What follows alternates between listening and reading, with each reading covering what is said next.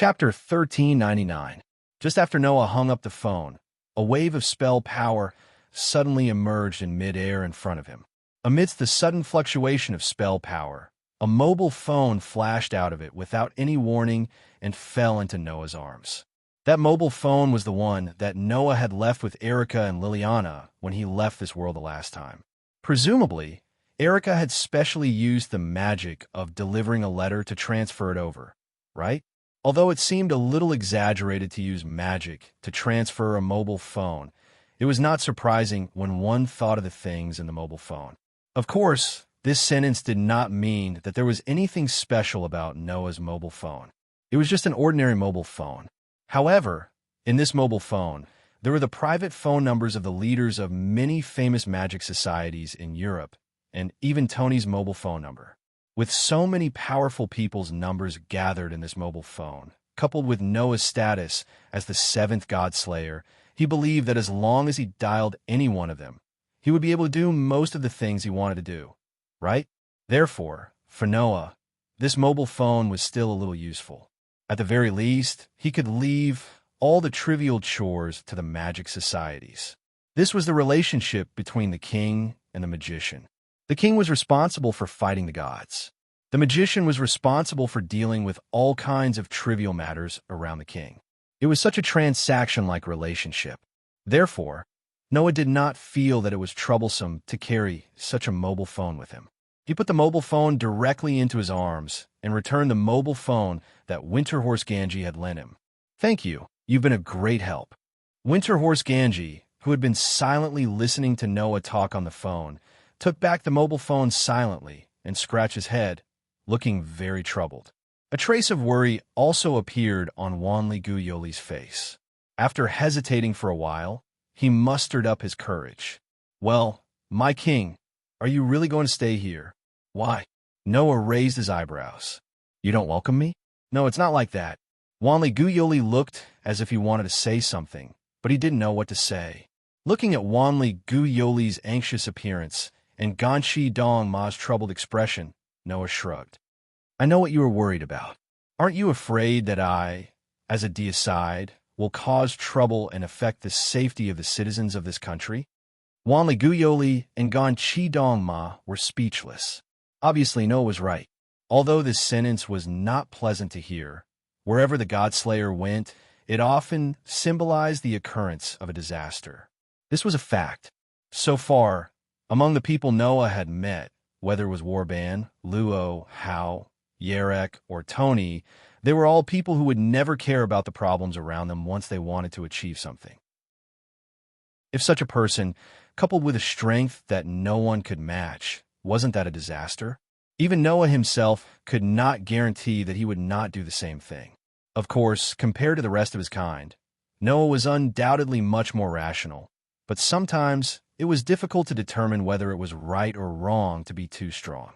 At least, even if Noah deliberately controlled himself, once he was slightly involved in a battle that required a little more serious, it would often cause damage. Even Noah could not control such a thing. And he couldn't passively take a beating just because he didn't want to destroy the environment, right? Then what was the point of fighting? Therefore, this was an almost unsolvable problem. Not to mention Ganshi Dong Ma. Wanli Guyoli was really worried that the existence of the Godslayer would have some bad effects on this country, right? Ganshi Dong Ma should also feel that serving a Godslayer was not a good job, right? It was natural that the two of them would have such a reaction. Looking at Wanli Guyoli's extremely worried look, Noah sighed. "Well, don't show such an expression. No matter what, you are my savior. I will try my best not to let the things you are worried about happen." After saying such a sentence, Noah did not pay attention to Wanli Guyoli, who was stunned by his words, and turned his eyes to Ganshi Dong Ma. "The official history compilation committee, right? How about making a deal?" "A deal?" Ganshi Dong Ma was stunned at first. Then he smiled bitterly. "King, you're too serious. If you need us to provide power, then just tell us. We don't dare to think about making a deal. I think what you said is really serious." Noah curled his lips and smiled. Originally, the relationship between the Godslayer and the magician was like this. The Godslayer fought against the gods on behalf of humans and protected humans from the hands of the gods. As the representatives of humans, you worship us as kings and obey our orders. This relationship is no different from a deal, right? Ganshi Dongma grabbed his hair and said helplessly, I didn't expect the king to see through it so clearly. It doesn't matter if you see through it or not. There are good and evil among humans, and there can't be people who are exactly the same among the Godslayers. It doesn't matter if you regard us as monsters, but it's best not to think that monsters will eat humans. Noah spread his hands and said so. So, I will say it directly. For the time being, I will stay in this country and maintain the relationship between the king and the follower with the official history compilation committee. Hearing Noah's words, Wanli Guyoli seemed to be a little stunned, but Ganshi Dongma suddenly understood.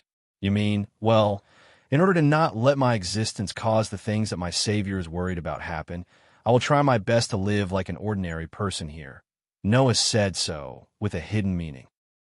However, individuals who possess strength are the source of all kinds of trouble in the first place. During this period of time, when I don't want to cause trouble, I need a highly capable follower who can help me drive away all the flies and take care of all the trivial matters. Originally, this responsibility was taken up by Erica and Liliana. But now, the two girls were under Yarek's surveillance and couldn't immediately rush to Noah's side. So Noah could only look for another target. Although Noah could also use the summoning book that he brought out from the underground library of the great underground tomb in Nasaric to summon servants. Those servants were all of the mutants, and to a certain extent, were more dangerous than the Godslayers. Because of this, Noah took a big turn. The official history compilation committee will choose the follower, so it's convenient for you to monitor me, isn't it? Noah said bluntly. On the other hand, if there are disobedient gods on this island while I'm here, then I will be responsible for dealing with them.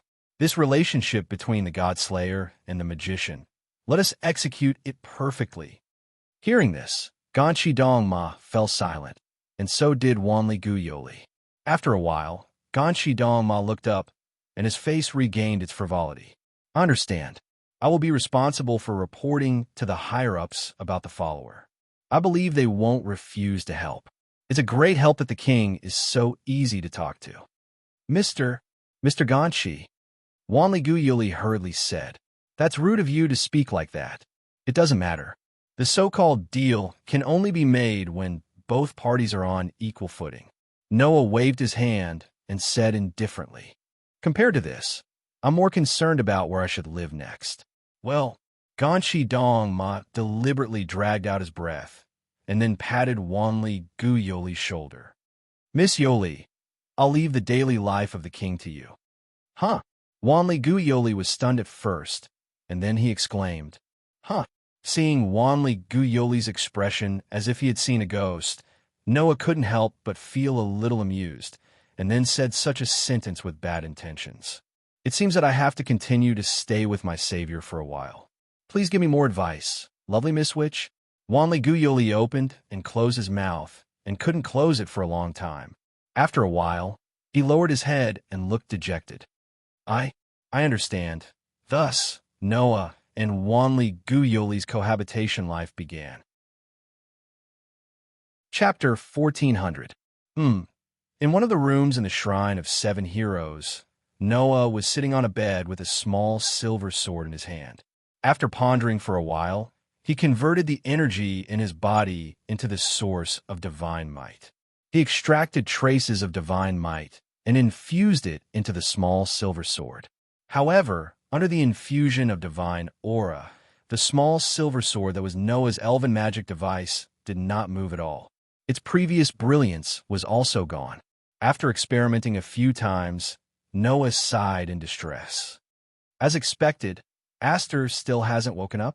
In Box 54545 Outer Sex, Blazing Flame City, during the attack by the Demon King Alliance, Noah used the curse-breaking ability of the Demon Slayer in order to free Letitia from the dragon's body. Furthermore, he used the Dragon Emperor's incarnation to multiply his power several times. Because the multiplication of power was too great, Aster fell into a deep sleep and never woke up. At first, Noah was still worried about Aster's condition. Only after sensing Aster's condition through the elven contract did he feel relieved. Simply put, Aster's hibernation was not because he could not withstand Noah's power, but because Noah's power stimulated Aster's original power, causing Aster's power to gradually awaken. As the strongest sword elven, Aster's true power was not that simple. In the past, in the elemental elven world, Aster did not belong to the camp of the 5 elven kings, nor did he belong to the camp of the dark elven king. He only cared about himself in the war between the 2 camps. At that time, even the elven kings were afraid of Aster's power and did not dare to get too close to him. However, it was also because of this great power that ordinary elven users were unable to form a contract with Aster. Even the Saintess of Salvation had to pay the price of her life to use Aster. This could be considered a kind of price. After forming a contract with this kind of elven user, Noah naturally could not unleash Aster's true power as a novice elven user. He had always been working with Aster in various ways. Now, under the stimulation of Noah's authority, the run-in and compatibility between Aster and it seemed to have finally reached the passing line, causing Aster's true power, which even the elf king feared, to begin to awaken. In order to adapt to the sudden increase in power, Aster fell into a deep sleep. When Aster woke up, Noah's elven user power would have greatly improved, right? I just don't know when she will wake up. Noah stared at the small silver sword in his hand. After a while, he sighed again and gently stroked the sword as he murmured to himself, "Wake up quickly, little girl. Without you accompanying me to sleep, I feel a little lonely." It was unknown if she had heard Noah's words, but the small silver sword flashed with traces of light. Seeing this, Noah smiled slightly. After hesitating for a moment, he raised his hand, causing a wave-like golden ripple to undulate in front of him. He then placed the small silver sword in it. "You should rest well for a while, Aster." After saying this, Noah raised his hand again, causing the wave-like golden ripple to shrink and disappear. Then Noah closed his eyes. I wonder how Letitia and Pest are doing. The contracts with Letitia and Pest still existed, proving that nothing had happened to the 2 girls. However, Az Dakaha's seal had already been undone. In front of the humans' final trial that even the millions of gods could not do anything about, presumably, the box court would fall into an unprecedented chaos, right? Noah only hoped that the members of No Name would not be involved in it. Unfortunately, this idea was somewhat unrealistic. With the special abilities of 16 Knights, Jiwen Flying Bird, Kasuga Tribe's Yao, Black Rabbit, and the others, if the 3-headed dragon were to wreak havoc in the box court, they would definitely encounter this great demon king. At that time, it would be very troublesome. Fortunately, in the battle with Noah, although the 3-headed dragon had used the special characteristics of the human's final trial to trick Noah, he had also been beaten up by Noah to the point that he could not even split his body, exposing his fatal weakness. Considering this point, in order to recover from his injuries and spirit, the demonic dragon should temporarily hide for a period of time. Regardless of whether this period of time was long or short, the next time Noah returned to the box court would be a month later in the other world. In a month's time, the 3-headed dragon should be able to fully recover, right? However, when he fully recovered, Noah would once again appear in front of the demonic dragon. Therefore, the situation had not developed to the worst yet. Even if something were to happen, Noah still had a resurrection item, so it should not be a big problem. So, the biggest problem is still the riddle of absolute evil. In terms of strength, Noah was on par with Az Dakaha. In fact, he was slightly stronger than him. However, only by unraveling the essence of Az Dakaha's final trial as a human, Noah would be able to defeat the demonic dragon. That lizard's another cosmology simulation is not much of a threat to me, as long as it does not use weapons with a cosmological view outside of Persian mythology. Noah pondered, although my another cosmology is also useless against him, as long as I can unravel his essence, my warrior will be able to use it and kill him. Therefore, everything was ready, except for the east wind. However, Or would the east wind come? That was another question. As expected, it's impossible to think of it in such a short time, right? Noah shook his head. Forget it, it's not a good idea to keep thinking here. Let's go out for a walk and relax first. Thinking like this, Noah suppressed all the thoughts in his heart, got up, and walked out of the door. After leaving the room in the shrine, Noah walked on the corridor paved with wooden planks and walked in the direction of the front hall. Along the way, several clergymen dressed as clergymen brushed past Noah, and all of them bowed their heads to greet Noah, and then left without hesitation. Noah naturally did not put on any airs, and when they greeted him, he nodded slightly in return, and then let them leave. Looking at the clergyman's respectful and cautious behavior, it was likely that Wanriku Furukawa or Kaneji Takuma had already mentioned Noah's identity to them and asked them to treat him with caution. The reason why they just nodded their heads and left without hesitation was probably because they felt that the more they spoke, the more likely they would make mistakes. In order to not provoke Noah's disgust, they treated Noah in this way. This also made Noah understand once again. For the average person, even if it was a magician or a conjurer with superb abilities, a god-slayer was an extremely terrifying existence. With such thoughts, Noah came to the front hall of the shrine. Suddenly, Noah's footsteps stopped, and his eyes looked forward. He saw that there, Wanriku Furukawa was holding a broom, sweeping it up and down, and seemed to be somewhat absent-minded. Seeing Wanriku Furukawa like this, Noah blinked, but his footsteps began to move, and he began to walk in the direction of Wanriku Furukawa. Perhaps he heard Noah's footsteps, but Wanriku Furukawa maintained an absent-minded look, turned his head, and looked behind him. With this look, Wanriku Furukawa was suddenly startled and finally recovered from the state of being in a daze, and said nervously, "King, King?" Noah scratched his cheek and smiled helplessly. "Please, can you not call me like this in broad daylight? It's like shameful play. It's quite embarrassing." "Shameful play?" Wanriku Furukawa was slightly startled, and she asked doubtfully, "What is shameful play?" Noah choked at once. Although the time spent together was not long, Noah also understood what kind of person Wanriku Furukawa was. In a word, she was a lady of the boudoir. It was normal for this girl not to understand that kind of advanced vocabulary. So, Noah cleverly changed the topic. "What were you thinking about just now?" This sentence made Wanriku Furukawa's pretty face suddenly blush. Chapter 1401. Time went back to yesterday. After a discussion about Noah's temporary stay in Japan, Wanrigyuli and Kaneji Winterhorse left the room. As soon as they left Noah's room and walked a distance away, Wanrigyuli, who was holding an empty bowl and plate in her hand, said angrily to Kaneji Winterhorse next to her, "Mr. Kaneji, why do you want me to take care of the king? What's wrong?" "Miss Yuli?" Kaneji Winterhorse's attitude was still frivolous. "You don't want to? It's not a matter of whether I want to or not, but is it really okay for me to do it?" Wanrigyuli said with some worry. "Aren't you worried at all that if I don't treat the king well, all the people in this country will suffer with me?" This was what Wanrigyuli was worried about. For the god slayer, Wanrigyuli had always maintained a fear in her heart. Noah's performance was quite normal, which made Wanrigyuli feel a little closer to him inconceivably. But Noah was still a demon king after all, and Wanrigyuli was just one of the many witches in Japan's curse world. Moreover, Wanrigyuli admitted that she had not mastered any skills to please people. So, compared to Wanrigyuli, there should be more people who were more suitable to take care of Noah, right?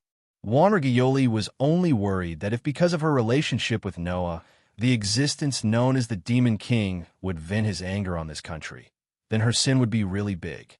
Therefore, Wanrigyuli was not unwilling to take care of Noah, but she was worried that she would not do well and implicate others. "What do you want to say? I don't understand." Kaneji Winterhorse glanced at Wanrigyuli.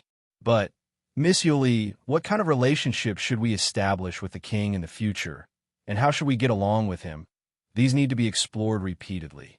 Before that, if we act rashly, we don't know when we will step on a landmine and cause the king to be unhappy. You should also know how terrible the god slayer is, right? Winter Horse Ganshi took off his glasses, took out a piece of cloth from his arms, and said while wiping his glasses, "Although the king has only been a god-slayer for less than half a year, he is more powerful than the rest of the god-slayers. Even the two oldest demon kings, Marquis Wabin and Hierarch Luo Hao, as well as the King of Swords of Italy, are no match for him. We can't imagine how powerful he is." Saying this, Mr. Ganjin put on his glasses again. "So, if possible, we should try our best to maintain a good relationship with him." It was understandable that the Winter Horse would be so cautious. In Europe, where magic originated, almost every magic association knew how to get in touch with the king and how to deal with him, because they had coexisted with many deicides so far. As for the official history compilation committee, although they had several encounters with the deicide, their experience was not as rich as that of Europe. After all, it was just an island country on the world map. Whether it was in terms of territory or population, it was considered small compared to the real big countries. Under such circumstances, it was natural that they did not have as much experience with the gods and the deicide as other countries. In order not to rashly cause trouble, we can't act rashly at the moment, Winter Horse Ganshi said. But we can't just leave the king alone. That would be the worst way to deal with it. After thinking about it again and again, I can only think of letting Miss Yuli take care of the king. That is undoubtedly the most suitable. I'm the most suitable? Wanli Guyuli was a little confused. Why? It's very simple. Because you are the savior of the king. Even if you do something bad by accident, the king will forgive you on account of this, right? Winter Horse Ganshi said directly. Moreover, although he is a great demon king with the power of a god, the king is still a young man after all. So, it is also a classical and royal practice to have beautiful and lovely girls serve him, right? What? Wanli Guyoli's pretty face instantly turned red because of Winter Horse Ganshi's words. She said in disbelief, Do you want me to? That's about it, right? Winter Horse Ganji said in a malicious tone. Although I'm very sorry, Miss Yuli, I still hope that you can maintain a close relationship with the king. The closer the better. Please don't make such a joke. Wanli Guyuli shouted with a red face. How can I do such a shameless thing? You can't say that, Miss Yuli, Winter Horse Ganshi said in a kind way. Since ancient times, beautiful girls have been a long-lasting and powerful weapon, especially when they are used to deal with kings with status, power, and power. They can exert an unimaginable influence. If you can establish a close relationship with the king and make him obey you, don't you think that it will be a good thing for us in this country? Why do we have to do that? Wanli Guyuli couldn't help but ask. Although the king is a god-slayer, we can use communication to understand each other, can't we? That is also a way, but it is definitely not a good way. Winter Horse Ganshi shook his head. Men are creatures. No matter how rational, serious, and honest they are, as long as a cute girl asks them to do something, they will still hesitate. I'm the same. Winter Horse Ganshi didn't notice Wanli Guyoli's look as if she was looking at something dirty, and kept talking. For young men, there's nothing more valuable than a cute girl, especially a girl like Miss Yoli who blushes and says things like, I'm not doing it for your own good. That's even more against the rules. Yes, this is cute. I can't understand what you are saying at all, Wanli Guyuli said coldly. No matter what, it is unreasonable to ignore a woman's thoughts and let her play the role of someone else's lover, right? Of course, it won't be the kind of practice that forces others. Winter Horse Ganshi seemed to have calmed down from his inexplicable enthusiasm and excitement, and shrugged. I just think that Miss Yoli's words will definitely achieve the results we expect. If you don't want to, I will report it to the people above and let them find some volunteers to perform this task. Wanli Guyuli was at a loss. Volunteers? Does Miss Yuli think that no one will be willing to do this kind of thing? Winter Horse Ganshi waved his hand. Then you're a little naive, Miss Yuli. Although the god slayer is terrible, on the other hand, it is because of this that they are the most reliable. They are called kings, and they have unparalleled power and status. If you can become a popular person by their side, don't you think that it will be of great benefit to you and your force? Wanli Guyuli understood what Winter Horse Ganshi said. However, understanding didn't mean that Wanli Guyuli could accept it. For this honest and serious young miss of the boudoir, this kind of thing was too advanced. Seeing that Wanli Guyuli didn't know what to say, Winter Horse Ganshi tentatively asked, "Does Miss Yuli hate the king?" "Hate?" Wanli Guyuli was slightly surprised, and then shook his head like a rattle drum. "No, it's not like that.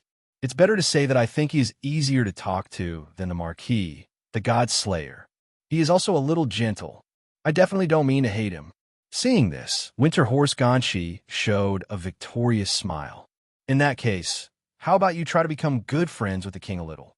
It won't be so difficult to accept, right?" Hearing this, Wanli Guyuli opened his mouth slightly, and finally, he could only nod. Chapter 1402.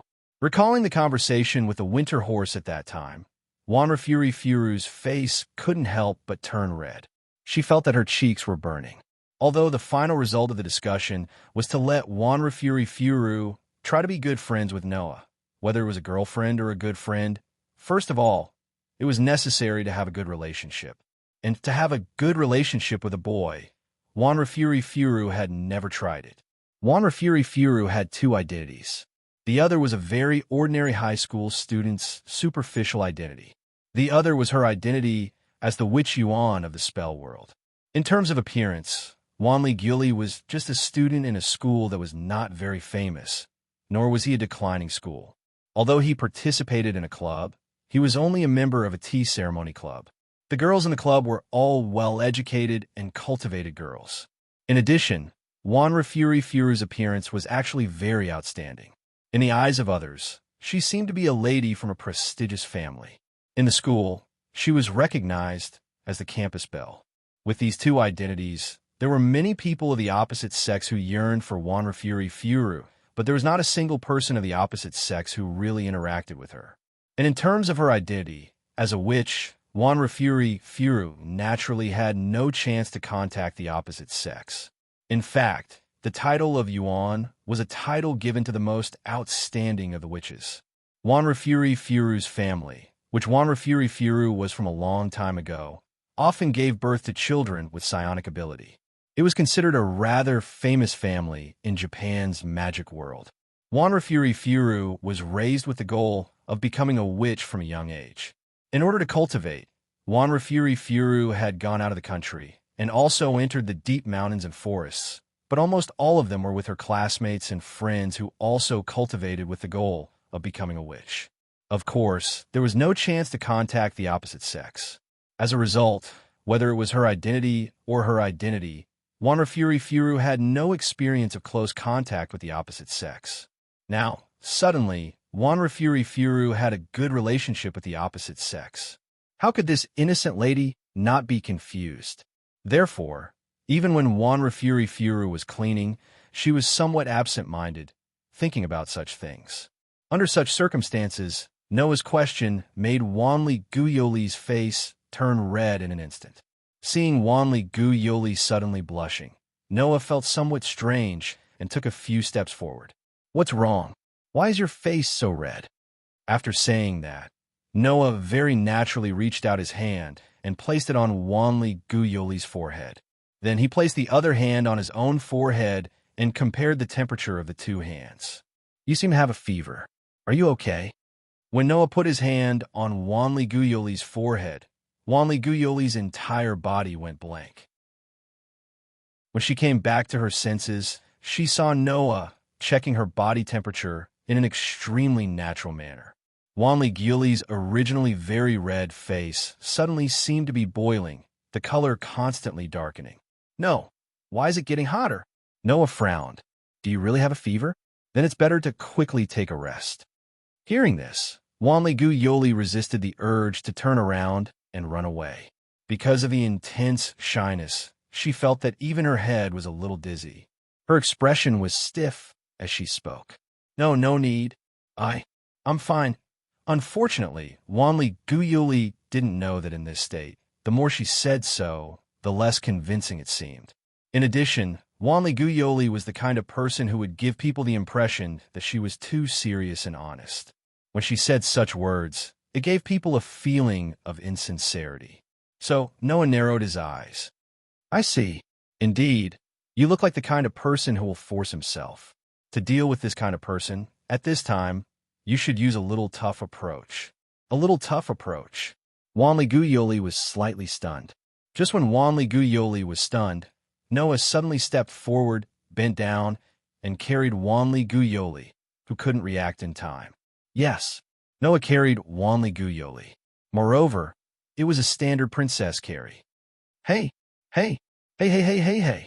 Wanli Guyoli was completely stunned. After Noah's unique masculine breath rushed to the tip of Wanli Guyoli's nose, Wanli Guyoli came back to her senses. Her face quickly turned red as if it would emit steam. King, Wanli Guyoli was at a loss of what to do. She could only open her mouth with a red face. What are you going to do? I want you to take a rest, Noah said matter-of-factly, ignoring Wanli Guyoli's panic. He carried the girl and walked in the direction of the inner hall of the shrine. Anyway, if I just persuade you, you will definitely say that you're fine, right? I'm really fine. Wanli Guyoli was so shy that she didn't even know where to put her hands. Please put me down. After I put you in bed, I will naturally put you down. Noah ignored Wanli Guyoli's loud reprimand and walked on the wooden corridor in his own way. He didn't even turn his eyes to Wanli Guyoli and said so. Before that, you just need to be obedient. This is too rude. Wanli Guyoli blushed and stared at Noah. Even if you are the king, forcing others to do things that they don't want to do is already disgraceful as a person. That's also relatively speaking. Noah looked like he didn't want to take advantage of her. If the essence is for someone's good, and the result is not bad, then it is not a bad thing. Anyway, I'm not forcing you to have a good relationship with any man. What's the problem? However, those words instead caused an intense reaction from Wanli Guyoli. Have a good relationship with any man? Wanli Guyoli shouted with some excitement. I won't do that kind of shameless thing. Is it? Noah, who was frightened by Wanli Guyoli's overly excited reaction, said very strangely. I just said it casually. Why are you so angry? Casually said it. Wanli Guyoli seemed to be really angry. You are the king. Since you are the king, you should consider your usual words and actions. Your words and sentences may affect the whole world. Please be a little conscious of your identity and actions. Seeing Wanli Guyoli's inexplicable angry look, Noah secretly felt puzzled and said, in short, I don't care how you want to mess around, but since I have seen it, don't mess around under my eyes. This sentence should be said by me. Wanli Guyoli subconsciously put his hand around Noah's neck and looked straight at Noah with a serious expression. Because you're the king, no one cares about you no matter how you act. But since you're in front of me, I won't just watch you act recklessly. I hope you can listen to me a little. Oh, Noah raised his eyebrows. In other words, as long as I listen to you, you will also listen to me? As long as I listen to you, you will listen to me. The redness on Wanli Guyoli's face gradually faded. After pondering for a while, his eyes met with Noah's. If I listen to you in the future, will you also listen to me? Seeing Wanli Guyoli's extremely serious look, Noah seemed to have seen through his thoughts, and the corners of his mouth lifted slightly. It's not impossible to consider. Wanli Guyoli suddenly became silent, and then nodded firmly. I understand. I will listen to you in the future, so I hope the king can also listen to my advice in normal times. Then it's settled. Noah nodded. Wanli Guyoli heaved a huge sigh of relief, and his shoulders relaxed. Soon after, he shyly hid his face in Noah's arms. In this way, Noah carried Wanli Guyoli and walked into the girl's room.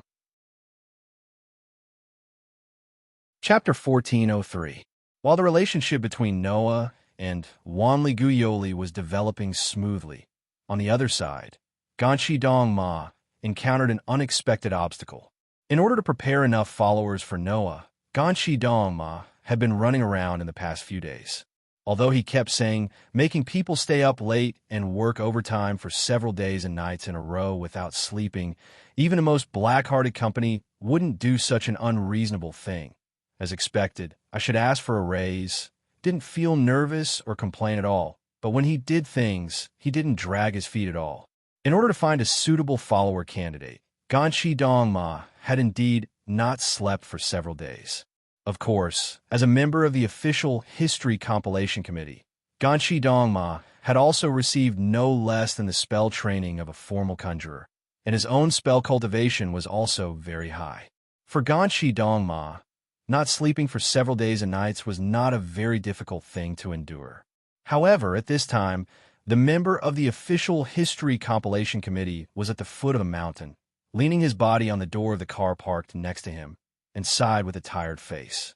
What are those old people thinking? This sentence received a sudden response. In fact, Huina doesn't know what Grandpa is thinking, but since Huina received the order, she can only act according to the order. Hearing such a voice, Ganshi Dongma reacted. This was a very rare thing. As a well-trained person, Ganshi Dongma was rarely approached to the position where even the voice could be transmitted so clearly, but he didn't notice anyone approaching. However, the owner of this voice did it. Moreover, this voice was not like Ganshi Dongma's, full of calmness and maturity. It was extremely light and clear, and only a young girl's voice could be heard. Ganshi Dongma, who had already known what kind of identity and ability the other party had, was not surprised at all. He just raised his head and looked in the direction of the mountain. On the only path that led to the foot of the mountain, a young girl was walking out of the depths of the mountain in a very natural manner without the slightest sound of footsteps. It was a graceful girl who was only about 16 or 17 years old. The girl had beautiful long straight black hair, and she was wearing a white shirt, a khaki vest, and a short skirt, as if she was a high school student. However, the girl also had factors that ordinary students didn't have. For example, the average student wouldn't have a face as beautiful as a young girl's, so beautiful that it would cause people to raise their eyebrows. For example, ordinary students wouldn't have the aura of Yamado Nadeshiko, which was close to nature and extremely elegant and gentle like a young girl. For example, ordinary students wouldn't go in and out of the mountain alone like the girl. For example, ordinary students wouldn't be like the girl, carrying a long cloth bag on the side of the shoulder. The moment he saw the girl, Ganshi Dongma glanced sideways at the long cloth bag for the first time, and after a flash of a hidden look in his eyes, he retracted his gaze and helplessly spoke to the girl who approached him. "Long time no see, Miss Huina. I didn't expect that one day I would see you interrupt your most important cultivation for such a matter." For Ganshi Dongma, it doesn't matter which side it is. The girl said in a polite but straightforward and cheerful tone. Ganshi Dongma doesn't hate to cultivate in the mountains, but she also doesn't hate to live in the city, and there are indeed many convenient things in the city that are not available in the mountains, which can save a lot of trouble for Ganshi Dongma. For humans who are used to all kinds of convenient things in a modern world, life in the mountains is unimaginably difficult, and Ganshi Dongma can actually save a lot of trouble to get over it, which is admirable. Ganshi Dongma said insincerely. "I've heard about this from the people above. Ganshi Dongma, what should I say?" "What?" Ganshi Dongma tilted her head, as if she was naive and romantic. "Mr. Ganshi, do you think Ganshi Dongma doesn't have the ability to be the king's guard?" "You're joking." Ganshi Dongma smiled bitterly. "If even Ganshi Dongma doesn't have the ability to be the king's follower, then I can guarantee that no one in the world can be the king's follower." Grandpa said so too. Ganshi Dongma nodded. That's why Grandpa asked Ganshi Dongma to go to the king's side. Is that really the case? Ganshi Dongma curled his lips and smiled. Although I don't want to be too explicit, but just because the king asked for a follower, he personally gave the order and sent Ganshi Dongma to the king's identity, ignoring our dissuasion. To be honest, it has caused us a lot of trouble. There's no other way, because that's Grandpa's request. I can't go against it. Ganshi Dongma lowered his head and apologized in a seemingly polite manner, but in fact, there was no apology at all. I'm really sorry for causing you trouble. It's nothing. I'm just following orders anyway. Ganshi Dongma sighed. It's just that, for that old man to actually give such an order for such a thing, we have to think about whether there's any reason behind it. Ganshi Dongma isn't very clear about what Grandpa is thinking. As Ganshi Dongma said this, a fierce smile, like a warrior, appeared on her beautiful face. However, regarding the king that everyone has been talking about, Huina is a bit interested. If possible, I really want to meet the king as soon as possible. After saying this, Ganshi Dongma slightly lifted the long cloth bag she was carrying on her shoulder. Tian Songyun also thinks the same, right? The moment the words fell, there was only a short moment, but a trace of hidden power leaked out from the long cloth bag and disappeared in a flash. Feeling the hidden power fluctuation, Ganshi Dongma's eyes once again showed a look of fear. Wanli Guyoli, who was half forced by Noah to rest, did obediently follow Noah's instructions that day, lying in bed and sleeping for the whole day. In fact, Wanli Guyoli didn't have a fever at all, but because she was too shy, her temperature rose so much. Noah didn't know about the secret agreement between Wanli Guyoli and Ganshi Dongma. Therefore, he didn't think that a girl who had just known him for a few days would suddenly become shy in front of him. As a result, such a beautiful misunderstanding was created. In this way, Wanli Guyoli was embarrassed to say it, and could only hold a trace of guilt of lying, and obediently took a day of rest. Such an abundant amount of sleep made Wanli Guyoli wake up early the next morning. Because it was still a hot season, Wanli Guyoli, who slept for a whole day, sweated a lot. Therefore, Wanli Guyoli decided to take a bath first and clean his body. After removing his clothes in the bathroom, Wanli Guyoli looked at his reflection in the mirror in front of him. Her skin was as white as ivory, translucent and delicate. His figure was slender and wonderful, as if it would break with a snap. However, the place where it should be protruded was full of weight, and the place where it should be concave didn't have a trace of excess fat. Such a figure, although it couldn't be said to be extremely full, but the curves were clear, and it was also full of charm. In the past, Wanli Guyoli never cared about his figure. At most, he just thought that it would be better to be thinner than now.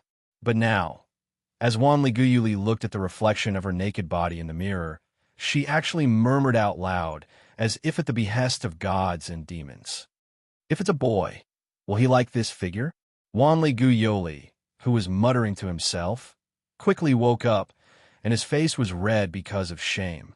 What am I thinking about? This statement was like preparing to use this body to do something in front of a boy, wasn't it? Because of her bold words, the innocent girl felt so ashamed that she wanted to die. She quickly ran into the bathroom and took a cold shower. After taking a bath, Wanli Guyoli finally recovered his calmness. Wearing a witch costume, she came out of the bathroom and came to the main hall of the shrine. However, when Wanli Guyoli arrived in front of the main hall of the shrine and was ready to carry out the daily cleaning, two figures just walked up the stone steps. Chapter 1404. Wanli Guyoli, who was just about to get a broom, saw two people slowly walking up the stone steps and was completely stunned. To be more precise, it should be said that after seeing one of them, he was stunned. It was Hui Na and Kaneji Winterhorse. A man and a woman leisurely walked up the long stone steps that most people would definitely feel tired after walking the entire way, and arrived in front of the shrine. As soon as she saw Wanli Guyoli, Kaneji Winterhorse used a frivolous attitude to greet her. "Hello, Miss Yoli." "Yo, Yoli." Huina greeted her in a friendly tone. "Long time no see. Seeing that you're doing well, I'm really relieved." Huina." Wanli Guyoli finally reacted and exclaimed, Why are you here?" Obviously, Wanli Guyoli and the girl called Huina knew each other and were even familiar with each other. "What? Yoli, you haven't heard of me?" Huina said with a somewhat surprised expression. "I heard that the king is here, so Huina thought that Yoli must know that the king is looking for a follower." "Follower?" Wanli Guyoli was stunned and then understood. In other words, Huina was sent by the committee to be Mr. Noah's follower? "Oh, Kanaji Winter Horse raised her eyebrows, and a malicious smile suddenly appeared on her face. Mr. Noah? Yuli actually called the king's name directly? Huina was also a little surprised, but then she understood. Right on the way here, Mr. Kanaji also said that Yuli is preparing to develop a very close relationship with the king. It seems that Yuli is doing a good job. It's really surprising that the obedient girl Yuli actually did it. When she saw Kanaji Winter Horse's malicious smile, Wanli Gu Yoli realized that she had misspoken. Now, Huina's words made the innocent girl's pretty face turn red, and she said angrily and shyly, I'm not preparing to become that kind of relationship. Huina, don't make it sound like I'm indecent. Is that so? Huina asked strangely. But Mr. Kanaji said that Yoli is working hard to maintain a close relationship with the king for the sake of the people of this country. Huina admired Yuli at that time. I didn't do such a great thing. Wanligu Yuli quickly waved her hand and shook her head. I just tried my best to entertain Mr. Noah as a guest. And Mr. Noah is not the kind of king who will casually do something harmful to others. Yesterday, they had just opened up to each other and had a conversation. When she said this sentence, Yuli was very confident when she said this sentence. She gu Yuli to the end. Kanaji Winter, Gu Yoli was surprised Gu Yoli. Although he verbally ridiculed Gu Yoli, Kanaji Winter, Gu Yoli did not think that in just one day, Gu Yoli's pure character would have any breakthrough progress with Noah. Since this was the case, Kanaji Winter, Gu Yoli, who had an excessive fear of Yoli Gu Yoli, Kanaji Winter Gu Yoli, felt that this matter was worth considering. After all, Gu Yoli's talent and spirit vision was almost unparalleled. The so-called spirit vision was actually a kind of revelation. Gu Yoli's intuition was also quite sharp, almost to the point of being able to match Noah's sensing ability. In this way, the reason why Gu Yoli was so confident was very likely that her keen intuition told her that Noah was such a person. This could make Kanaji Winter Gu Yoli feel a little relieved. As for Huina, after pondering for a while, she seemed to have made up her mind and raised her head. If that's the case, let Huina take Yoli's place and build a good relationship with the king. Such an abrupt statement not only stunned Wanli Gu Yoli, but also Ganshi Dongma. Under such circumstances, Huina said bluntly, Actually, although I'm here to be the king's guard and follower, Grandpa also specially told me that if I can develop a close relationship with the king, then I should let Huina do it. Grandfather? Wanli Gu Yoli said with some uncertainty. Are you referring to that old man? Tsuma had said that in Yushur, there was a group of elders of the Japanese spell world who lived in seclusion there. Among them, there was even a former god of disobedience. The grandfather that Huina spoke of and the old teacher that Wanli Gu Yuli and Ganjin Dama spoke of were all referring to the god of disobedience. The reason why Huina called him grandfather was that they had a close relationship. That god had even given her a god relic. Since it's grandpa's order, even the committee won't have an opinion. Moreover, Huina is not uninterested in this matter. While saying that, Huina lifted the cloth bag on her shoulder. Not only Huina, but Tian Songyun is also very interested in the king. Hearing this, Wanli Gili unconsciously cast his gaze towards the long cloth bag. The moment he saw the cloth bag, Wanli Gu Yoli's heart started beating rapidly. With Wanli Gu Yoli's keen intuition, he could clearly feel it. In that cloth bag, there was a terrifying spell that was difficult for others to feel. That was a level of spell that ordinary humans, or even powerful magicians and spellcasters, could not have. Although that level of curse power was not as strong as that of the God Slayer and the God of Disobedience, it was not weaker than that of the divine beasts that were known as the followers of the gods, who were comparable to the highest-ranking holy knights in Europe. Because of that, the existence of the cloth bag was necessary. The cloth bag was specially woven to block the power of the curse. Even so, Wanli Gu Yoli's spiritual sense could still sense its aura. It was the god relic that was given to Huina by the god. That was why Gonzoe Winterhorse would say, if even Ms. Huina is not capable of being the king's follower, I can guarantee that no one in the world can be the king's follower. After using the god relic, Huina's strength was one of the best in the world. He was one of the best. Even Erica and Liliana, who were known as prodigies, could not be compared to this girl. After all, this girl was special. Compared to the god ancestor, she was not inferior. Anyway, Huina is going to see the king now. Huina put the cloth bag back on her shoulder and smiled at Wanli. Wanli, quickly take Huina to see the king. I know. Wanli Guyuli looked away from the cloth bag and nodded. So, Huina, Mr. Ganzue, please come with me. However, at this moment, an accident happened. Buzz, accompanied by a buzzing sound that seemed to tremble the entire space. A surge of spell power surged like a crazy roaring wave from one of the corners of the shrine and burst into the sky. The invisible curse power directly turned into a substantial pressure, causing the entire space to become heavy. At the same time, the surrounding air was fiercely pressed down. Huina, Ganzue Winterhorse, and Wanli Guyoli's expressions changed at the same time. Then, their shoulders sank as if they were suppressed by an invisible heavy burden, and their bodies sank. However, the three of them had completely different reactions. Wanli Guyoli, who had an extraordinary talent in the field of spirit vision, but whose body was weaker than an ordinary person, immediately paled and sat on the ground, paralyzed. Ganzue Winterhorse, who had a high cultivation in spells but was not good at face-to-face combat, also suddenly fell and lay on the ground in an extremely embarrassing manner. Only Huina felt her body sink slightly, and she knelt on the ground with one knee. Although she was not as embarrassed as Wanli Guyoli and Ganzo Winterhorse, a trace of sadness flashed across her pretty face. What's wrong? Huina bit her lips, enduring the terrifying spell power, and said in an extremely uncomfortable voice, "What happened?" That direction, Wanli Guyoli looked at the center of the spell power with a shocked expression. That's the direction of Mr. Noah's room. His words made Huina and Ganzue Winterhorse's expressions change. Chapter 1405. Ugh. In the hallway of the shrine, the clergy fell to the ground one by one, as if they were carsick, with a look of discomfort. Of course, that was to be expected. Unlike Yukari, who was in charge of guarding the shrine, although some of the clergy in this shrine also had some cultivation in curses, they weren't very proficient in it.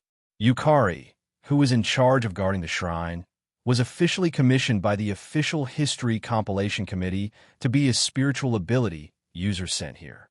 Because the places she was sent to were all important spiritual power centers located in different parts of the country, the command system was completely different. Therefore, even the shrine's chief couldn't give orders to Yukari, but treated her as a noble guest. Therefore, under normal circumstances in a shrine, the person with the most outstanding cultivation and curses was usually Yukari, who was in charge of guarding the shrine, and not the clergy.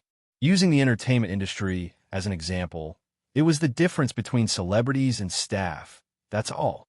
In this way, it naturally led to the clergy who didn't have a high cultivation in curses, or who didn't have a trace of attainment in curses, to be suppressed by the pressure of the curses in the air like a heavy pressure, making them feel extremely uncomfortable.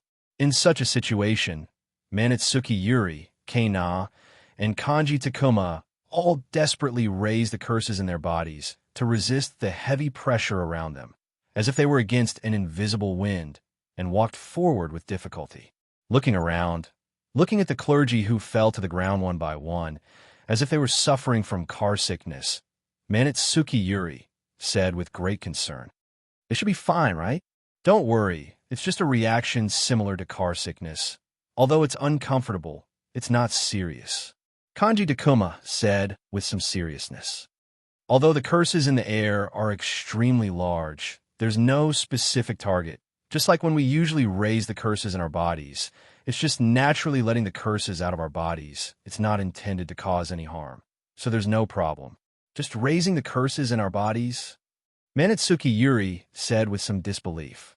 Just raising the curses in our bodies caused this kind of result? I don't want to believe it. That's too exaggerated. Kanji Takuma smiled bitterly. However, This is the only way to explain why ordinary people who don't have any spell power would only feel dizzy under such an exaggerated fluctuation of spell power. With such an amazing curse power, if it was really aimed at someone, then the entire shrine would be blown away, right?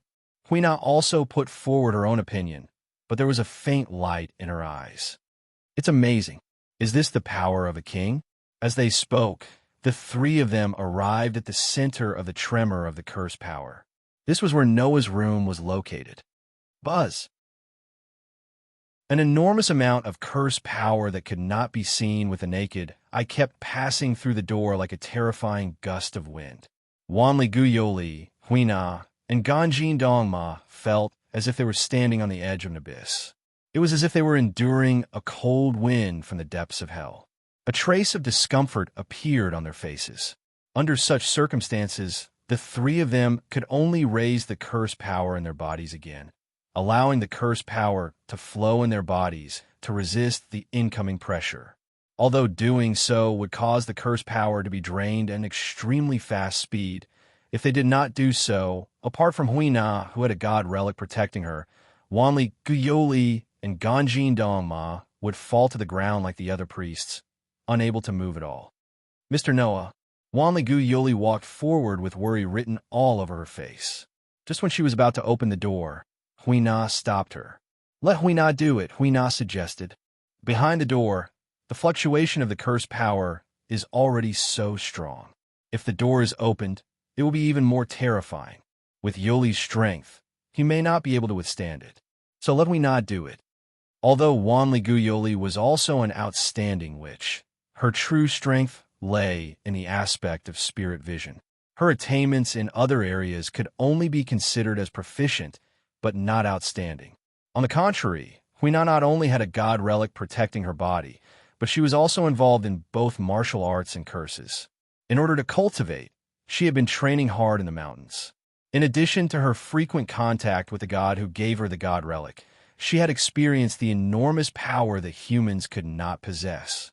She was also one of the top powerhouses among humans, so naturally, she was more suitable than Wanli Guyoli to be the vanguard. Therefore, Wanli Guyoli did not refuse and obediently stood behind Huina. Ganjin Dongma stood behind Huina as well, but he stood in front of Wanli Guyoli. Clearly, he wanted to help Wanli Guyoli resist the incoming curse power. Just like that, Huina opened the door in a straightforward manner. Buzz! In an instant, the sea of curse power that was comparable to a storm surged out of the room like a surging wave, attacking the group of people. The stormy waves of curse power surged out. Even though Wanli Guyoli, Huina, and Ganji Dongma were mentally prepared, their complexions couldn't help but change. They tried their best to increase the curse power in their bodies to resist the berserk curse power fluctuations. Fortunately, the incoming wave of curse power was just like what Ganjin Dongma had said. It was not targeted. It was just like when ordinary humans increased the curse power in their bodies, the curse power would naturally seep out of their bodies. It did not have any substantial power. Otherwise, the three of them would have been blown away along with the shrine at the very first moment. Against the surging wave of curse power, the three of them raised their heads together and looked inside the room. They saw Noah sitting on the tatama bed with his eyes closed. There was a substantial wave of curse power on his body like a flame, surging and burning.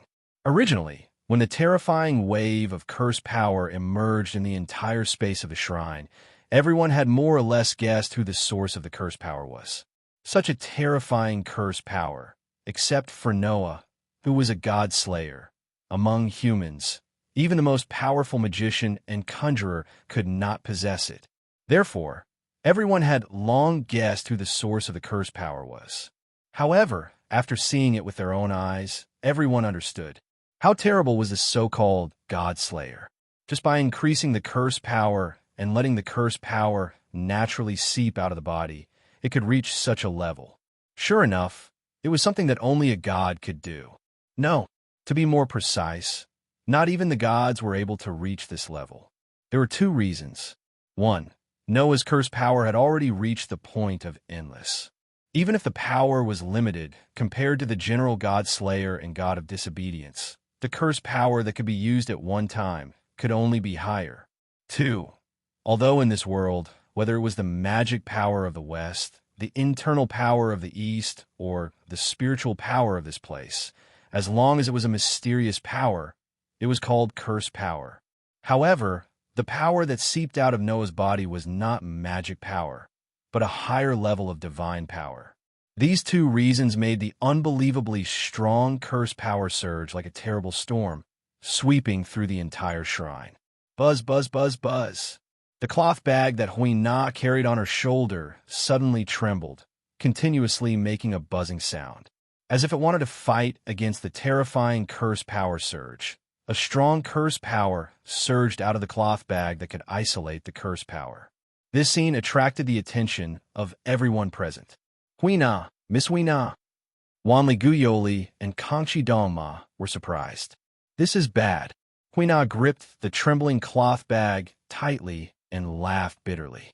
Tian Songyun seems to be stimulated by the king's power. Now he is clamoring to compete with the king. Her voice fell. Bang! The cloth bag that contained the god relic that was given by the god exploded all of a sudden, turning into pieces all over the sky. What emerged from the cloth bag was a saber. It was a long, straight tachi that was nearly 1 meter long. It was pitch black in color, and the blade itself was nearly 1 meter long. The tachi broke free from Hui Na's hand and shot out of the black scabbard. Clang!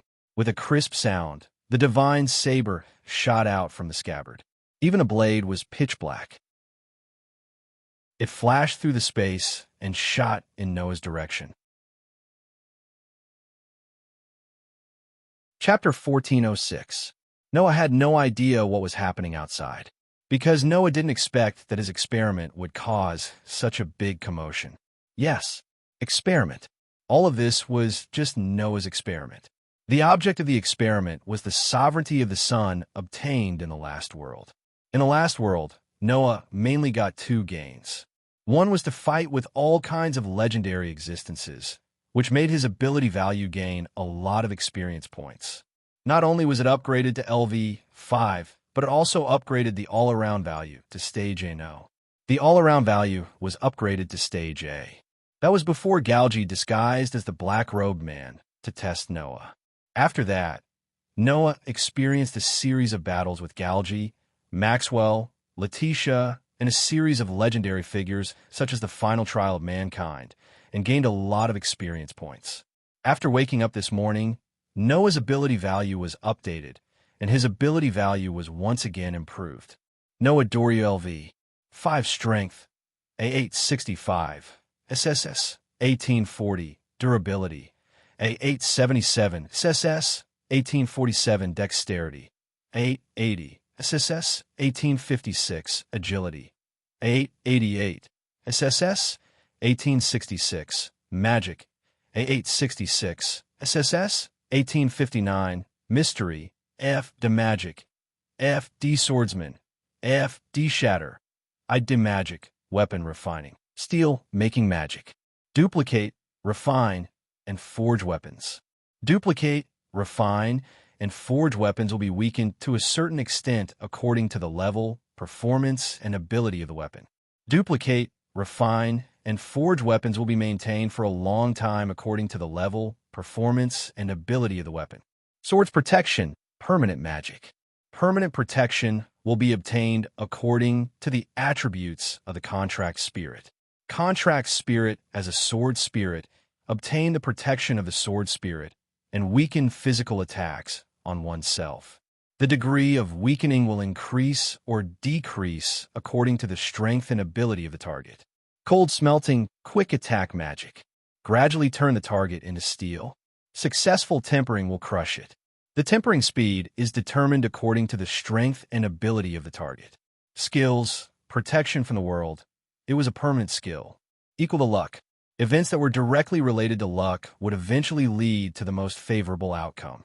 The overall increase in proficiency had increased by nearly 5,000 points. This level of improvement was simply appalling. To be able to have such an improvement after reaching LV5 That was really quite amazing.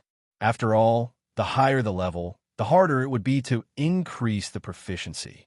Although this was something that had yet to be proven, almost everyone could feel that once they leveled up, it would become very difficult to increase the proficiency, including Noah. Therefore, even Noah was pleasantly surprised by this improvement. However, when he thought about the level of existences he had fought in the past few battles, this level of improvement was not surprising. Moreover, in terms of development abilities, Noah's abilities were all upgraded to D stage. Especially the development ability of fragmentation. It leaped all the way, directly skipping 5 stages and catching up with the development ability of mystic, magician, and swordsman. That was natural. The improvement of development ability was the same as the basic ability. It had to go through the path of gaining experience. If you want to improve magician, you have to use magic and magic often. If you want to improve swordsman, you have to use sword skills and sword-type weapons often. And if you want to improve fragmentation, you naturally have to use powerful skills that can cause destruction often. Almost every battle Noah he fought would cause unimaginable destruction. It was natural that he would directly upgrade so many stages. In this way, the comprehensive improvement of the ability value allowed Noah's strength to take another small step forward. In addition, he also leveled up in the box, causing the use of the 2 avatars to no longer be a burden, proving that Noah's choice to enter a world with a higher degree of power, which was the world of the box, was not wrong. Another gain was the sovereignty of the sun and simulated star map, another cosmology. Not to mention the sovereignty of the sun, the simulated star map, another cosmology, was already a huge gain. After all, with the illusory star Tai Sui, the 2 strongest species in the box would no longer be a threat. Although there was a limit to who he could use it on, the ability was indeed against the rules, so the gain was not small. As for the sovereignty of the sun, it could be strengthened correspondingly with the inheritance. The sovereignty of the sun of the Leo constellation could strengthen the defense, allowing the person to be immune to all the attacks of the sharp blade-type weapons. The sovereignty of the sun of the dragon could strengthen the spiritual lattice, greatly increasing the spiritual lattice of the person. In Noah's body, it was a large increase in magic, divine power, and divine power. It could even strengthen the spirit with some special techniques. It was precisely because of the strengthening of the spirit of the dragon's sovereignty that Noah could use the 2 avatars without any burden, which could be said to be of great help. However, in normal times, when Noah did not need to use the 2 avatars, the strengthening of the dragon's sovereignty of the sun became dispensable. No matter what, Noah's magic, divine power, and divine power were all endless, so there was no need to increase them. That was why Noah thought of it. Since the energy was unlimited and there was no need to increase it, then, using the dragon's sovereignty of the sun to increase the limited output, would it work? As soon as he thought of it, Noah immediately put it into action and began the experiment. As a result, the experiment was a success. After increasing the output, the terrifying divine power that ordinary people could not imagine surged out of Noah's body, instantly causing all the clergymen of the 7 Heroes Shrine to faint and fall to the ground. And all this, Noah, who was concentrating on the experiment of using the dragon's sovereignty of the sun to increase the output, did not notice at all. Of course, Noah's sensing ability was not just for show.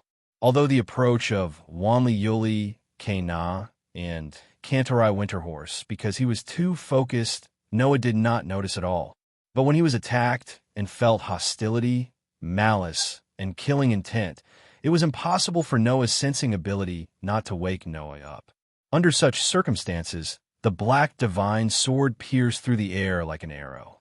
The sharp sound of the sword piercing through the air made Noah, who had extraordinary sensing ability, open his eyes immediately. As soon as he opened his eyes, the sharp tip of the sword came straight at him, enlarging in Noah's dark pupils. Feeling the strong curse power on the divine saber, Noah's eyes narrowed. Without any hesitation, he raised a hand. Ding! As a crisp sound came, The sharp tip of the divine sword was caught between two of Noah's fingers before it could touch Noah's pupils and pierce his eyes. It stopped in midair. Wah! Kana was shocked. He blocked Tian Songyun's attack with his fingers. He blocked the attack of a god relic with his bare hands. Kantorai Winterhorse was stunned too. Are you kidding me? Wanli Guyoli directly covered his small mouth with a look of disbelief. The so-called god relic was a general term for the weapons, tools, and equipment used by gods. The divine sword named Tian Songyun was one of them. In the world of Xiaoya, it was called a relic. In the world of Xiaoya, it was called a godhead weapon. No matter which world it was in, such a famous divine sword was blocked by Noah with two of his fingers. I see. Is it a god relic? Noah's frown disappeared slowly. It's indeed amazing. Unfortunately, this body has impenetrable power. No matter how powerful the god relic is, it can't pierce through my body. Noah extended his other hand and flicked the black divine sword as soon as he was done speaking. Clang! As the loud sound of a bell was heard, the divine sword named Tian Songyun was flicked away by Lin Huang's finger. It spun in the air and eventually stabbed into the ground not far away from the door. At that moment, golden ripples that looked like water ripples appeared again. Chains popped out and wrapped around the divine sword. The famous divine sword was bound to the ground and could no longer move. The outcome had been decided. It only took 1 second. Chapter 1407. Clang, clang, clang, clang. The pitch-black divine saber that was tightly bound by the chains trembled uncontrollably, rubbing against the chains that bound it tightly. Crisp clashing sounds rang out continuously, reverberating through the air.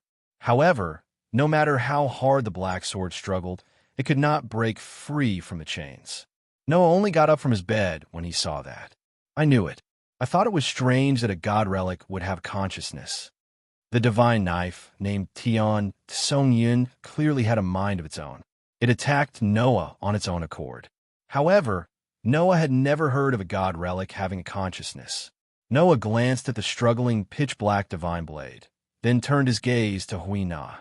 Although the sword is a god relic, it's not Susanu's sword in Japanese mythology. It's a subordinate god that was born from the god's power. Am I right? Huina was slightly shocked when she heard that. She nodded immediately. Yes, although Kusanagi is a god relic, it's not the real Kusanagi sword in Japanese mythology. It's a subordinate god of the god that I serve. A subordinate god. It was also a type of god. Just like how Noah had servants like Letitia, Pest, and Aster in all kinds of myths and legends, the gods also had their own gods subordinate to them. Such subordinates were called subordinate gods. Subordinate gods did not have a fixed form nor a fixed identity.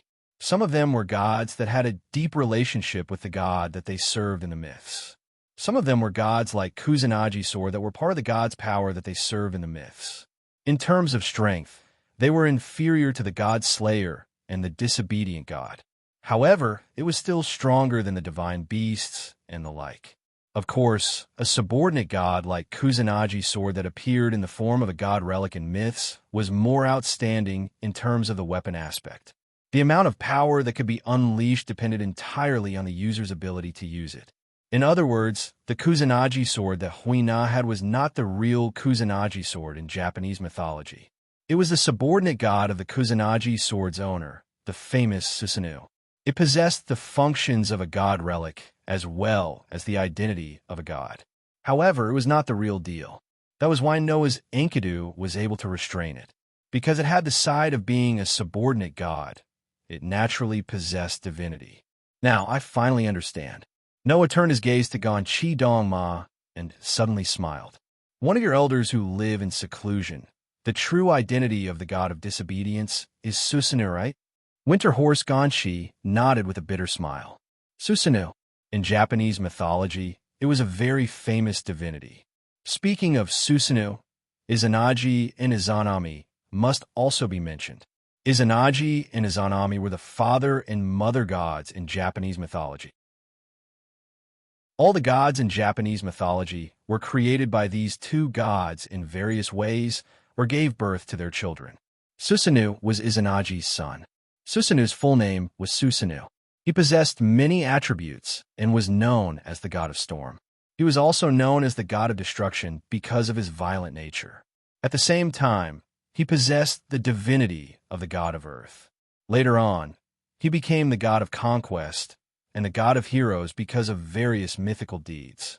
This god could control storms and was also a user of steel. When this god was mentioned, it was impossible not to think of him as the most famous god in Japanese mythology. In order to save the girl who was sacrificed to the famous monster in Japanese mythology, Yamada no Orochi, Susanoo killed Yamada no Orochi and took a sword from its tail. That sword was the Kusanagi sword, also known as the Kusanagi sword. Since then, Susanoo became the hero who killed Yamada no Orochi, also known as the god of steel. The Kusanagi sword was later passed down in Japan and became a symbol of royalty because of its special status. In fact, in Noah's Gate of Babylon, the famous king's sword was also sleeping. That was why Noah understood that the pitch-black divine blade in front of him was not the real heavenly sword of clouds. However, from the fact that the sword was Susanoo's subordinate god, it was not an exaggeration to call it the real thing. After all, this sword was a subordinate god that Susanoo created based on his own legend in the myths. Unfortunately, although the sword had Susanoo's divine power, it did not have a symbol of royalty. That was because the Kusanagi sword had been passed down from Susanoo's hands to the next generation. In Noah's Gate of Babylon, the Kusanagi sword ability was a symbol of royalty. It was the way of the king and the sword of the king. The sword in front of him was just a divine relic and a subordinate god that embodied Susanoo's power. Presumably, the sword's ability should be similar to Susanoo's authority, right? Susanoo, the conquering god of steel? Noah thought to himself, the sleeping strongest steel that Pandora mentioned shouldn't be that guy, right? With that in mind, Wanli Guyuli suddenly stepped forward with a face full of anger. He directly rushed in front of Noah and shouted loudly, "Mr. Noah, what the hell are you doing?" Huh? Noah was shocked. Noah was not the only one who was shocked. Even Kane-Na and Kaneji Winterhorse were shocked. Wanli Gu did not notice at all and continued to shout angrily. Do you know what you've done? Do you know how much trouble you've brought to the people around you? Noah was a little confused. What have I done? You've done something that doesn't fit your status at all. Wanli Gu approached Noah with an extremely strong aura. You're a king. Since you're a king, you should think more about the people around you. I realize that you don't realize how much influence you have. Please reflect on yourself. Noah, who was shocked by Wanli Gu's strong aura, was stunned. He only realized it when he came back to his senses. Wanli Gu Yoli's pretty face was less than 10 centimeters away from his own face, because her whole body was close to his. This made Noah feel a little uncomfortable, and he laughed bitterly. Although I don't know what happened, it should be my experiment that affected you a little. If you want to lecture me, I'll listen to you properly later. So calm down first. Your face is too close. Wanli Gu only noticed this now. Her pretty face turned red, and she quickly moved away. She held her burning face and cried softly, as if she was about to cry. What did I do? Only now did she feel embarrassed. Wasn't it a little too late? Noah couldn't help but laugh. At the same time, he felt that this innocent girl was quite cute. At this time, Huina and Ganshi Dong Ma finally reacted from the sudden situation. As expected of a king, even Tian Tsung-yun was defeated in an instant. Although the lack of a user was one of the reasons, when Tian Tsung-yun showed his true strength, even I couldn't do anything. Huina said with a happy expression, "A king's strength is actually so strong. That's too strong." Was it strong? However, Noah had only used one hand to send Tian Tsung-yun flying. Let alone authority, he didn't even use magic or magic. Of course, Noah's body had taken possession of the Leo constellation's sun sovereign, making him invulnerable. Otherwise, he wouldn't have been able to subdue Tian Tsung-yun in a second. At the very least, he would have been able to fight for a few seconds. Thinking about this, Noah couldn't help but scratch his cheeks and shrug. Then he looked at Huina. "That's right, who are you?" Hearing Noah's words, Huina finally remembered the purpose of her trip. Sorry, Huina forgot to introduce herself. Huina's gentle smile was comparable to that of a well-educated young miss. However, she didn't bow. Instead, she tilted her head and closed her eyes as she said this with a smile. I am Huina from Clear Autumn Courtyard. At the king's request, I came to become the king's follower, which you on. Please take care of me, my king. Chapter 1408. Qingxiu Courtyard? Noah looked at Keiko in surprise. Qingxiu Courtyard? Are you referring to that Qingxiu Courtyard? In Japan, there are 4 leading families in the world of Japanese magic. They were the Qingxiu Courtyard, the Jifuzuka Courtyard, the Lianqing Courtyard, and the Sayako Courtyard. These 4 families were the 4 ancient families that had served the emperor since ancient times. They had an extremely ancient history and noble origins. Today, the 4 families stood at the pinnacle of the entire Japanese spell world. Among them, the Sayako Courtyard was the core of the Official History Compilation Committee. The founder of the Official History Compilation Committee was the former head of the Sayako Courtyard. The Qingxiu Courtyard was a family that specialized in martial arts and political power. Once, the 4 families competed with each other for fame and fortune. In the end, the Sayako Courtyard won the battle. Therefore, the Official History Compilation Committee of Japan's spell world had the Sayako Courtyard as its core. Apart from the fact that the committee was founded by the Sayako Courtyard, this was also part of the reason. In view of this, the Sayako Courtyard, the Official History Compilation Committee, had the right to dispatch members of the other 3 families. Despite this, the Qingxiu Courtyard's political influence was also extraordinary. Even if they were dispatched by the Official History Compilation Committee, they were still the leader of the Japanese spell world.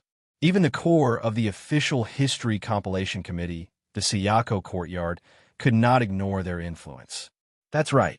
Hui nodded with a naive expression that made it impossible for anyone to see through her. Keiko is the only daughter of the Qingxiu Courtyard. Everyone says that Keiko will inherit the Qingxiu Courtyard sooner or later, but it doesn't matter to Keiko whether she can inherit it or not. In addition, Keiko Courtyard was also a witch. Moreover, she was the head witch of the current generation. Since young, she worshipped Susanoo as a witch. She could listen to the voice of the gods and borrow the power of the gods. Susanoo even gave her the divine sword Tungyun. She was a genius in the Japanese spell world. This was Keiko Courtyard's Keiko Courtyard. Just like what Kaneko said, Keiko Courtyard was second to none in the world. Although she could only borrow a fraction of the power, this level of power was enough to put Keiko Courtyard above Erica and Liliana. If Erica and Liliana were the prodigies of the European magic world, then Keiko Courtyard was the prodigy of the Japanese spell world. Keiko Courtyard's Keiko Courtyard. Keiko Courtyard's Keiko Courtyard's Courtyard's Keiko Courtyard. Courtyard's Keiko Courtyard. Keiko Courtyard's Keiko Courtyard's Keiko Courtyard. Keiko Courtyard. In other words, the divine power you borrowed is Susanoo's power, right? Keiko, said Keiko. Grandfather said that the king needs me, so he sent me to the king's side. No matter what the king wants to do to me, I have to obey. No matter what. Wanli Guyoli's pretty face turned red again. It was unknown whether or not he had thought of something wrong. Oh, Winter Horse Ganshi narrowed his eyes. Are you going to use this trick? Noah was also a little speechless, but then he suddenly smiled. He walked up to Keiko Courtyard's Keiko Courtyard and reached out his hand. Keiko Courtyard was stunned. He lifted the girl's chin. Then, if I ask you to deal with the god you worship, will you listen? This sentence made Keiko Courtyard and Keiko Courtyard's breathing stagnate at the same time. Keiko Courtyard was also a little stunned, but then she felt shy because the corner of Noah's mouth was slightly raised. Keiko Courtyard. If Keiko Courtyard will help you. From Keiko Courtyard's words, Although she called Susanu courtyards, Keiko courtyards, Keiko courtyards, Keiko courtyard, she didn't have any relationship with the god. But that's true. Susanu courtyard was also a god. Even if one of the elders of the Japanese magic circle was living in seclusion in the hidden world, he would still point out the happenings in the modern world. So, he would probably only pay attention to matters related to gods and godslayers, right? As a high and mighty god, building a relationship with ordinary humans was not an option for that guy at all. Keiko Courtyard called him Keiko Courtyards, Keiko Courtyards, Keiko Courtyards, Keiko Courtyards, Keiko Courtyard. Understanding this point, Noah somewhat understood what kind of position those elders living in seclusion in the secluded world played. Simply put, they were a group of people who took advantage of their seniority. Sure enough, no matter where one went, there would always be annoying people. Clang, clang, clang, clang. At this time, Tian Songyun was still trembling. It kept rubbing against the chains that bound it tightly. The blade was also surging with a powerful curse power. It seemed like it was unwilling to accept this result. Everyone looked at Tian Songyun and then looked at each other. It looks like Tian Songyun still wants to fight, Hui Na said helplessly. Your Majesty, do you want to accompany it? Forget it. Noah let go of Hui Na's chin and said with a lack of interest. If it's only at the level of a subordinate god, then it's not even worth me taking it seriously. Besides, I also said that my body has the grace of invulnerability. That knife can't do anything to me at all. Plus, I promise to live here as an ordinary person as possible. So, I'll leave it to you. Hearing this, Wanli Gili cast a grateful look at Noah. Winter Horseman Dala said helplessly, even subordinate gods can't be serious? Should I say, as expected of the most terrifying god slayer? If that was the case, only Hui Na sighed as if she was extremely troubled. Tian Songyun is usually very nice, but when he gets angry, even I can't do anything. Even if the king asked me to deal with him, I don't know what to do. Although she said that, Hui Na still walked towards Tian Songyun. No matter what, let's put Tian Songyun away first. After saying that, Hui Na extended her hand towards Tian Songyun, who was tightly bound. At this moment, Noah sensed something strange and frowned. His eyes hardened as he suddenly opened his mouth to speak. Be careful. Unfortunately, it was too late to say anything. Hui Na's hand gripped the handle of Tian Songyun's knife tightly. At that moment, a surge of curse power surged out of Tian Songyun's blade.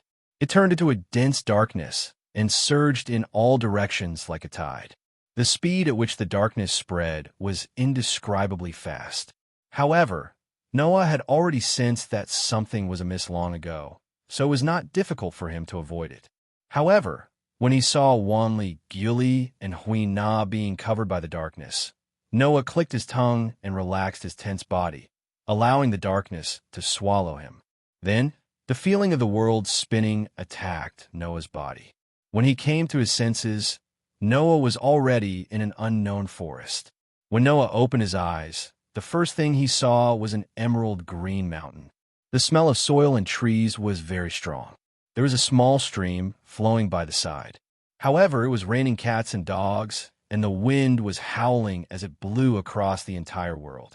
Noah looked around, and it didn't take him long to find a small house. It was a Japanese-style wooden house that seemed to have appeared in ancient times. Looking at the small house, Noah narrowed his eyes slightly, lifted his foot, and walked in that direction without hesitation. Not long after, Noah arrived at the door of the house.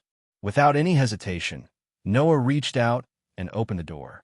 In the next moment, a figure appeared in front of Noah. You're finally here. It's so hard to see you. The person who said this was an old man sitting cross-legged in front of an old-fashioned fireplace. He was very tall and wore a rough kimono. Even through the cloth, one could still see the bulging muscles of the old man. He had a strong body that did not match his age. I'm sorry.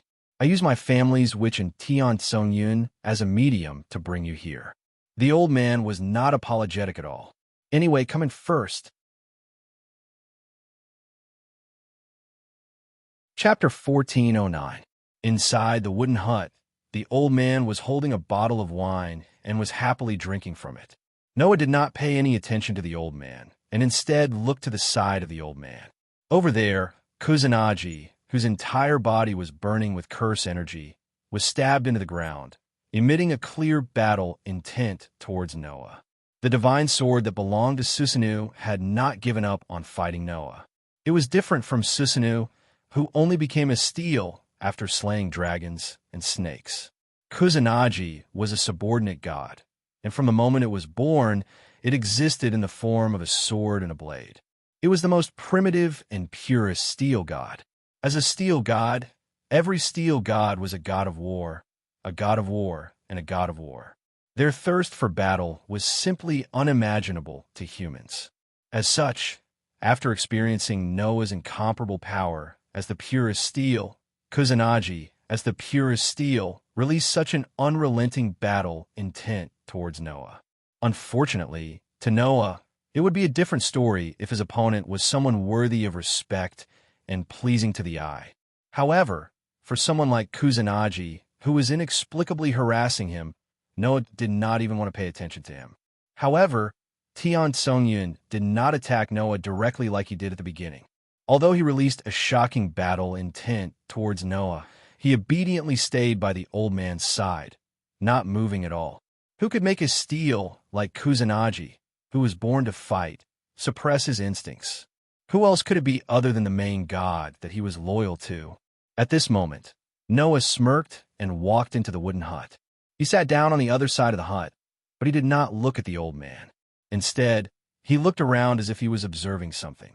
Since I am able to meet you face to face, that means this is the secluded world where you live in seclusion, right, Susanoo? Oh, don't you understand the situation very well? The old god named Susanoo grinned. Although I've always wanted to meet you, it's a pity that going to the modern world would cause me all kinds of trouble. I can't use my own power to allow others to enter the hidden world as they please, so I can only rely on Tian Songyun and that girl Hui as a medium to bring you here. The supernatural beings that exist in myths are called gods. They only exist in myths, and the gods that jump out of myths and wander on the ground are the gods of disobedience. Noah looked at Susanoo with a smile. Then what are you? Me? I used to be a god of disobedience, Susanoo said casually, as if he didn't care at all. After I appeared on the surface, I rampaged about for over 1,000 years. In the end, I got a little bored, so I decided to live in seclusion. In the end, I could only come to this realm between life and death. Life is the present world that can give life existence. Immortality is all kinds of myths and legends. The gods that only exist in myths and legends jumped out of the realm of immortality and came to the world of life and became disobedient gods. When disobedient gods are defeated, they will return to the realm of immortality. However, a god like Susanoo, who used to be a disobedient god and got tired of his life as a disobedient god, and no one could defeat him. So where should he go? Naturally, he could only come to the hidden world to live in seclusion. Because the hidden world is the hidden world. This world is between the modern world, which represents life, and the mythical world, which represents immortality. In other words, this secluded world is a gathering place for those who are neither human nor God. Especially now, those who are gathered here are people who can't let go of their attachment to the modern world. Including me, there are many things in a modern world that I can't be at ease with. Susanoo, while holding a bottle of wine and drinking it with a forthright attitude, intentionally or unintentionally mentioned it. Well, to put it simply, a group of old men who supervise the young people. In order to prevent the young people in the modern world from acting recklessly, it is our duty to remind them.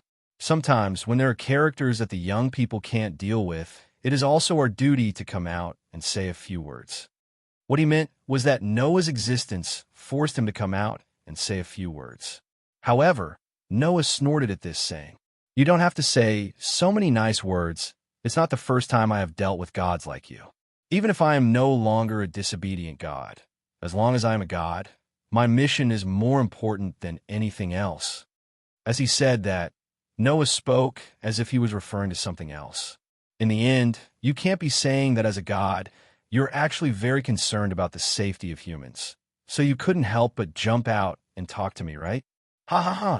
Susanoo suddenly burst into laughter.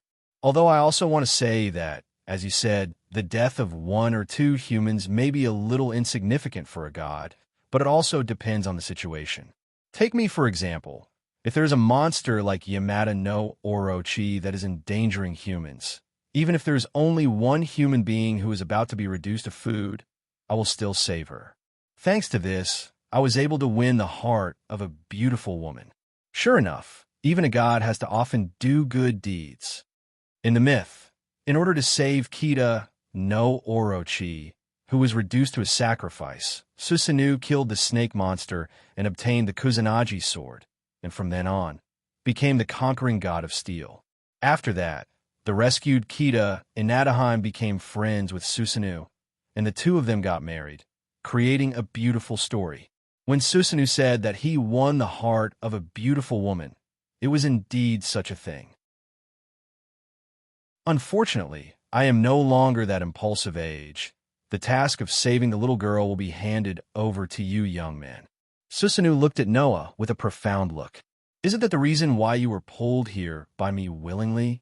Then it's easy to say. Noah raised his eyes and looked at Susanoo's eyes, then said lightly, "Where's the Wanli Valley and the Qingqiu courtyard now? Don't tell me you don't know." However, the one who answered this question was not Susanoo, but another voice. "The foreign god Killer King. The girls you are looking for are now here." This was a very clear and beautiful voice. Accompanied by such a voice, a figure suddenly appeared without any warning on the side of the stove, where Noah and Susanoo were sitting opposite each other. It was an extremely beautiful woman. The clothes she was wearing seemed to be a noble princess costume during the Heian period, with bright colors, known as the 12-style kimono. Her pupils were a clear glass color, and she had long brown hair that reached her waist. Her skin was smooth and delicate like ivory. The woman had a beautiful face that seemed to be carefully carved. Her beauty was far superior to that of modern humans, giving people the feeling that she was a princess that only appeared in ancient times. Such a beautiful woman took out 3 pieces of red tomo from her long sleeve and held it in front of Noah. The hidden world is a world where the difference between reality and illusion is very ambiguous, but it is also a world where the mind is superior to the body. As long as you want to, you can instantly teleport, and as long as you want to, you can change the world. This kind of unrealistic world is very difficult for human beings to adapt to, and if you don't do anything about it, you may not even be able to keep your life.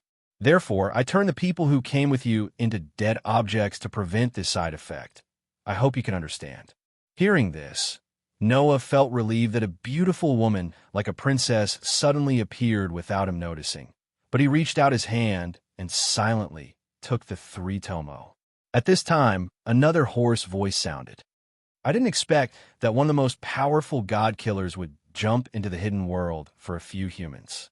As soon as he finished speaking, another person silently appeared in the small house and sat on a last empty seat around the stove. This was a monk wearing black monk robes. His skin was very dry, as if he had no real flesh, like a mummy.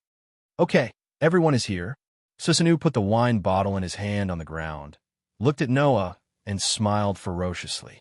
"Then, let's begin the negotiations. God Killer." Chapter 14:10. Negotiate. Susanoo's words made Noah look around. He glanced at Susanoo, the princess, and the monk, and finally fixed his eyes on Susanoo. "I think that what should be said to you clearly. What's the point of negotiating?" Noah's words made Tyrant's mouth twitch. Tyrant's words were like thorns in his voice. "You talk big. Should I say that you're worthy of being a godslayer? That's enough. Sir and master, we're here to talk to the king. You're being rude. It's against the rules of the conversation." The princess frowned slightly. "Please be a little more careful. It's not good for us to become enemies with the king of a foreign country." Unfortunately, both Susanoo and Tyrant ignored the princess's words. One of them continued to drink, while the other shook his head, looking like a rebel. It had to be said that seeing these two people, no one would have any good impression of them. However, perhaps the two of them had such an attitude because of their self-confidence. Susanoo was a mythical god. Even if he was no longer a god of disobedience, he still had great divine power. It was estimated that in terms of strength, he was not inferior to the highest-level gods like Wells Lana and Mercado. As for the monk's words, Noah could clearly sense that he was not a god. However, this was a world where transcendental beings who were neither human nor god gathered. The monk in front of him was obviously not a human either. Coupled with the monk's dress, Noah felt that the monk should be a transcendent being who had cultivated his body to become a Buddha. Even if he was inferior to the god and the god-slayer, he was still a figure that humans could not reach. As for the beautiful princess, Noah almost saw through her identity at first glance. God Ancestor. She was a fallen goddess of earth. Although she was no longer a god, she was still an existence that transcended human beings.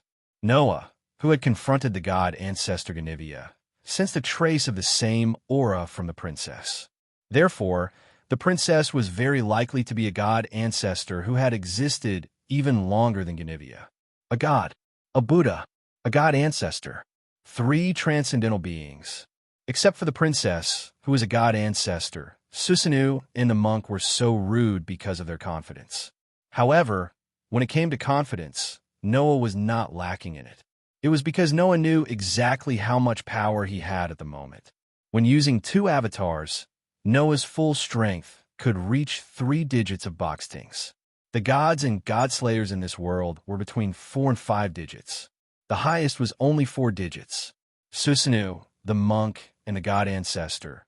The strongest one should be Susanoo, who had wreaked havoc in the world as the god of disobedience for more than 1,000 years. However, Susanoo's strength was probably at the middle of the 4-digit range, not the top, let alone the 3-digit range. For Noah, Susanoo was not a threat. Of course, Noah's authority was still in the process of adapting and could not be used casually. Even so, with Noah's current power, he could reach 4 digits. Coupled with the sun's sovereign and many precious artifacts, his combat power was definitely not inferior to Susanoo. If he really fought with Susanoo, Noah was absolutely confident that he could win. As for the reason why, it was simply because Noah had a trump card that could restrain the gods. Clang! With a crisp sound of collision, a long spear suddenly appeared in Noah's hand without any warning. Noah stabbed the spear into the ground. Susanoo, the monk, and the princess were shocked. They all looked at the source of the sound. Then their pupils suddenly shrank, and their faces became dignified. Buzz! In the slight trembling sound, the red spear with a forked tip emitted an ancient and sacred aura, filling the whole space. Putting the monk and the princess aside, Susanoo could clearly feel it. The aura emitted from the strangely shaped spear made the heart of the famous hero god in Japanese mythology surge with unprecedented warning signs.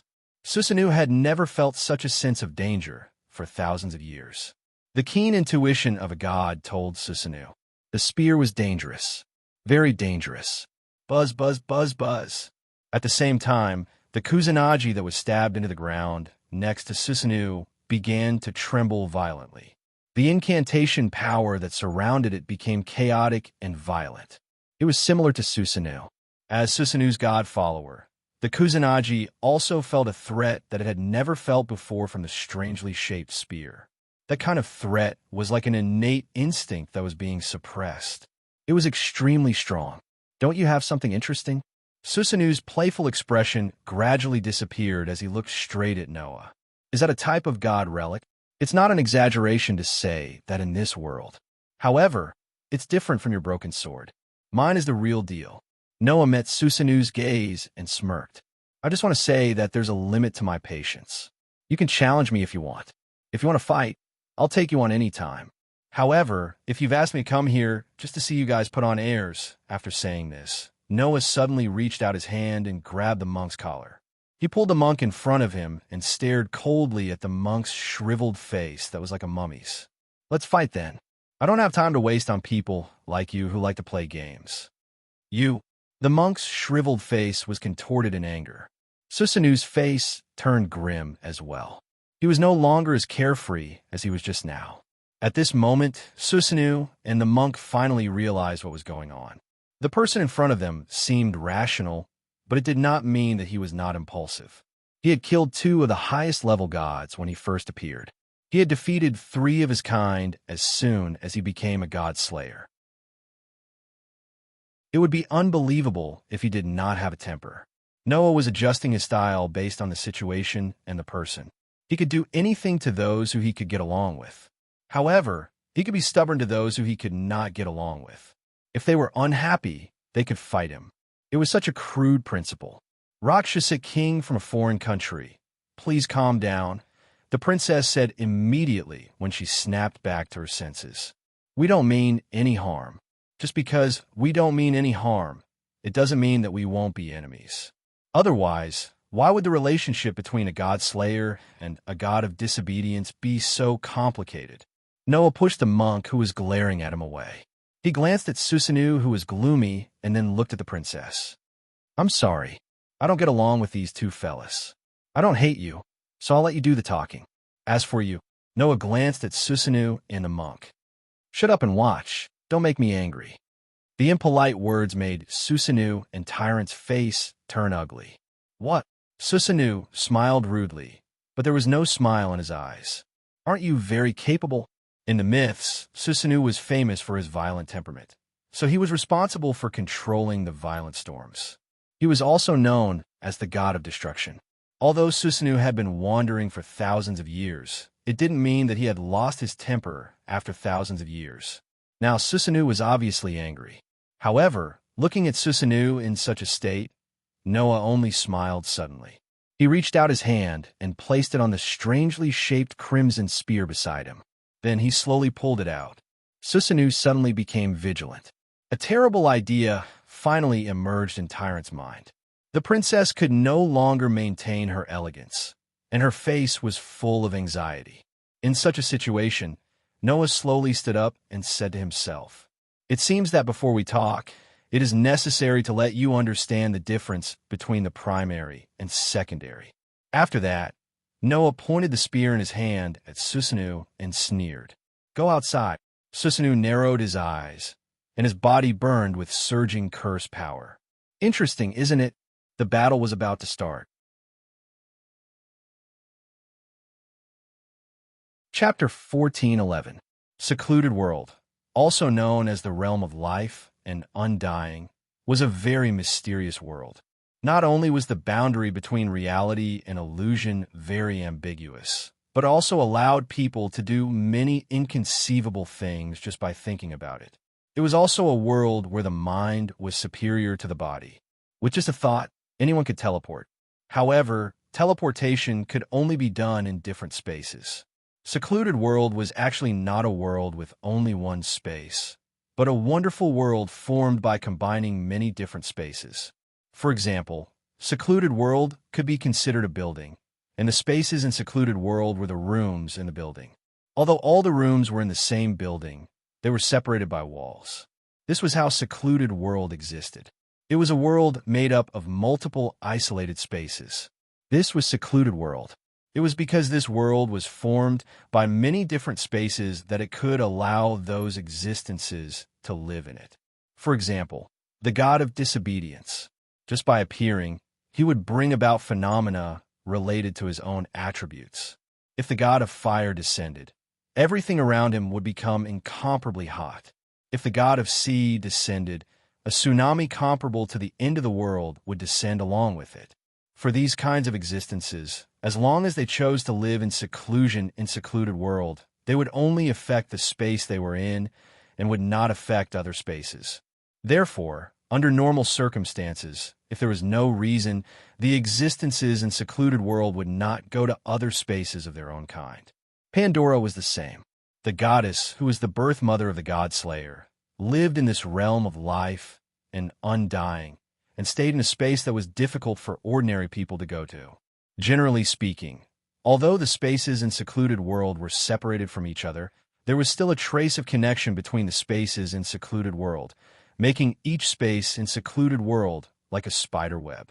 Therefore, in this world where the mind was superior to the body, people could rely on their imagination to let their bodies pass through these spiderweb-like connections and instantly teleport to other spaces. However, it was said that Pandora's space was not so easy to reach. As for the specific reason, Noah did not know. This was the first time he had come to this world with his real body, so he did not know the specific situation. Of course, Noah could still calmly exist in this world. The princess had said that most people would find it difficult to adapt to the secluded world if he did not use some special methods. Even if he came to the secluded world, he would collapse due to excessive discomfort and eventually lose his life. However, the God Slayer had an extremely tenacious life force. This world itself would not reject Noah's existence. No matter how long Noah stayed here, there would not be any side effects. Under such circumstances, the group of people came out of the wooden house and came to the open space by the riverbank. Voila! The heavy downpour was mixed with the storm, wreaking havoc in the surroundings. Noah and Susanu stood facing each other, separated from each other by a certain distance. At the side, Tyrant and Princess stood side by side. When they saw this scene, their expressions were completely different. The monk's face was filled with schadenfreude and mockery. The princess looked worried and restless. Why did things turn out this way? The princess sighed slightly and glanced at the monk. I think the sorcerer should be very clear about the reason, right? If not for Susanu and the monk's arrogant and sloppy attitude, which was simply looking for trouble and provocation, things would not have turned out this way. However, the monk did not have the slightest self-awareness. No, it should be said that the monk had the self-awareness, but he did not look like he was reflecting at all. Isn't this good? The monk sneered. Let the old mister teach that ridiculously young foreign king a good lesson. It will be good for the following conversation, won't it? Then, what if it's the other way around? The princess retorted. What if the old mister loses to the Rakshasa king in the end? That's impossible, the monk said without hesitation. Gods and godslayers. If it was that easy to determine the winner, there wouldn't only be 7 demon kings in this world. Even if that kid killed 2 gods at the same time to become a god slayer and defeated 3 of his kind at the same time and praised him to the heavens, if he wants to defeat a god, it's useless to rely on such a superficial difference in combat strength. Whether it was a god slayer or a disobedient god, they could not be judged by common sense. The simplest example was that if a god and a human were to fight, no one would think that the latter would win. However, some humans stood out and miraculously killed a god, which led to the birth of a god slayer. Therefore, if one were to judge the outcome of a battle between a god slayer and a god based solely on the difference in combat strength, the result would often be shocking. Let's not talk about other things. In the past, when Noah succeeded in becoming a god slayer, during the 3 months he was active in Italy, he also met many gods. However, because of the god's tenacious vitality, he did not succeed in killing the 3rd disobedient god and obtaining new power. From this point of view, the monk's words were undoubtedly correct. The princess also agreed with this statement. However, that was under normal circumstances. The princess could not help but look at the strangely shaped spear in Noah's hand, which exuded an extremely sacred and ancient aura. As a god ancestor, the princess's sharp spiritual sense told her that spear was very likely to subvert this common sense. Otherwise, Noah would not have so easily started a fight with Susanu. Under the gaze of the princess and the monk, Noah, who was in the middle of the storm, was completely drenched, holding the strangely shaped spear in his hand and looking forward. There, Susanu was also holding the Kusanagi sword tightly, looking at Noah with a ferocious and ruthless expression, grinning, showing the violent temperament of the god of destruction and the god of conquest side to the fullest. Are you ready? Boy. What? Noah raised the spear in his hand and pointed at Susanu. Don't tell me you want me to respect you and let you have 3 moves first? No, I just want to tell you one thing. Susanu's rock-hard face showed a happy expression. I haven't had a decent fight for a long time. Don't let me down, the youngest god slayer. As soon as he finished speaking, a burst of fierce curse power burst out from Susanu's body, turning into a flame-like flame that slowly burned and covered Susanu's whole body. Seeing this, Noah curled his lips and smiled. The energy in the energy source in his body was instantly converted into magic power and poured into the spear in his hand, causing the surging magic power to swell. The two violent curses suddenly turned into a raging wind, which shook Noah and Susanu, respectively, dispersing the surrounding storm. Whoosh! The next moment, two figures, also wrapped in a powerful spell, shot out like arrows almost at the same time. They were so fast that even the princess and the monk could only see two vague shadows. Then, the two figures, like meteorites, with an indescribable impact, fiercely collided with each other in a very shocking way. Ding! When the two vague figures collided with each other, the moment they passed each other, a crisp sound of collision shook the air. That was the sound of a sharp spear thrusting out like lightning, but it was blocked by the divine sword like a heavy shield, causing sparks to fly everywhere, and a small circle of energy ripples stirred up the sound of sparks. "Did you beat me to it?" Susana laughed out loud. "Then it's my turn."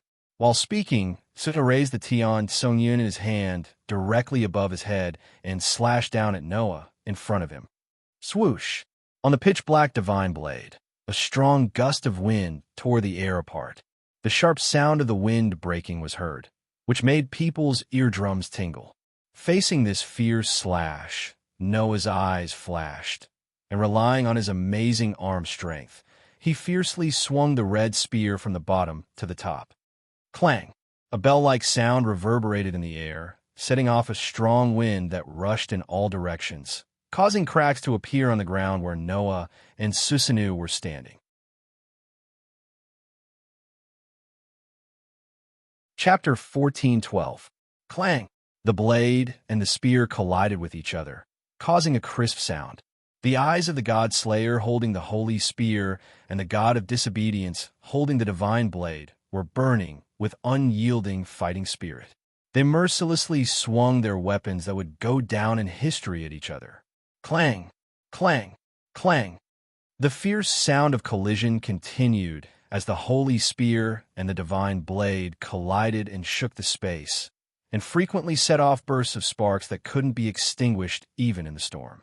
In Japanese mythology, the hero who killed the snake and slayed the dragon was simply like a storm, with a trace of warlike laughter. Like a violent storm, the divine blade in his hand violently slashed more than a dozen times in a very short period of time, causing pieces of blade shadows to flicker together with the arc light in the space, like a crescent moon slashing forward. That skill was worthy of its name. An amazing skill that only gods had the means to use, but it was vividly displayed by this god who had been wandering for thousands of years.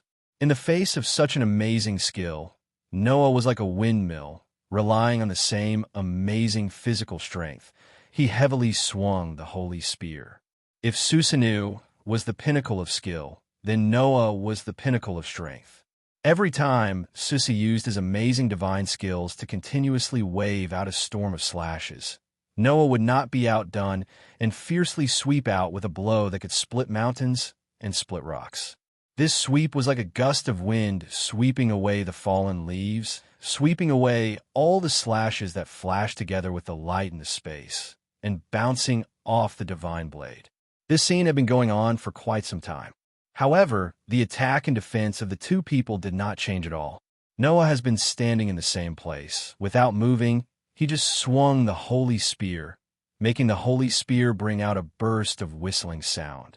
Susanu wanted to violently crush Noah countless times, but every time he was swept away by the terrible power of the holy spear, which was like a windmill that was swung by the holy spear like a windmill, and he couldn't succeed in making Noah take a step back. Clang! Clang! Clang! Clang! The attack and defense that only appeared in myths and legends continued. The continuous sound of collisions rang out, accompanied by dazzling sparks that appeared in the storm. The holy spear that swept across like a windmill and the divine blade that slashed like moonlight continued to collide. Clang! At a certain moment, a sound that was clearer than any of the previous clashes reverberated through the air. Goo! Susanoo couldn't help but let out a muffled groan as he was once again swept away and continuously retreated dozens of steps before stopping.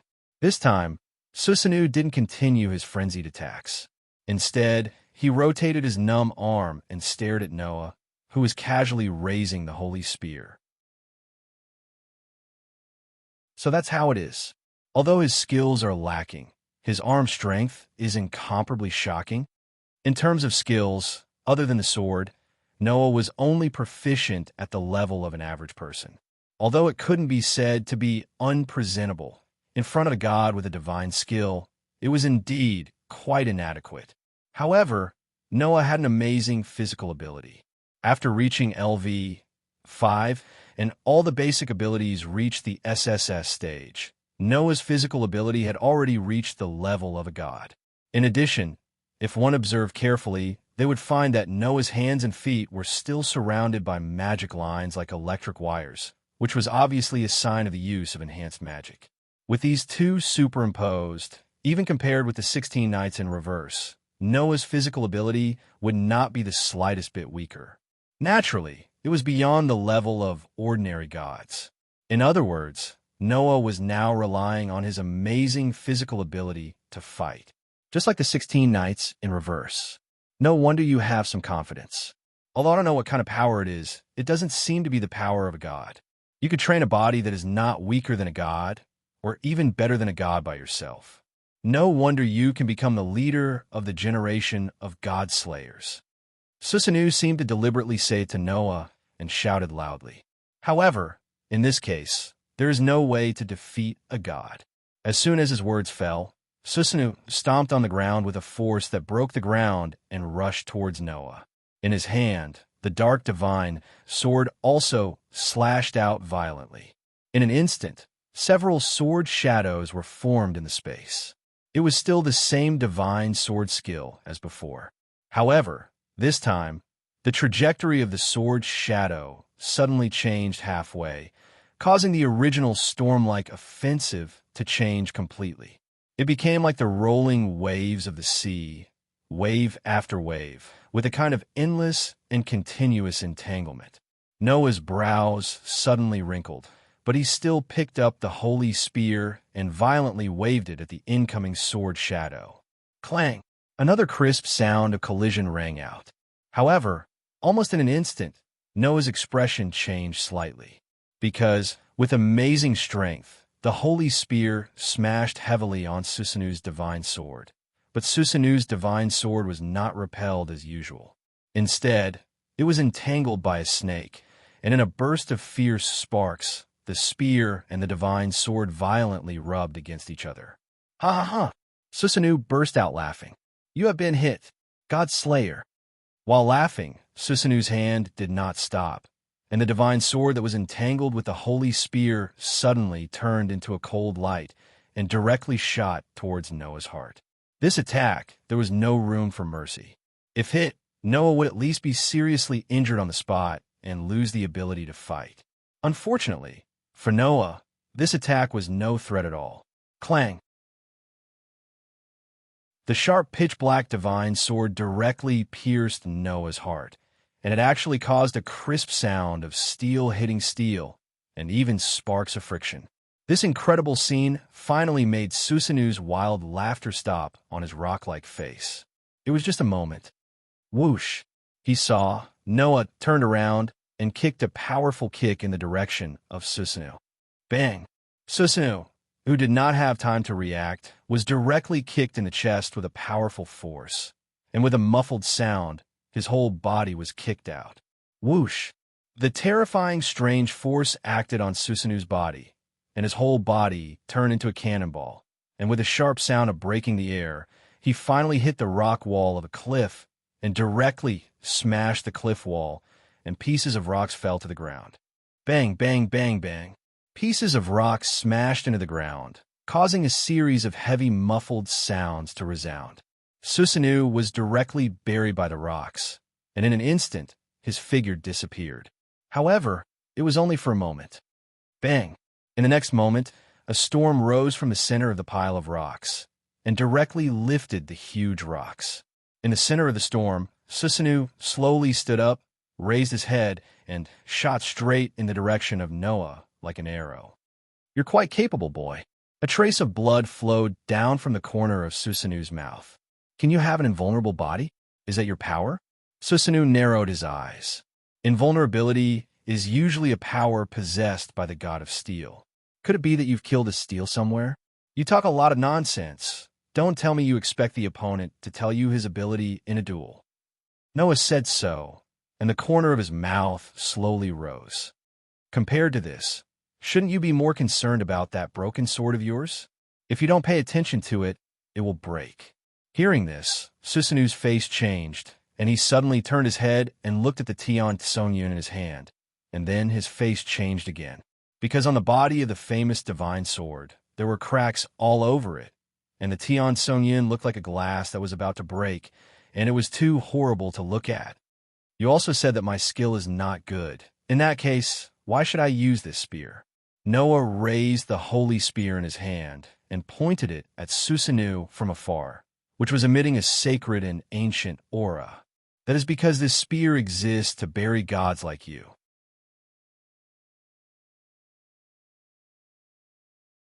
Chapter 14:13. It was the spear of Longinus. It was a god-killing holy spear that only worked on individuals with divinity. The higher the divinity of the opponent, the more damage it could inflict. Someone like Susanoo, who was directly created by the Father God in Japanese mythology, would have a high divinity.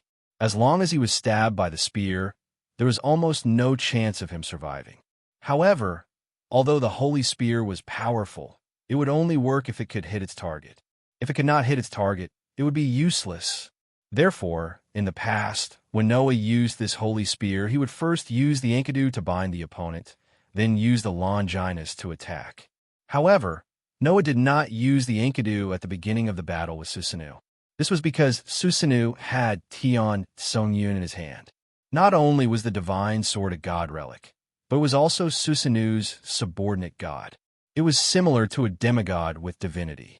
Therefore, even if Lin Huang did not use the Enkidu to bind it, he would still be able to inflict damage on the divine sword if he used the spear of Longinus.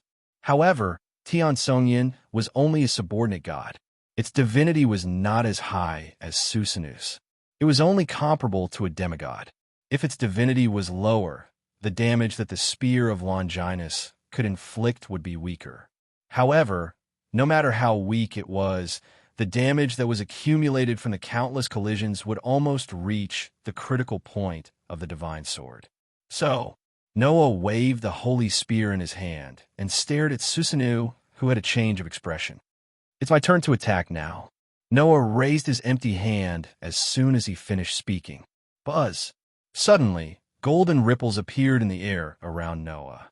Golden light flowed on the surface of the ripples. There were wedges of different shapes at the front of the chains. The crisp sound of the chains could be heard as they shot towards Susanoo. Susanoo finally couldn't keep his calm anymore. This was because the chains that shot towards him were as threatening as the strange spear in Noah's hand.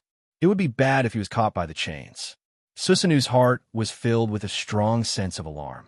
Immediately, Susanoo's body was surrounded by a strong gust of wind.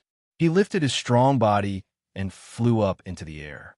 Amidst the crisp sound of chains clanging against each other, the chains suddenly turned around and rushed towards Susanoo, who was flying in the air. Susanoo was speechless. He immediately controlled the wind and turned it into a hurricane. It was like a tornado that swept across the sky and retreated at an extremely fast speed. However, the rain of chains didn't give up and continued to chase after Susanoo. It was as if the rain of chains was following closely behind Susanoo.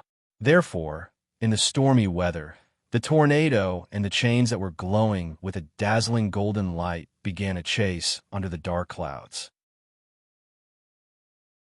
Moreover, both of them were moving at an extremely fast speed. Looking at this scene, even the princess and the monk's expressions began to turn anxious. Those chains! The tyrant stared at the chains that were chasing after the tornado. Is it a type of god relic too? I think so. Ordinary weapons can't threaten a god. However, you can't ignore the weapon that the Devil King is using. The princess was in disbelief as well. What exactly did the Devil King use to be able to use those god relics so easily?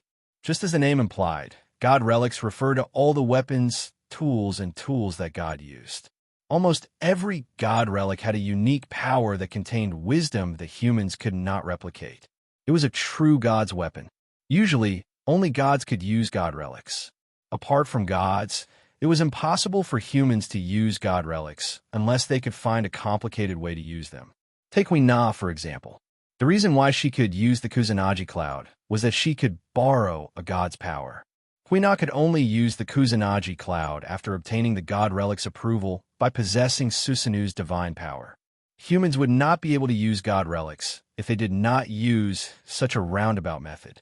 However, Noah could use god relics without any hindrance. Could that be the power of an authority too? The princess and the tyrant had the same thought.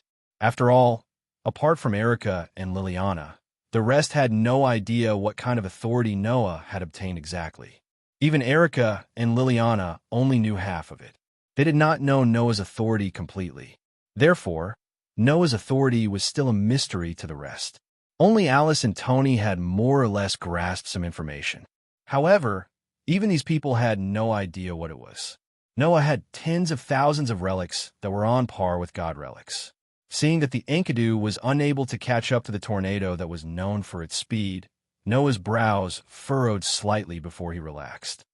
Then let's try this. A gigantic golden ripple spread next to Noah as soon as he was done speaking. A gigantic crossbow appeared from the ripple as if it was pushing something. The expanding mana was sucked into the crossbow, causing the arrows on the crossbow to flash with a star-like brilliance. Go after it. Kill 100 of them. 9 lives. When the real name of the relic was released, the arrow that was shining like starlight vibrated. The starlight on it grew, turning the arrow into a beam of light. The next moment, the beam of light shot out like a shooting star. It twisted in the middle and suddenly split into 9 beams of light that looked like a dragon, shooting into the sky. Susanu, who was dodging the attack, was shocked. He turned his head and looked in a certain direction. 9 laser beams pierced through the space and flew towards Susanu at a much faster speed than the golden chains. They circled around each other and shot towards Susanu at a much faster speed. Susanu's eyes widened. He quickly controlled the tornado that was circling around his body.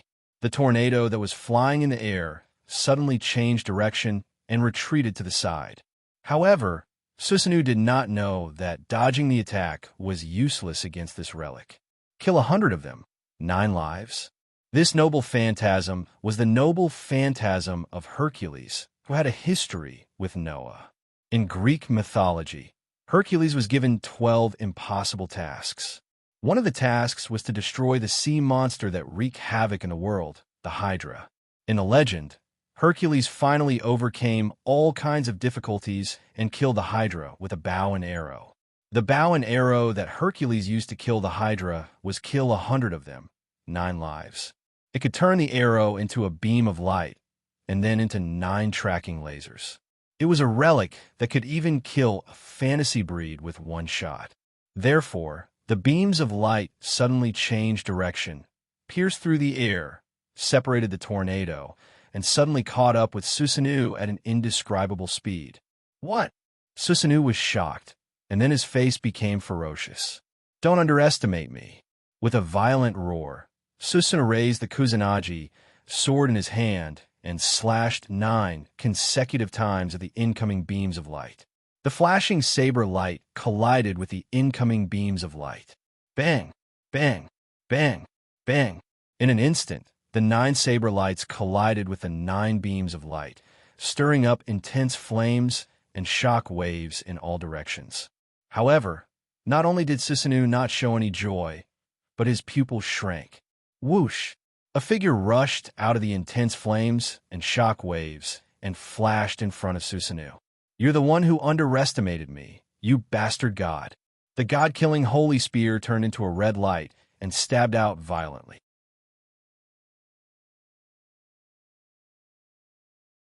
Chapter 14:14. Whoosh! The holy spear turned into a red flash of light, and like a bolt of lightning, it pierced towards Susanu's direction, and with a sharp sound of breaking the air, it shot towards Susanu's heart. At this moment, the sense of crisis in Susanu's heart surged like a tidal wave, and a look of horror appeared in his eyes. However, that was to be expected. As mentioned before, with Susanu's divinity, once he was hit by the spear of Longinus, he would definitely die. At this moment, Susanu's heart was filled with the shadow of death. At this critical moment, the black saber in Susanu's hand suddenly trembled, and it didn't pass through Susanu's hand. Instead, it lifted Susanu's hand up into the air. At the same time, the holy spear, which turned into a red flash of light, pierced towards the black divine sword. Bang! The divine sword, which was full of scars like broken glass, finally turned into pieces under the holy spear's attack and scattered in all directions. As one of Susanu's subordinate gods, Tion Tsongyun sacrificed himself to block a fatal blow for the overgod. Only then did Susanu react. He let out a roar, and the storm around his body suddenly exploded, turning into a substantial shockwave that shook the surrounding area. Noah was knocked back by the shockwave caused by the explosion. His footsteps kept moving in the air. After retreating a few hundred meters, he finally stopped. Boom! The dark clouds in the sky suddenly flashed with lightning, causing the lightning to fall from the clouds and flash through the space between Noah and Susanu. With this storm as the background, Noah and Susanu were facing each other in the air. Sacrificed your sword? Noah said sarcastically. What? If you want to, you can still do it, right? You don't have to laugh at me, boy. Just now, Tion Tsongyun voluntarily blocked the attack for me. But the so-called subordinate god is supposed to support the overgod, so I don't think it's shameful. Susanu still had a violent smile on his face, but there was no trace of a smile in his eyes. On the contrary, you didn't show any mercy at all, and you really wanted to kill me, which surprised me a little. Didn't you say that you didn't want to be merciful from the start? Noah glanced at Susanu. I clearly remember that after you broke through my defense, you aimed your sword at my heart. That can't be helped. Susanu didn't hide anything. Fighting against a human hero who can kill a god, I don't have the confidence to win in the future. Then I'm the same, right? Noah said lightly. At this time, when I can't use my true power, I also don't have the confidence to defeat you if I show mercy. Oh, Susanu raised his eyebrows. In other words, as long as you don't show mercy, you have the confidence to defeat me? Hearing this, Noah didn't answer immediately. Instead, he curled his lips and raised the holy lance in his hand, pointing it at Susanu from afar. Didn't the attack just now fully prove this point? Yes, the attack just now had fully proved this point. Even if Noah can't use his authority yet, with his current strength, as long as he uses his full strength, he can defeat a god. Today, Noah has been reborn, and his strength is no longer the same as when he first came to this world. When he first came to this world, Noah didn't become a god slayer, and he didn't have the authority of a god. After Tony used the power of the demon sword, he was defeated in a single attack. Now, Noah was much stronger than he was back then. Even without the authority of a god, Noah still has the power to defeat a god slayer and a god of disobedience. This is a true rebirth. Susanu didn't know that Noah didn't use his authority from the beginning to the end. However, just now, Noah did almost kill Susanu, which fully proved the fact that if he uses his full strength, he can defeat Susanu with 100% certainty. However, this fact made Susanu laugh out loud. Good. Very good. In that case, then I won't be polite. As soon as the words fell, Susanu's body suddenly surged with a vast amount of curse power. The tsunami-like violent and rich curse power turned into a substantial storm, accompanied by Susanu's raised hands, and while rotating, it gathered around Susanu's body. The violent storm even formed a raging tornado, running down from the sky, connecting the whole world, and spinning crazily. Under such circumstances, the dark clouds in the sky seemed to be stirred up as if they were boiling, and the rock formations on the ground were directly dug up.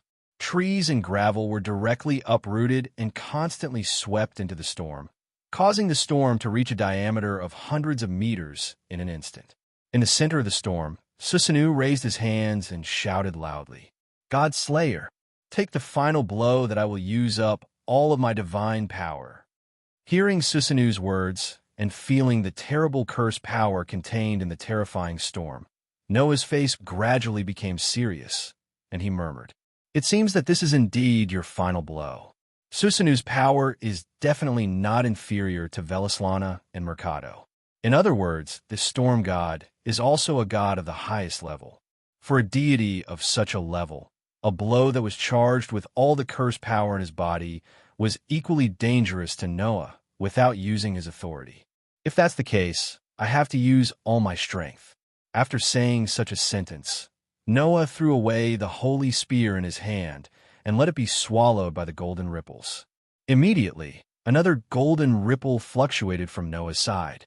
Fortunately, this is the secluded world, a world formed by the combination of different spaces. As Noah's voice sounded, a strange-shaped sword slowly emerged from the golden ripple. Noah stretched out his hand, tightly grasped the hilt of the strange-shaped sword, and suddenly pulled it out. So, even if this sword can cut the world, it can only cut the space, it won't hurt the world itself, right? Noah raised the strange-shaped sword high above his head. "Then wake up. Because of your power, unless at the last resort, I won't use you. It's rare to have such a stage. Cherish it. Show me all of your power." The treasure artifact named Obedient Parting Sword, EA, suddenly trembled. Wong! In the trembling sound, the three blades that made up the sword suddenly rotated and set off a red wind pressure. The red wind pressure became more and more intense, and finally it turned into a red storm and also swept down from the sky, sweeping the earth. Suddenly, one red and one gray tornado directly reflected between heaven and earth, stirring up the dark clouds, cutting open the fragile earth, and letting the earth-shattering wind wreak havoc in the entire space. The princess and the monk had already retreated, and even retreated to the edge of this space. Looking at the two storms that ran between heaven and earth, their faces were full of shock. "So you're also the controller of the storm? God Slayer." Susanoo laughed wildly. Very good. Very good. Is your wind stronger? Or is my wind stronger? Let's have a competition." After saying that, Susanoo raised his hands high and heavily waved them down. Whoosh! The raging gray storm turned into an impact, and, as if it was trying to break through the sky, it carried a crazy whistling sound and violently shot towards Noah's direction. Seeing this, the corner of Noah's mouth lifted, and a flash of light suddenly flashed in his eyes. The star of heaven and earth's origin, Enuma Elish. The obedient parting sword, which was spinning in extreme speed, was fiercely stabbed out by Noah. Wong! The red wind pressure condensed into a monstrous red storm, and along the way, it cut open space, and cut open heaven and earth, and brought along a pitch-black spatial fault to meet the oncoming gray storm. Dawn! As if shaking heaven and earth, the roar resounded in every corner.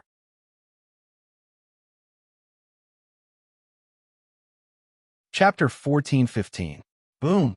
In the storm, the red storm and the gray storm suddenly collided, causing an earth-shattering roar, setting off an extremely terrifying impact. The red wind pressure and the gray wind pressure turned into countless chaotic airflows, crazily flowing in all directions. Bang, bang, bang, bang.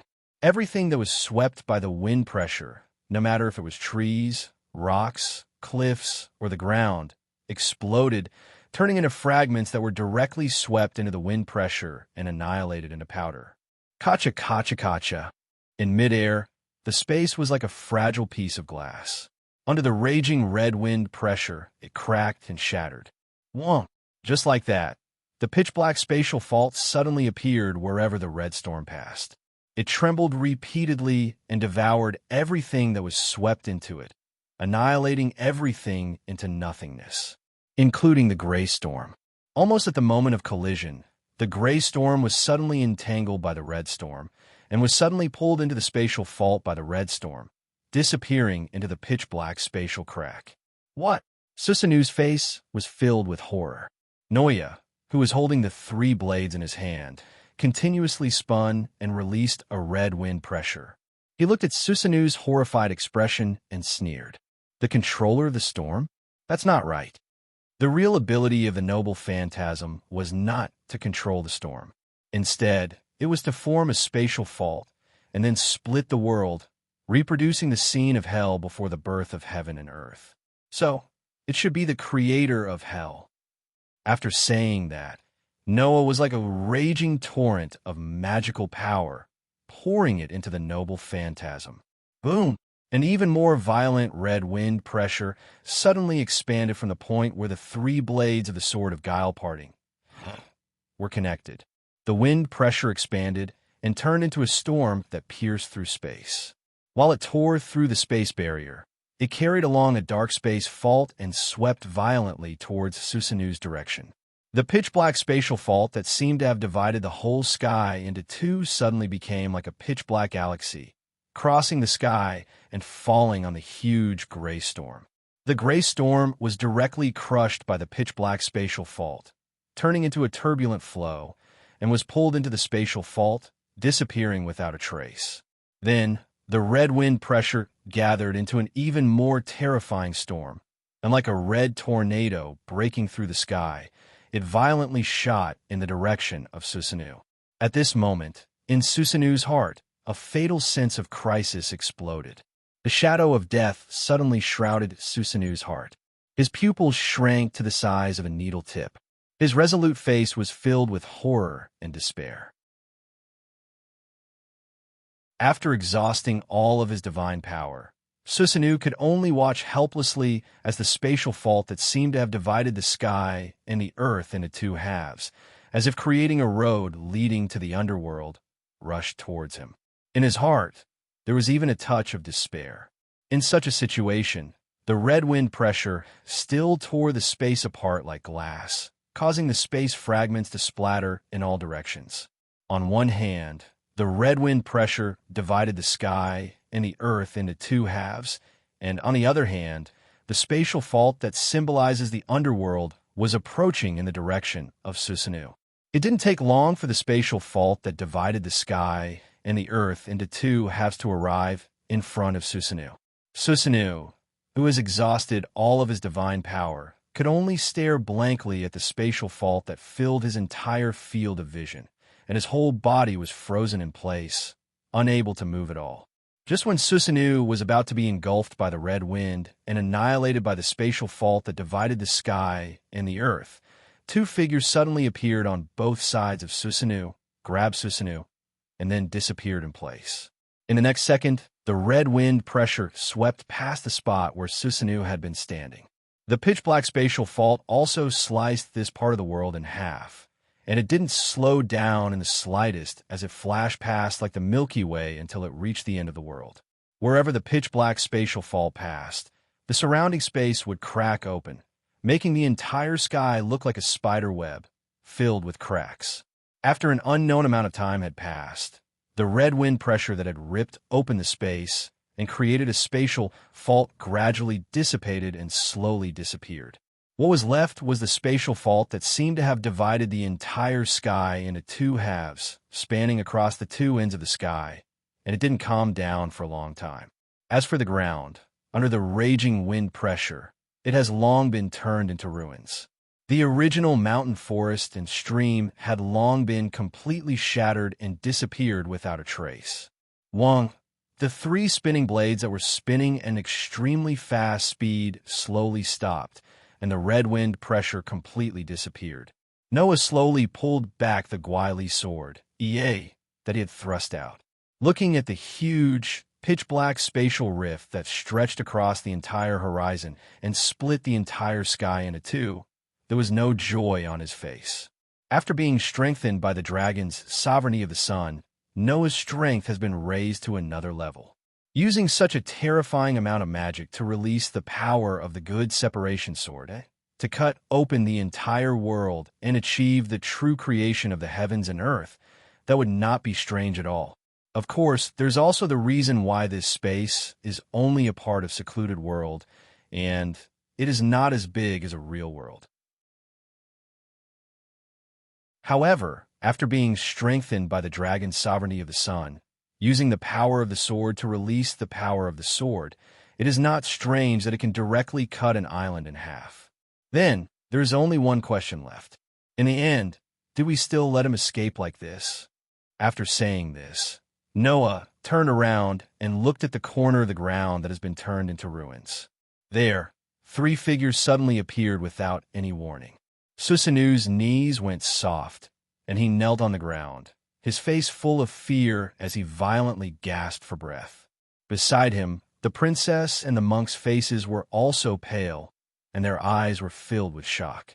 Just now, if the princess and the monk did not use the special teleportation method of secluded world to save Susanu in time, at this moment, Susanu would have disappeared without a trace. Whether it was the dignified and polite princess, the rebellious monk, or the unscrupulous Susanu, none of them expected this. To think that this battle would end so miserably, announcing their defeat.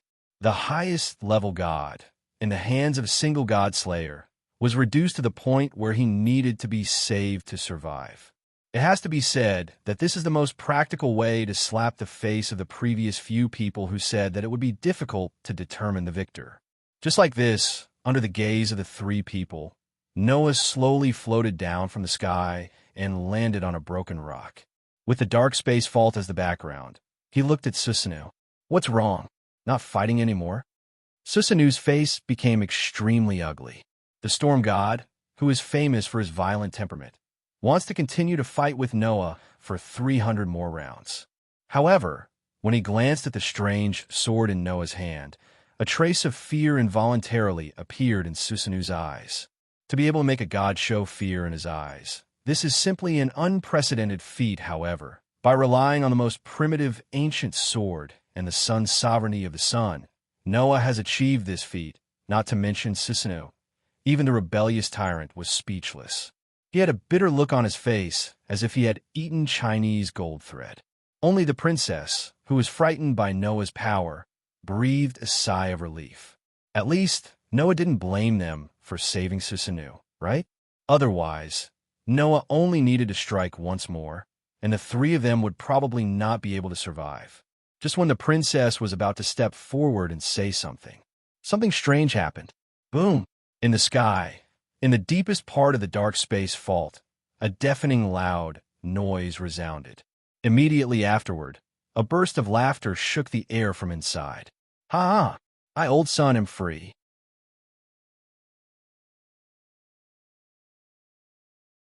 Chapter 14:16. Ha ha!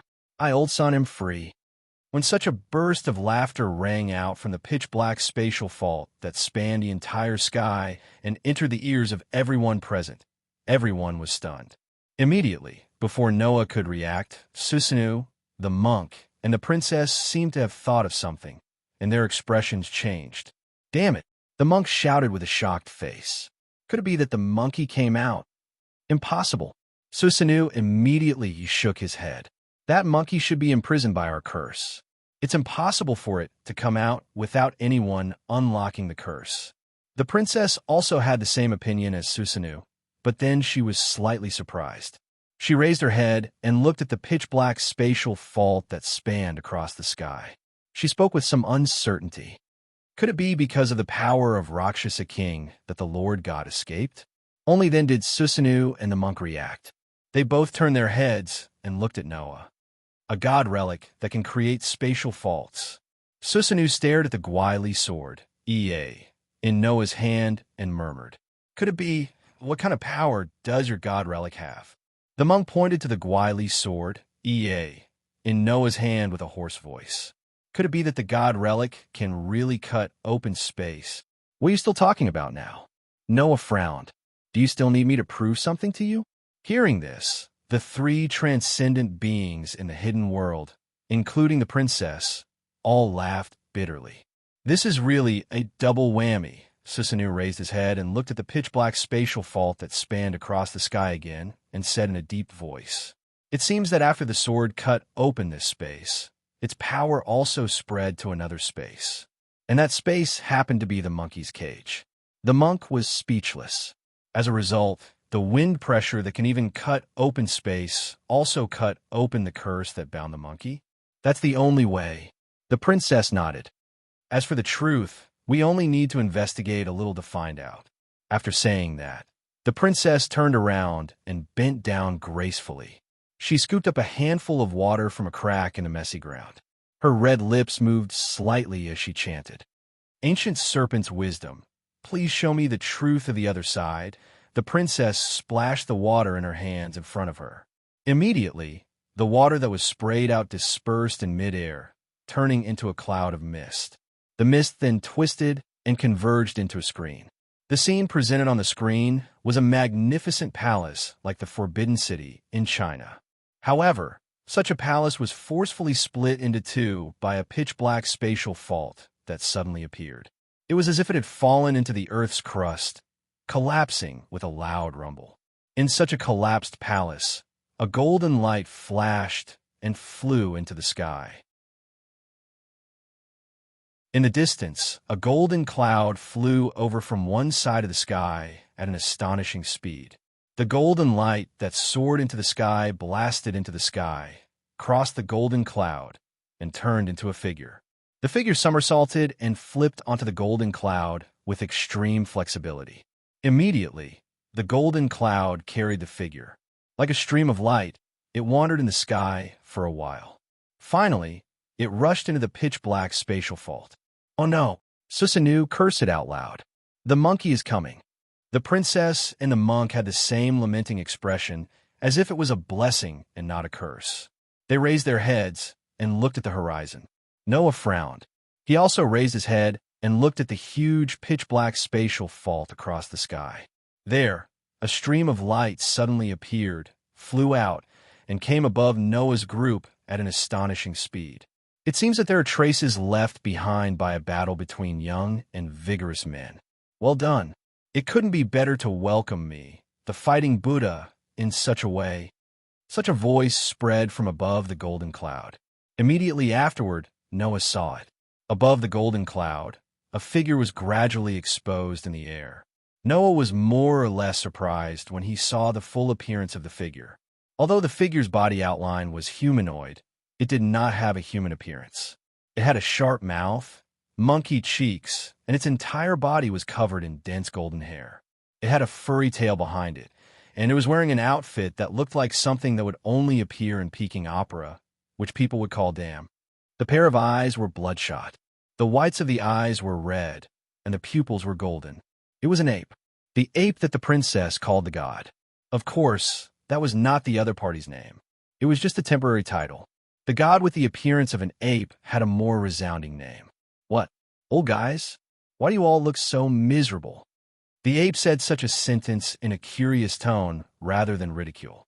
"When you lock me in the curse, you should be more domineering. How did you become like this now? What's wrong, monkey?" Susanoo stood up with difficulty and stared at the ape standing above the golden cloud. "If you're here to seek revenge on us, even if you become like this, I can continue to accompany you." No, no, no. Revenge is something that only mortals do. If you defeat me in a fair battle, then, as the fighting Buddha, in order to show my bravery and strength, it is natural for me to seek revenge on you." The ape scratched its furry face and said so. But revenge for such a trivial matter is not something that a well-known existence like me should do. Such a declaration was simply preposterous. No, it should be said that the only people who could treat something like imprisonment as a trivial matter were these gods. Lord God Ape. The princess looked at the ape with quiet eyes. "You finally gotten out too." "Yes, the descendant of the snake god. I, old son, can finally see the light of day again." The ape straightened his tall body and spoke loudly. "Also, don't call me Lord God Ape. I am not Lord God Ape, but a person who is with the sky." The ape's pair of eyes flashed with a frightening look, making the golden pupils emit a bright brilliance.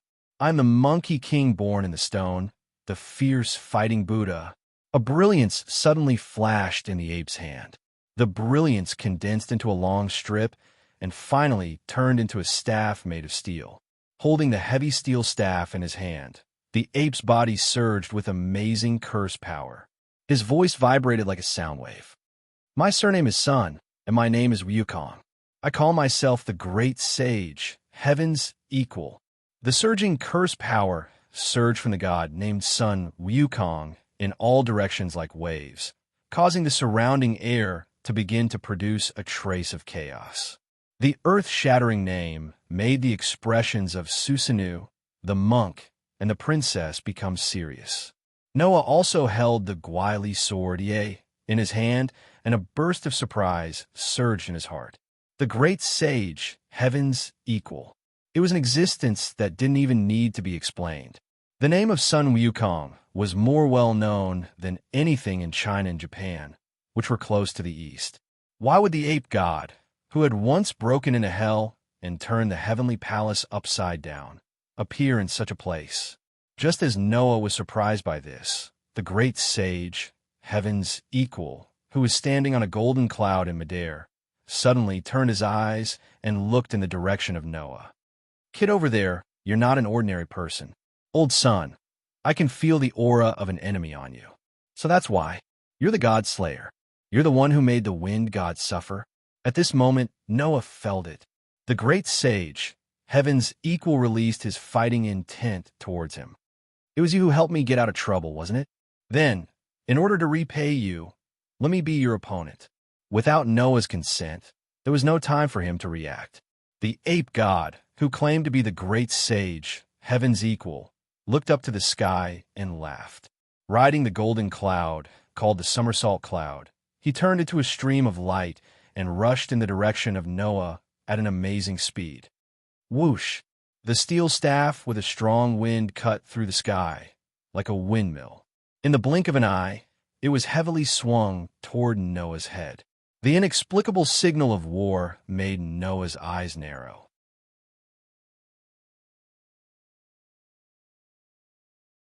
Chapter 14:17. Although he didn't know why Great Sage Equaling Heaven suddenly appeared, according to the dialogue between Suso, the monk, and the princess, Noah still more or less guessed some reasons. For some reason, Great Sage Equaling Heaven seemed to be imprisoned in one of the spaces in secluded world by Susanoo, the monk, and the princess using some kind of curse. That space was the space where the princess used the curse to show that Great Sage Equaling Heaven escaped from the palace and was cut by the dark space fault. Due to Noah's use of the good parting sword, the space that Susanoo occupied was directly cut open by the noble phantasm that could cut open the world. At that time, the wind pressure of the sword of Gwaili just affected the space where Great Sage Equaling Heaven was imprisoned. After all, Secluded World was a multidimensional world composed of different spaces. The fact that people here could teleport through imagination proved that there was a connection between these isolated spaces. Therefore, Noah used the sword of Gwaili to cut open this space, which happened to open the way to the space where Great Sage Equaling Heaven was imprisoned. As a result, the wind pressure of the sword of Gwaili also cut open the space where Great Sage Equaling Heaven was imprisoned, and even cut off the curse that imprisoned Great Sage Equaling Heaven, allowing Great Sage Equaling Heaven to see the light again. Then, Great Sage Equaling Heaven came to this space through the space fault caused by the sword of Gwaili, from the space where he was imprisoned. In other words, although he didn't know the specific details, Noah seemed to have coincidentally released the god of disobedience that Susanoo, the monk, and the princess imprisoned with great difficulty, allowing the god named Great Sage Equaling Heaven to appear in this space. Yes, Great Sage Equaling Heaven was a god of disobedience. He was not a god like Susanoo who lived in seclusion in Secluded World. Instead, it went against the myths and became a body that went against the Tao. It was a true god of disobedience who was dominated by arrogance. Ha ha! Come on, God Slayer, look at my staff. With a hearty laugh, Excellency Ape, who was as tall as the sky, stepped on the somersault cloud and rushed to Noah at an amazing speed. He waved his cudgel, which squeezed the air clean and brought a whistling wind. Feeling the violent wind pressure from the attack, Noah quickly raised the discerning sword in his hand. Clang! The sound of steel colliding with steel resounded, stirring up a powerful shockwave that spread in all directions. The terrifying force from Sun Wukong's steel rod smashed into the Gweili sword, causing Noah's hand to go numb as he let out a groan. That terrifying strength came entirely from the great sage, heaven's equal shocking weight, causing Noah to involuntarily click his tongue. So heavy, of course it's heavy. The great sage smiled proudly. The Rui Jingu Bang of the great sage, heaven's equal, is made of divine iron. It is a divine needle that can even calm the sea. It weighs 13,500 kilograms.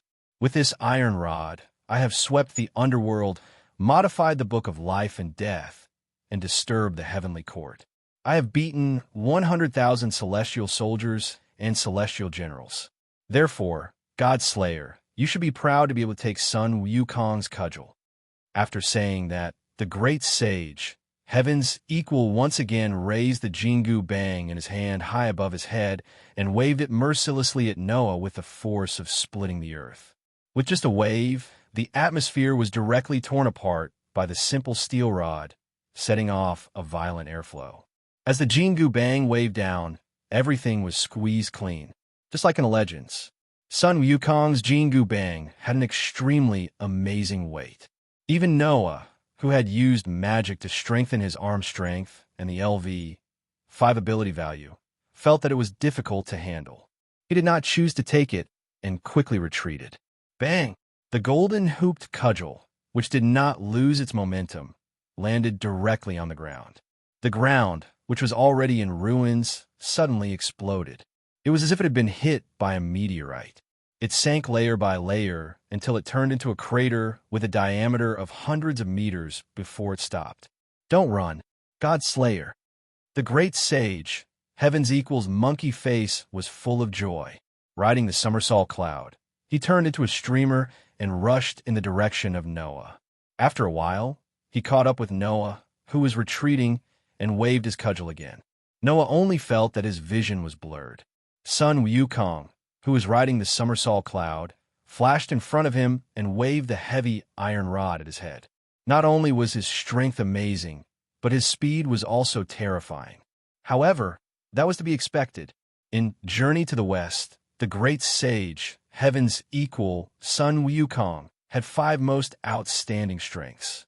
First, he held the Rui Jingu Bang, which weighed 13,500 kilograms. Second, he had an indestructible body, which was comparable to King Kong and was extremely hard. Third, he could summon the somersault cloud, which could fly 108,000 miles with a somersault. Fourth, he had 72 transformations, which was all-encompassing and ever-changing. 5. The fiery eyes of gold that can identify any demons and ghosts and see through any illusions. The first strength gave Sun Wukong a terrifying attack power. The second strength gave Sun Wukong a terrifying immortal body. The third strength gave Sun Wukong a terrifying speed and agility. Together with the fourth and fifth strength, this excellency ape almost had no weakness. The speed that Sun Wukong showed on the somersault cloud was the so-called Godspeed. Noah, who also had the Godspeed authority, naturally understood how illegal this authority was. Without the mind-eye skill, it was simply an incomprehensible power. Fortunately, although Noah did not have a mind-eye skill, he had superb sensing ability.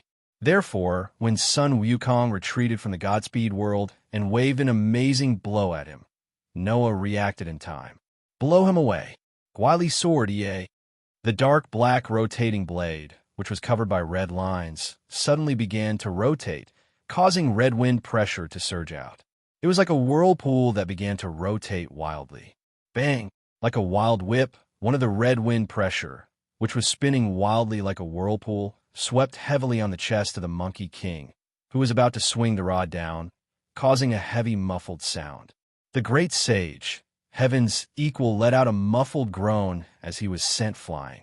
He landed heavily on the ground, creating a deep pit. Ouch! It hurts! Excellency Ape, who was riding on the somersault cloud, covered his chest and made a strange cry. God Slayer, did you break my invincible Vajra body so easily? Taking a closer look, Sun Wukong, who was swept by the wind pressure of the Guili's sword, because of his careless attack, had a hideous wound full of blood on his chest. It was as if it was going to cut him diagonally, from his shoulder to the side of his waist. Although Sun Wukong did not use his full strength, he was swept by the wind pressure that could cut the world. Even the immortal body, which was known as the indestructible body, was easily broken. Oh no, I was careless. The Monkey King seemed to have finally calmed down. Because I was too happy to escape, I didn't consider my condition and rushed overexcitedly. In the end, I was seriously injured. It's really embarrassing. Fine, I'll retreat here first. After I recover from my injuries and recover my divine power, I'll come and fight you again. After that, the Monkey King rode on the somersault cloud, turned into a golden light, and flew toward the dark space vault above the sky. God Slayer, we will meet again someday.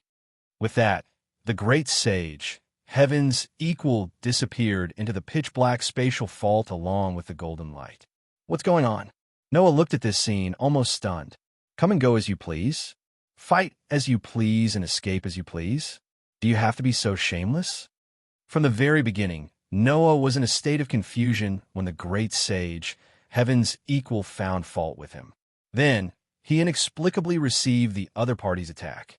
When Sun Wukong was careless, the Monkey King used the wind pressure of the Guili's sword, to sweep him, and then the Monkey King fled again. Such willful and reckless behavior was like a typhoon, and Noah could not help but feel a little confused. However, Noah understood again. This was the mischievous Excellency Ape who had once made a scene in the heavenly palace and overturned the underworld. In any case, Noah had to admit a fact. I've been targeted by an incredible god, Sui Xiong murmured.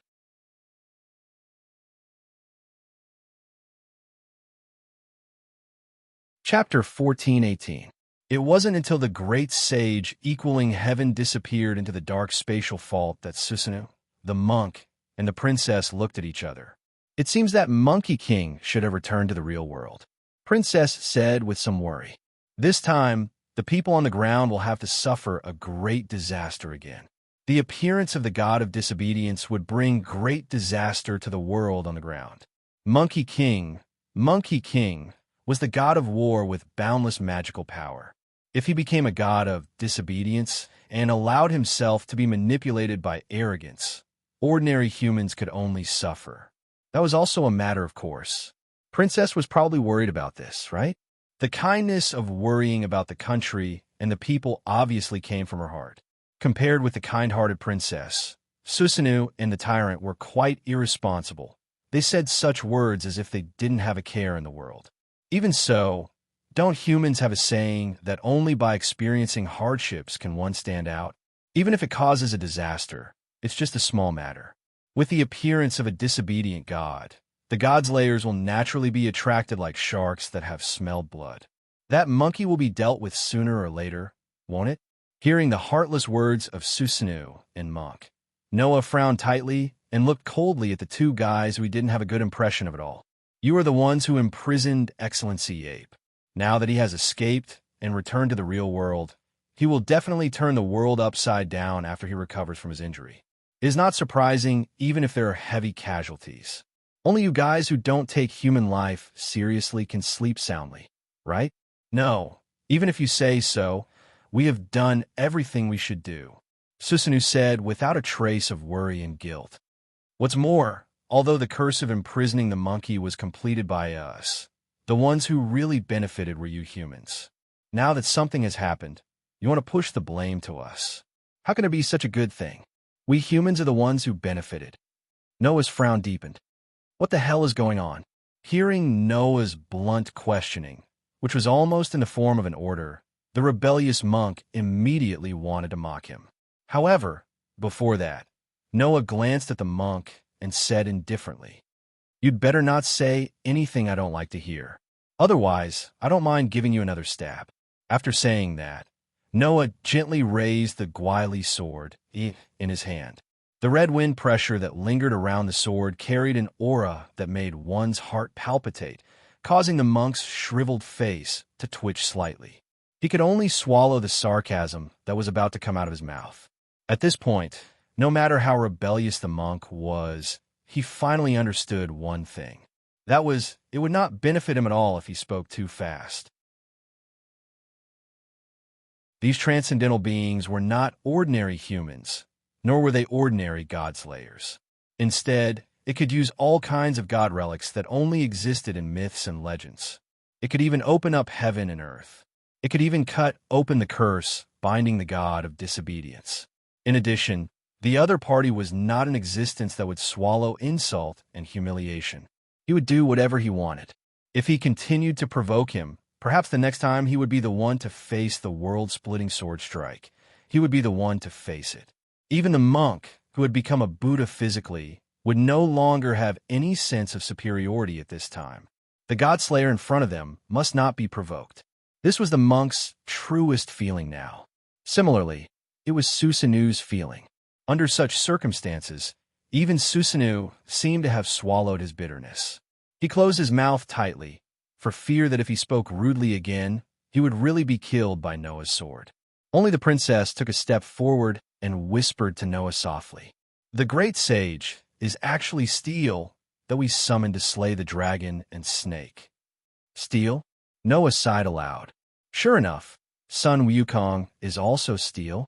In Journey to the West, Sun Wukong, the great sage equaling heaven, was a monkey that jumped out of stone.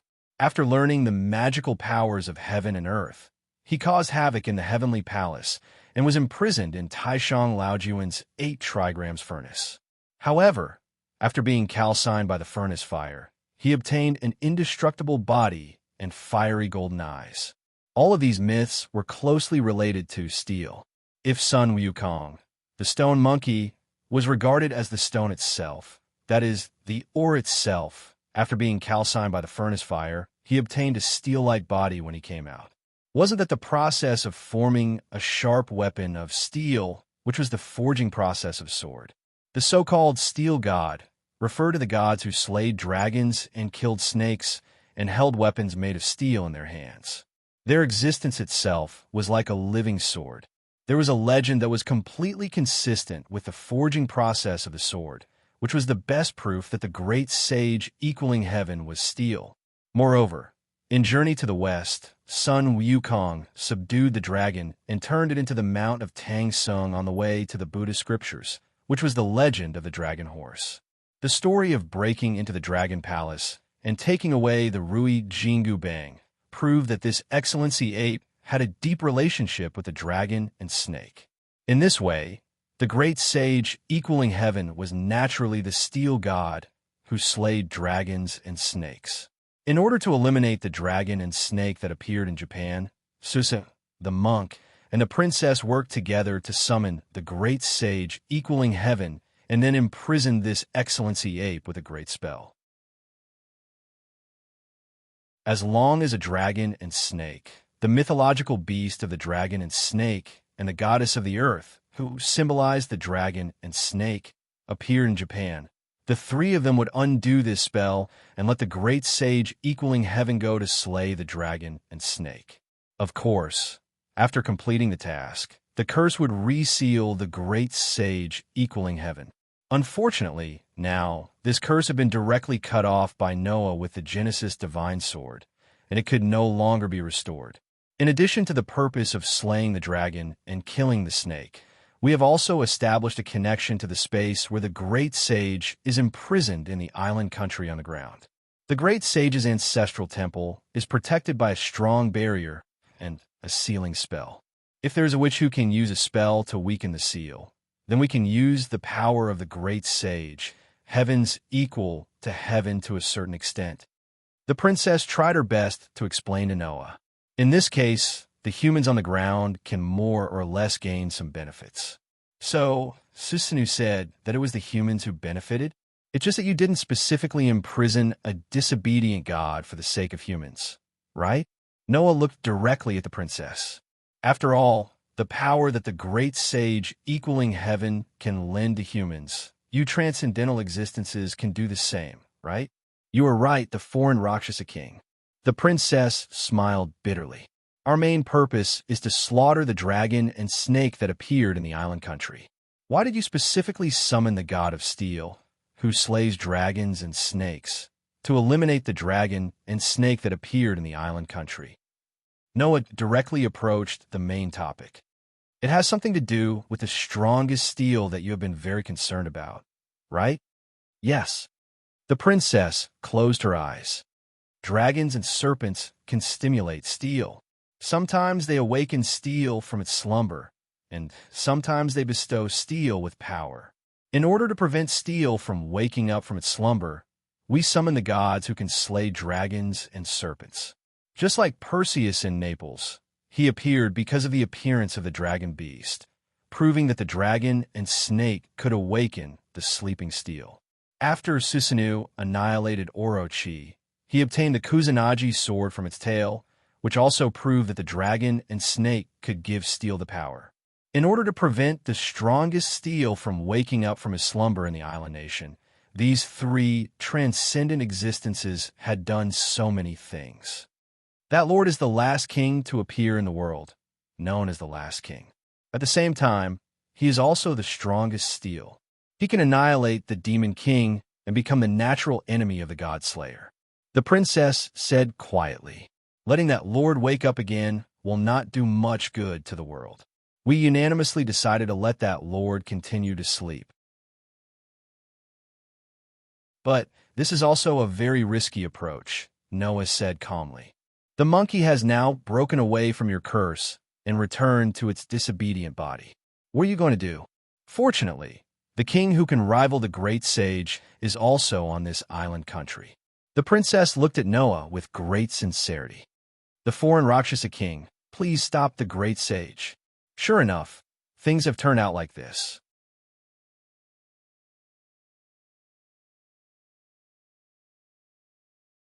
Chapter 1419. Rumble.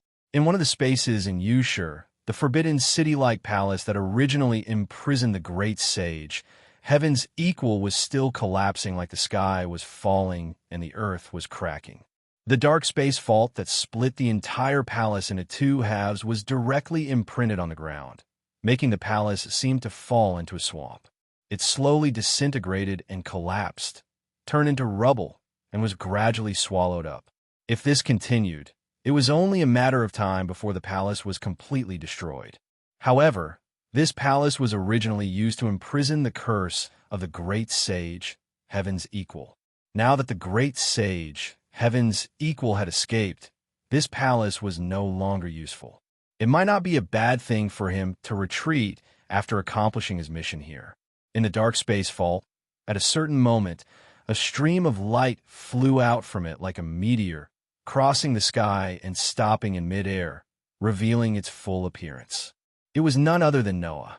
Looking around and watching the palace that was gradually swallowed up by the dark space fault, Noah muttered to himself, "Is this the space that imprisons Sun Wukong? Where's the exit?" According to the princess, the space used to imprison Sun Wukong was separated from the rest of the space in Ushur by a powerful enchantment and sealing curse. There was no way to reach it by teleportation. Therefore, after the great sage, heaven's equal, escaped, he used the space fault opened by the good parting sword to move to the space where Susanoo was located. Noah also used the same method to come to this space. He came here mainly because although this space was separated from the rest of the space in Ushur, there was an exit that connected to the Shunjun temple used to worship the great sage, heaven's equal. The people in this world used this exit to let Witch Yuan, who could use the curse to weaken the curse, open a hole in the enchantment and seal. She entered here and communicated with the imprisoned great sage, heaven's equal, so as to borrow the power of the great sage, heaven's equal. Then, Whenever dragons and snakes appeared on the ground, the great sage, heaven's equal, who had been unbound by the curse, would also go to the world through this exit. He would kill the dragons and snakes, complete the mission, and then be brought back by the curse through this exit to be sealed again. Therefore, using this exit, Noah and the great sage, heaven's equal, could return to the modern realm. Don't think that just because Susanu had casually pulled Noah into a secluded world, he would be able to let anyone enter and leave as they pleased. If one did not use some special method, the door between the hidden world and the present world would not open. The reason why Susanu was able to bring Noah here was mainly because of his witch and god relic in this world. With the help of the witch, the god who had stolen the sun could also bring Noah from the ground to the secluded world. Now, there is no medium on the ground that Susanu can use, so he has no way to send Noah back to the modern world. As for the monk, he was not proficient in this aspect at all. The princess was a god ancestor, so she knew how to enter and exit the hidden world. However, they also lacked the necessary tools for the ceremony, so the princess was at her wit's end. Therefore, Noah could only return to the modern world like the great sage, heaven's equal, through this exit. After looking around, Noah finally saw it. In front of the palace, there was a distorted space. It was as clear as water. That's the exit, right? Noah stared at the space in front of him. It seems that Sun Wukong has opened the exit and returned to the modern realm. I hope he won't act recklessly in his injured state. As soon as Noah finished speaking, a dazzling light flashed in the pocket of his coat, just as he was about to fly into the space. Seeing this, Noah could not help but be stunned. Then, he remembered something and quickly took out something from the pocket of his coat. It was 3 pieces of jade in the shape of Magatama. The 3 pieces of Magatama that were shining with a dazzling red light trembled slightly. Then, they gradually became distorted in the light. Not long after, the 3 pieces of Magatama turned into 3 figures and fell to the ground. Noah immediately stretched out his hands and hugged 2 of the figures in his arms. The other figure fell directly to the ground. With a bang, it landed hard on the ground. "It hurts!" A scream immediately sounded. "Ugh!" The other 2 figures in Noah's arms let out a soft moan. Their eyelids fluttered a few times, and then they opened their eyes. With the 2 girls in his arms, Noah slowly descended from the sky and landed on the ground. He was like a frog, lying on the ground in front of the 2 people. He slightly shook the 2 girls in his arms. "Are you okay?" Hearing this, the 2 young girls covered their heads and said in a daze, What happened to me? I feel so uncomfortable." Of course, the 2 girls only felt a little uncomfortable. The young man who fell heavily on the ground was a little miserable. He held his waist and struggled to get up with a pale face. My waist. The 3 people were the ones who had been turned into Magatama and entered the secluded world with Noah.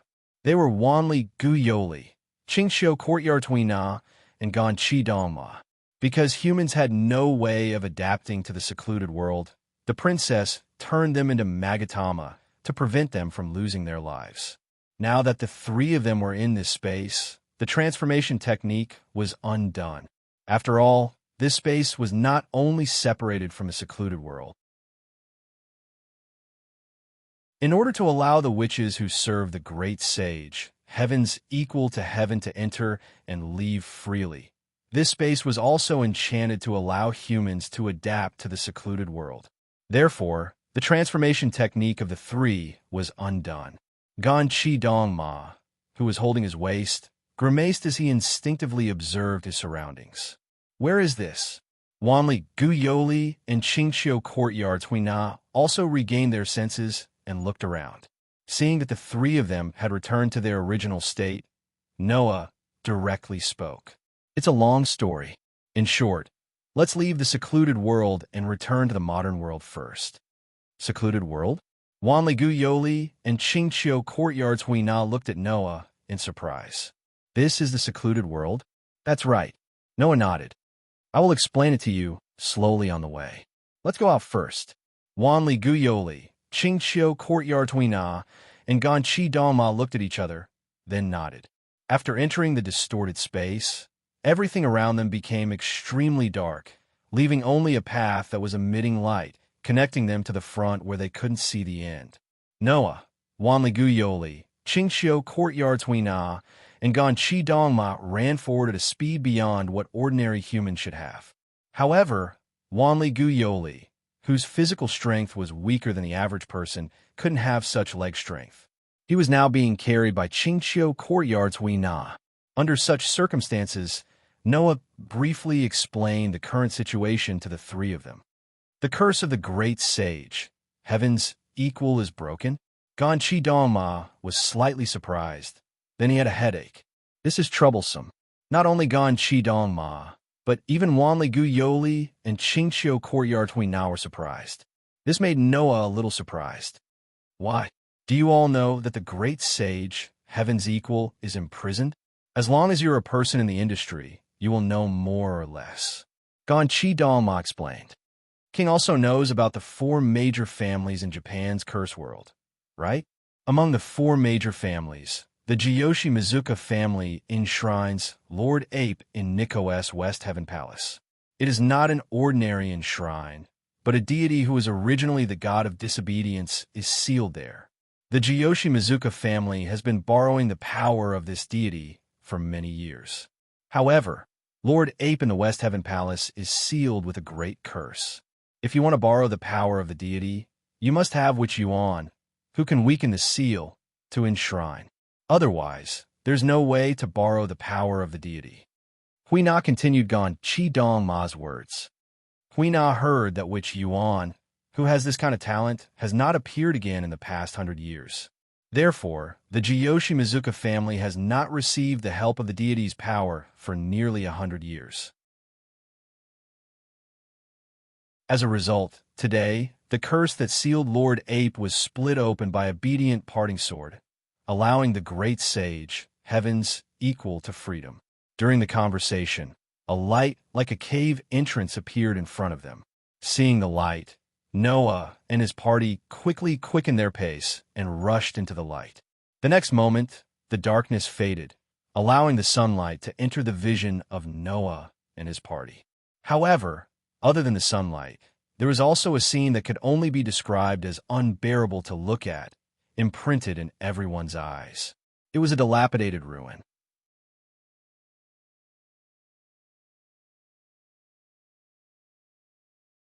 Chapter 14:20.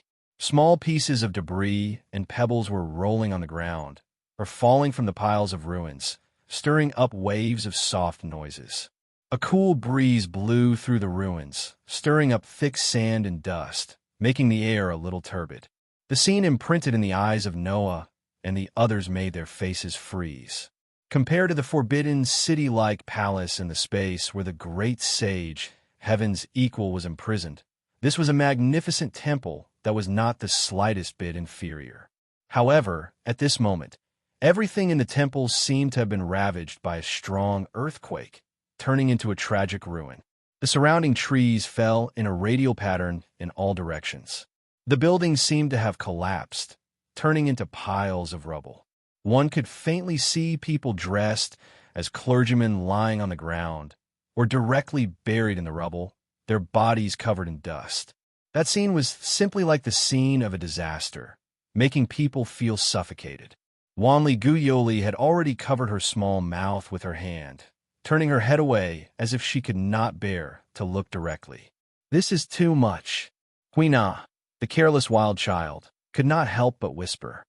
It seems that when the great sage left the Western Heaven Palace, he wreaked havoc, and then left? This was indeed something that the monkey would do. He must have thought that even if he retreated, he would retreat in a grand and open manner. After blowing away the entire Western Heaven Palace, he would then leave on the somersault cloud. Anyway, with the different values of those gods and humans, they would certainly not carry out such atrocities with the idea of destroying the prison where they had been imprisoned for many years with resentment. That was why those so-called disobedient gods were so detestable. It was estimated that even Athena, who had a very deep relationship with Noah, would not care about the lives of mere humans. If necessary, she would not mind making a river of blood, right? Because these gods who appeared on the ground were all disobedient gods who had long been swallowed up by the unique arrogance of the disobedient gods. They would only wreak havoc on the ground without mercy. Noah closed his eyes and fully unfolded his sensing ability. After sensing the aura of the scene, he opened his eyes again. The people here still have aura on them. They're not dead yet. Hurry up and arrange for rescue to rescue them from the ruins. Otherwise, they will really lose their lives. Hearing Noah's words, Wanli Guyoli breathed a sigh of relief, and then hurriedly said to Ganji Winterhorse, who was beside him, "Mr. Ganji, please hurry up and arrange for rescue." "It's already done." Ganji Winterhorse took out his mobile phone and dialed a number. "I will report the situation to the higher-ups and arrange for rescue. I will also send people to search for the whereabouts of the great sage, Heaven's Equal. I hope that we can find him while he is seriously injured. It would be best if there are other places like this." After leaving such ominous words, Ganji Winterhorse took his mobile phone and went to the side to make arrangements. "King, we now looked at Noah. What should we do?" Wanli Guyoli also turned his gaze to Noah, his face full of worry and nervousness. Noah couldn't help but smile bitterly. "What should we do? What else can we do? Do you have a way to fight against that monkey here? It's impossible, right? Even if it's Huina, it's the same." Huina said directly, "Sure enough, we can only ask the king." Mr. Noah, Wanli Guyoli obviously had the same idea, so he mustered up his courage and said to Noah, "Can we ask you to help us deal with the great sage?" "You don't need to ask, I will do it." Noah laughed, then looked at the ruins in front of him and said softly, "After all, this is an agreement and also my responsibility." The agreement refers to the agreement with the History Compilation Committee. The History Compilation Committee provides Noah with an attendant who is responsible for solving secular affairs. During this period, if the god of disobedience appears in Japan, then Noah will deal with it. Now, it is time to implement this agreement. As for the responsibility, it refers to Noah's personal responsibility. After all, although it was unintentional, the person who released the great sage, Heaven's Equal, was Noah, wasn't it? Since this is the case, Noah naturally has to bear this responsibility and send the monkey back to the Western Paradise so that it will not come out again to harm people. Although Noah is still adapting to the current authority, it will take about 3 more days for him to use it. However, the current Noah is no longer an ignorant person. Even if he doesn't use the authority, he still has the ability to face the highest level of the god of disobedience alone. The battle with Susanoo just proved this point. So, don't let me find you, stinky monkey. Unfortunately, Noah doesn't know. The impact of the reappearance of Sun Wukong is not limited to this island country. In the Brittany region of France, in a forest, a young girl who looks to be only 12 or 13 years old, but is wearing a pitch-black dress and exuding a noble temperament, stood by a lake, as if praying, and spoke to the lake. "Uncle, a new steel has appeared in the island country at the end of the east." The girl's words seemed to turn into ripples, causing the lake to begin to fluctuate. Not long after, on the lake, the image of a knight wearing white armor emerged from the lake. "My beloved daughter, Guinevere, will the steel that has appeared this time be the king that we are searching for? I'm not sure."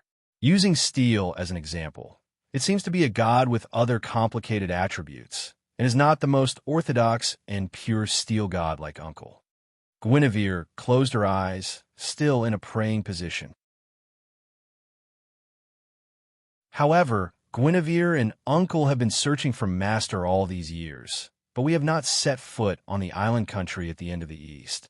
Now that steel has suddenly appeared in that island country, Guinevere thinks that there must be a reason.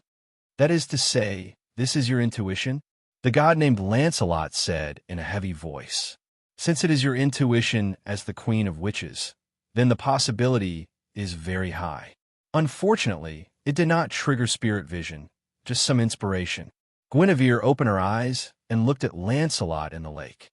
"So, Uncle, I plan to set off and go to the island country at the end of the east to investigate." "Let's do as you say." Lancelot did not have any objections. However, don't forget, we were defeated by the young God-slayer once, and even the Holy Grail was taken away. This time, we can't be careless. A trace of hatred and fear appeared in Guinevere's eyes, and she nodded heavily. At the same time, in London, England, in a luxurious mansion, enjoying the title of princess, the girl who was known as the most outstanding lady in Europe was walking in the courtyard, bathing in the sun while talking to herself comfortably.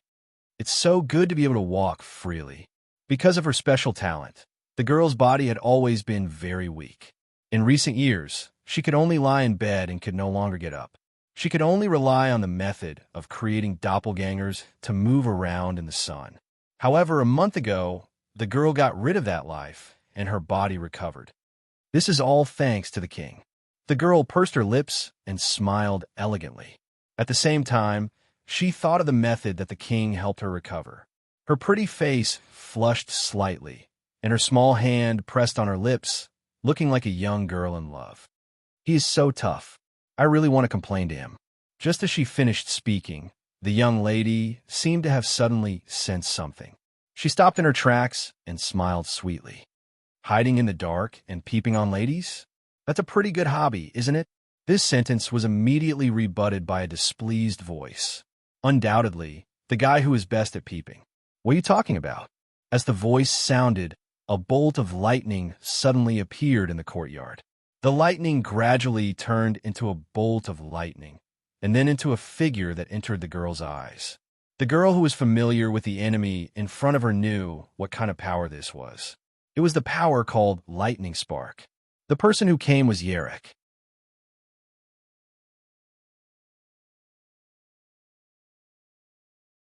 Chapter 14:21.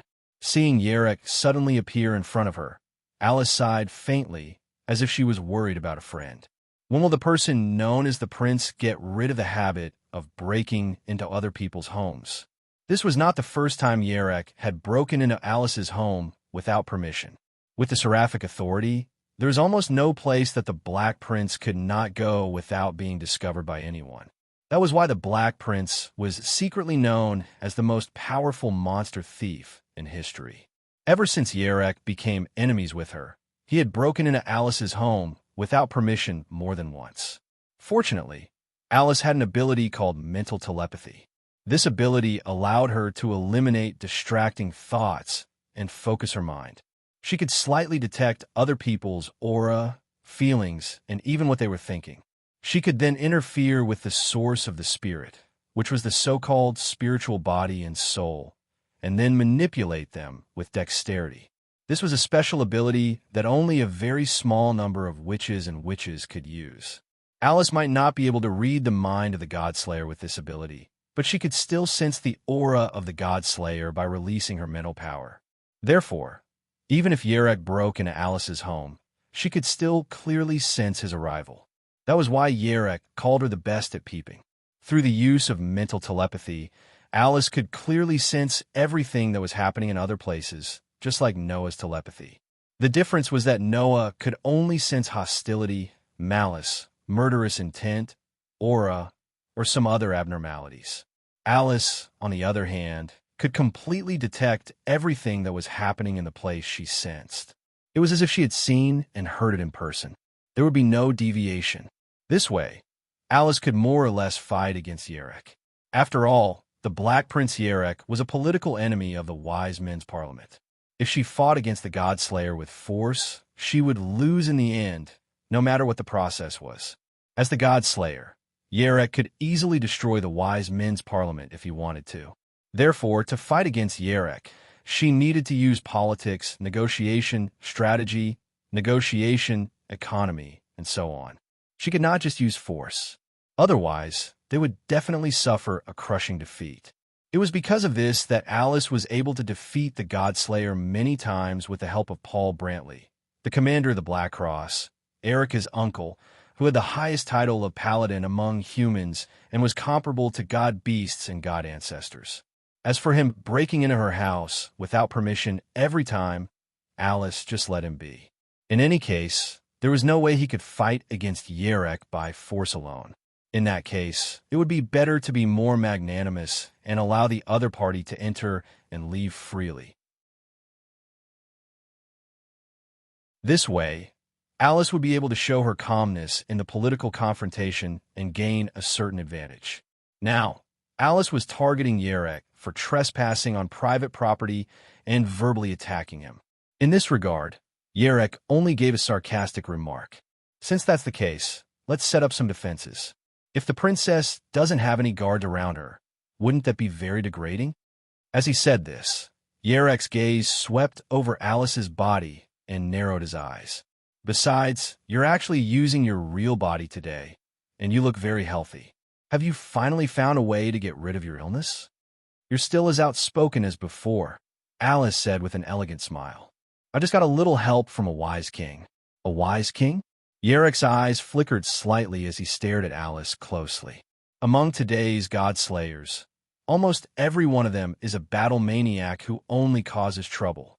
As far as I know, there's only one person who can be called wise. Oh, Alice was a little surprised. How rare, Alexander. You actually admit that there's a wise person among the god-slayers other than yourself? I'm just stating facts. Compared to the others, that guy's brain is indeed better. Yarek looked directly at Alice. You, on the other hand, may be called a princess, but only I know how bad your personality is.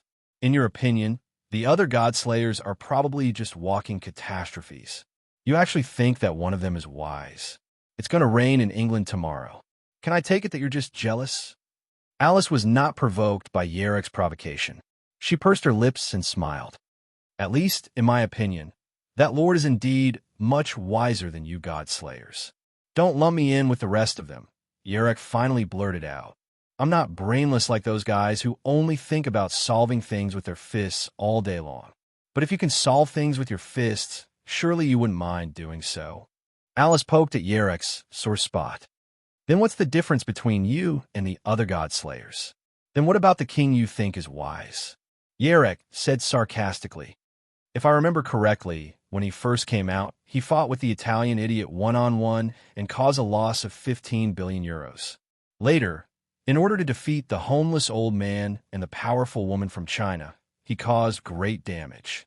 Can it be called wise? You're looking at things from the wrong point of view, Alexander. Alice immediately retorted. That lord has been a god-slayer for almost half a year, but he has only caused this level of damage in half a year.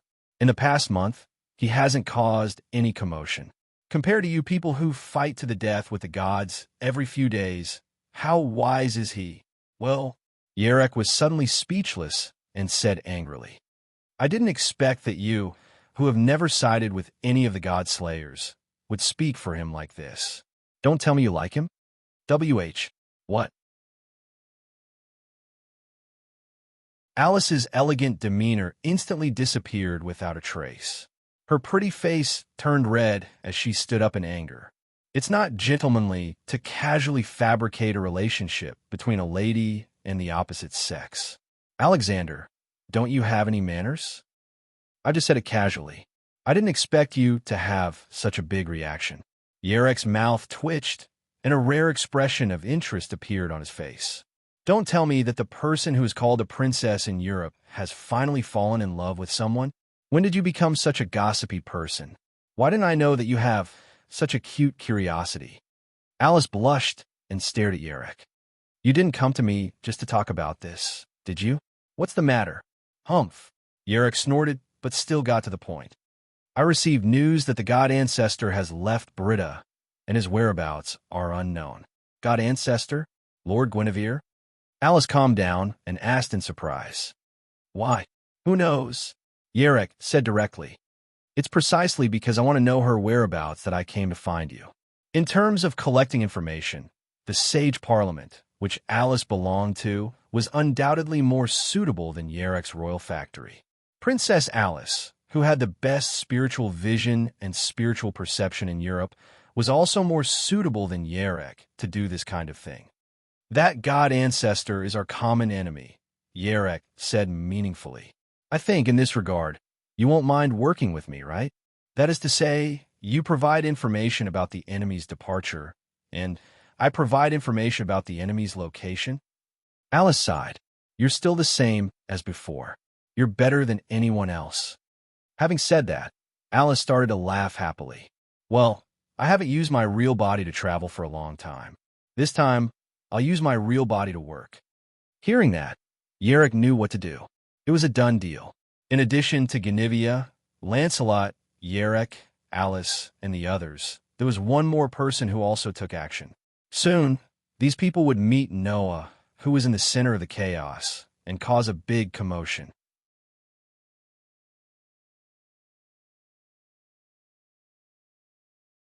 Chapter 14:22. While the rest of the people from all sides were mobilized because of the appearance of the great sage, Noah, Huina, and Yuli stayed in a hotel under the arrangement of Ganzhan Dongma. More than 10 hours had passed since the great sage, Heaven's equal, had escaped. It was now nighttime. After Ganzhan Dongma reported that the great sage had escaped, only about 30 minutes later, people from the History Compilation Committee came to the Western Heaven Palace, sealed off the scene, and began their work. Because the History Compilation Committee was an official organization, even the police force was mobilized. Therefore, a large number of police cars were now surrounding the Western Heaven Palace. They had cordoned off the entire area around the Western Heaven Palace, making it look like a murder scene. There were also a large number of police officers in uniform stationed there. The security was very tight. Of course, no matter how tight the security was, it was only for ordinary people. For those magicians and conjurers who had mastered mysterious powers, breaking through such a scene was just a piece of cake. For this reason, almost half of these police officers were conjurers in disguise. In addition, there were a large number of secret personnel hiding around to keep watch. A large number of staff members also poured into the Western Heaven Palace to treat the people who had been killed. Should it be said that it was a blessing in disguise? Sun Wukong blew the entire Western Heaven Palace away. It seemed that it was really just for show, and he did not care about the survival of human beings. Because of this, the great sage, Heaven's equal, would naturally not go after the humans. After blowing away the people in the Western Heaven Palace along with the buildings, he retreated on his own. Since the great sage only targeted the buildings and did not target the people in the Western Heaven Palace, although some of the people who had been killed were seriously injured, none of them really died and were rescued in time. In other words, the farce of the great sage was only targeted at a group of buildings. Apart from causing a lot of damage, there were no deaths or injuries. This was undoubtedly good news. Therefore, the rescue operation almost did not encounter many difficulties. It only took about 4 or 5 hours for all the people who had been killed to be rescued. Then, the History Compilation Committee began to mobilize people to investigate the whereabouts of the great sage. However, it was not known whether it was a blessing or a misfortune. Until now, there was still no trace of the great sage, Heaven's equal. This also meant that other than the Western Heaven Palace, there were no other places that were affected. That was why he didn't know if this news was a blessing or a misfortune. In short, the official History Compilation Committee took on the task of finding the missing person. Noah only needed to wait for the official History Compilation Committee to find the whereabouts of the great sage, Heaven's equal, before taking down the monkey. Thus, Noah brought the 2 witches and stayed in a hotel arranged by Winterhorse Ganjin. In the hotel, Noah was thinking about how to deal with Sun Wukong, while telling Yuri and Huina the details of the great sage equaling Heaven's escape. After listening to the whole process in detail, the 2 witches were stunned. So, the person who released the great saint is the king. Huey's face was full of shock and admiration. Furthermore, it was because he accidentally released the great sage because of a fight with Grandpa. The king is truly amazing. Mr. Noah, Yuli was a little angry. How can you be so impulsive? What do you mean by impulsive? Do you want me to silently bear the provocation of those 2 useless gods and Buddhas? Noah retorted, I'm sorry, I can't do it. Those 2 guys are too annoying. I didn't finish them off at the end and send them to the real Western paradise. I'm already giving them a lot of face. Well, Grandpa is really annoying sometimes. Although Huina has no memory of being angered, Mr. Ganjin and others often have headaches because of Grandpa's willfulness. Huina said generously. On the contrary, the king can actually split the curse that imprisoned the great sage with a sword. Huina is impressed. What's wrong? Noah asked curiously. Is that curse difficult to break? It's not difficult to break, but super difficult to break, Huina explained.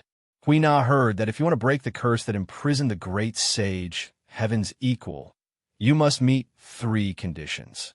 The first condition is to make the dragon snake's divinity appear, Huina said. Because the great sage is the god of steel, the sword god born to conquer the dragon snake. Therefore, the dragon snake's blood and divine power can stimulate his power and remind him of his tyrannical nature. The second condition is to have a treasured sword with a weakened seal, Huina said with assurance. It is said that if you want to break the curse of Lord Ape and borrow the power of Lord Ape, you have to let Witch Yuan, who can weaken the seal, worship him. Witch Yuan's power alone is not enough. She needs to cooperate with the treasured sword that also has the power to weaken the seal. The treasured sword is kept by the Jiufa Zhong family. And the third condition is to let Witch Yuan, who has the ability of a calamity, hold the treasured sword and use her spiritual power to cut the seal, Huina said to Noah. That's the ability to erase or restore the power of curses, spells, magic, and other mysterious things that shouldn't exist in this world. However, it has very little effect on the power of the god and the god slayer. Witch Yuan, who can worship the god lord, must have this ability to use the treasure blade, weaken the seal, and borrow the power of the god lord. It was precisely because of such a rare ability that the Jiufa Zhong family had not been able to find Witch Yuan with this ability for nearly 100 years to worship the great sage, heaven's equal. It was also because the conditions for unlocking the seal were so complicated that only when the dragon snake appeared could the great sage, heaven's equal, temporarily escape and come out to slay the dragon snake. However, according to Grandpa, even if the seal is unlocked, the curse will still recover after a while and seal the great sage, heaven's equal, back to the West Heaven Palace. Huina tried hard to recall the information she heard from Susanoo. Such a curse that can even imprison the god of disobedience and manipulate him to a certain extent.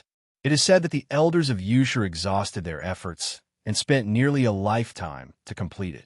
Anyone who wants to lift this curse must follow the lifting method. Huina looked at Noah with admiration. As a result, the king actually violently lifted the entire curse at once. It's amazing. Hearing this, Noah couldn't help but laugh dryly.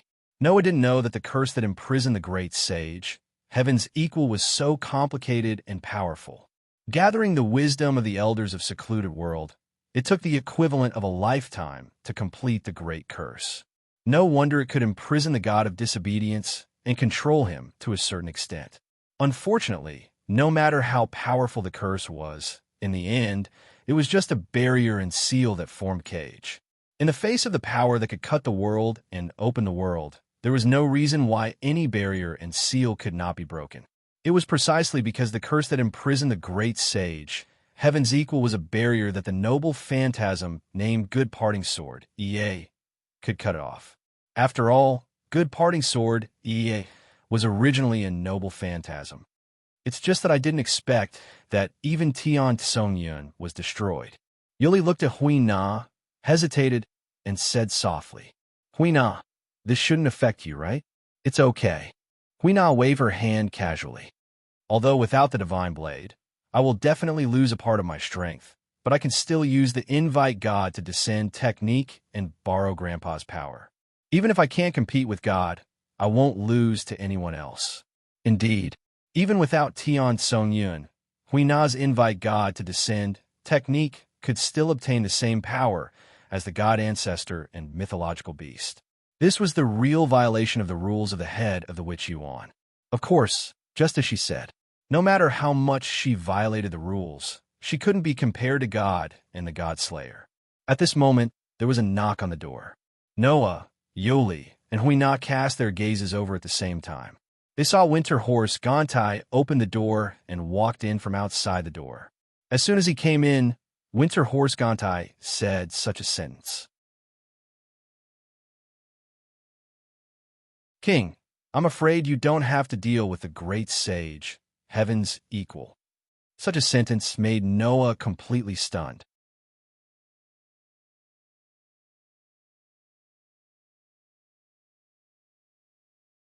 Chapter 14:23. In the dark night, the soft moonlight slanted downwards, illuminating the entire bustling city.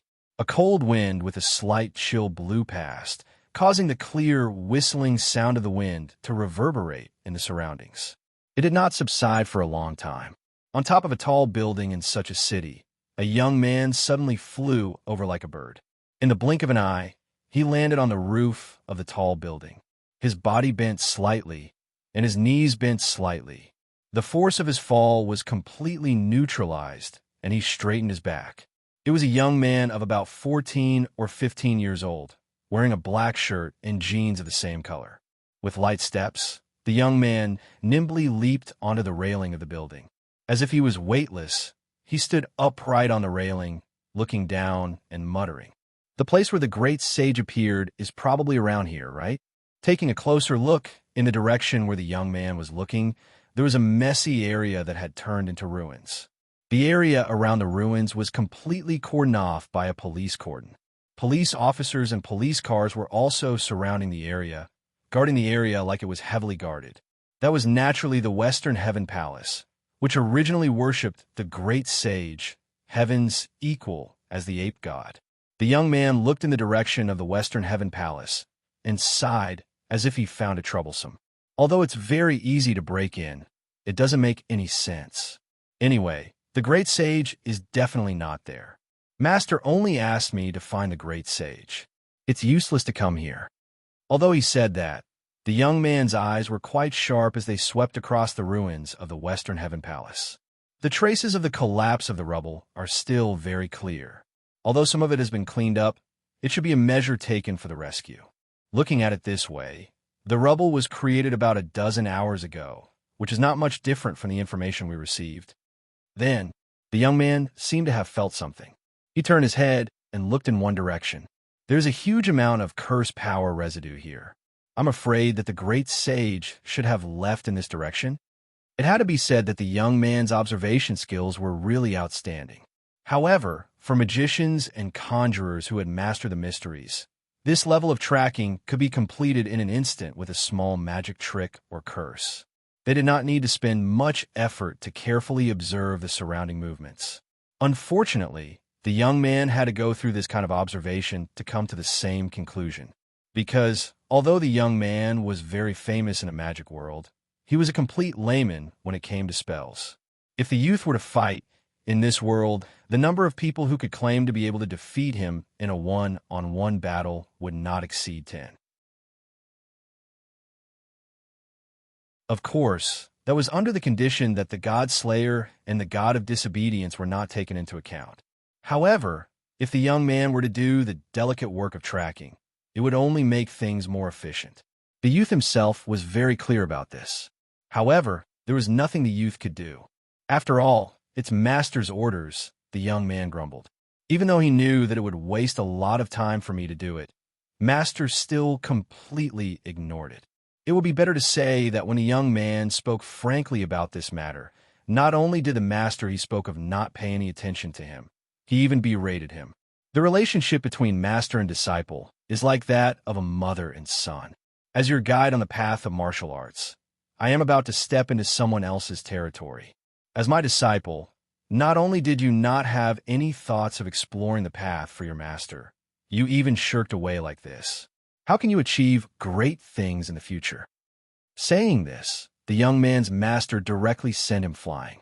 No matter how many people there were, as long as they knew the details, they would definitely cry for the young man's grievances and feel resentful for the master's rudeness. However, to the young man, this kind of thing had long become a common occurrence. His master's rudeness was natural. This was because no matter how rudeness he was, everyone in this world could only silently endure it. No one could resist. No one could object to his master's rudeness. This was because Even if the whole world condemned this rudeness, the young man's master could use his own strength to suppress everyone's voices. As long as his master was willing, he could completely destroy the whole world of humans by himself. As long as his master was willing, he could destroy 1 or 2 territories on the world map by himself. With such a powerful person, no matter how rudeness he was, it was imaginable. Under such circumstances, just a little bit of violence and a little bit of extreme way of teaching his disciple was already considered a blessing to the whole world. The young man grew up in such an environment. It was precisely because of this that the young man could grow into a person that the magicians and cursemasters of the world could not underestimate at this age. Forget it. For the time being, I've arranged for people to come over and search. The young man scratched his head. I've also talked to the gang that secretly controls this country in advance. I think it's called the Official History Compilation Committee. Presumably, they won't disobey my master's orders, right? Just as these words were spoken, a voice suddenly rang out. That's not necessarily true. The sudden voice made the young man's entire body tense up in an instant, and a surge of cursed power surged out of his body. At this time, the young man only had one thought in his mind. How could he not notice the presence of someone who was so close to him? The person who came was definitely not simple. With this thought in mind, the young man jumped up and jumped over the fence like a bird. He flipped in the air and landed on the rooftop of the building, facing the source of the voice.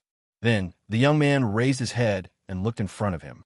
There, without him knowing, when 3 people appeared there. One was a young girl wearing a witch costume with a trace of determination and worry on her face. She looked like a weak princess who worried about the country and the people. Another was a young girl wearing a uniform with a graceful figure. Her beautiful black waist-length hair swayed in the wind, and her body exuded the elegant and natural temperament of Yamato Nadeshiko.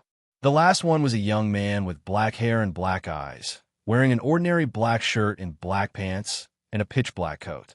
The young man did not notice the 3 people in front of him until the moment the voice sounded. When the voice sounded, the young man immediately noticed the presence of the 2 young girls. However, the young man's presence was so close to the young man that the young man did not notice at all. After observing the posture of the 2 young girls, the young man made a judgment. The witch, who was like a weak princess, had no achievements in martial arts. It was impossible for her to hide from his senses and suddenly appear here. The young girl, who was like Yamato Nadeshiko, was very unusual. She was not weaker than him, but it was impossible for her to not be noticed by the young man when she was so close to him. Then, there was only one explanation left. The 2 young girls were brought here by the unfathomable young man. He did not know the origin of the other party, but it was definitely not simple. For the time being, he should test the situation first. The young man who made these judgments in a short moment had a face that was neither respectful nor arrogant. He was quite casual and neither servile nor overbearing. He cupped his fist and saluted. "I don't know how to address you." The 2 young girls did not speak, but glanced at the young man vaguely. Obviously, the young man was the center of the 3. The young man was naturally Noah. It was Noah who took Yoli and Huina, tore open the teleportation magic scroll, and instantly teleported to this building. "You're Lu Yinghua, right?" Noah looked at the young man with interest. The personal disciple of sect leader Luo Hao, the young master of the Liu family in Hong Kong, China, who is famous for his excellent lightness skill and great palm strength. "I didn't expect you to be so young." Yes, the young man in front of him was the personal disciple of Luo Hao, the leader of the martial arts world of China, who commanded the world with the title of Wuxia King. In other words, this 14 or 15-year-old young man was a genius who was apprenticed to a god slayer. Moreover, he was the disciple of Luo Hao, who was famous for his excellent martial arts skills and was well known throughout the world. He was a senior among the god slayers, and only Warband could match him. The reason why Kanekiri said, "I'm afraid you don't have to deal with it," was because of the arrival of this personal disciple of the god slayer. I heard that sect leader Luo Hao plans to come to Japan personally to fight the great sage, heaven's equal. Noah looked at the young man named Lu Yinghua. This shouldn't be just a casual remark, right?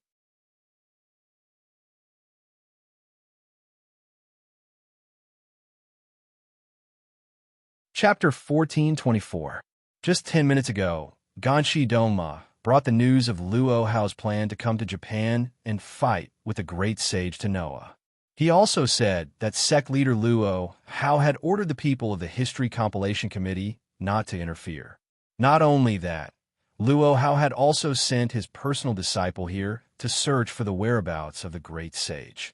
After receiving this news, the upper echelons of the History Compilation Committee asked Ganshi Dongma to bring this news to Noah and let Noah make a decision. Lu Yinghua was right. The History Compilation Committee did not dare to disobey the orders of sect leader Luo Hao. Therefore, Lu Yinghua thought that the people of the History Compilation Committee should obediently listen to Luo Hao's orders and not interfere in this matter. However, there was an accident here. There was another king in this island. It was because of the order of this king that the History Compilation Committee began to search for the whereabouts of the great sage. Now, Luo Hao's order undoubtedly had a fierce conflict with Noah's order. As a result, the History Compilation Committee, which no one dared to offend, did not obediently stop work, as Lu Yinghua expected. Instead, they asked Ganshi Dongma to report this matter to Noah and let Noah make a decision. After learning this matter, Noah was surprised. Although Noah had only met Luo Hao once, he still understood the actions of the Wuxia king. Although this Wuxia king could command the world, she followed the style of China women. She lived in Mount Lu and did not like to show her face in public. If an ordinary person saw her face and heard her voice, Luo Hao would cruelly cut off the other party's tongue and destroy the other party's ears. She was a real tyrant. Why would such a person suddenly travel to Japan for the great sage, heaven's equal, and even order the History Compilation Committee not to interfere? With this question in mind, Noah asked Ganshi Dongma. Unfortunately, Ganshi Dongma also did not know. Therefore, Noah had the idea of finding Lu Yinghua, who had the ability to be accepted as a disciple by Luo Hao. Then, just as Noah was about to search for Lu Yinghua's whereabouts, Ganshi Dongma received the news. Lu Yinghua arrived at the Western Heaven Palace.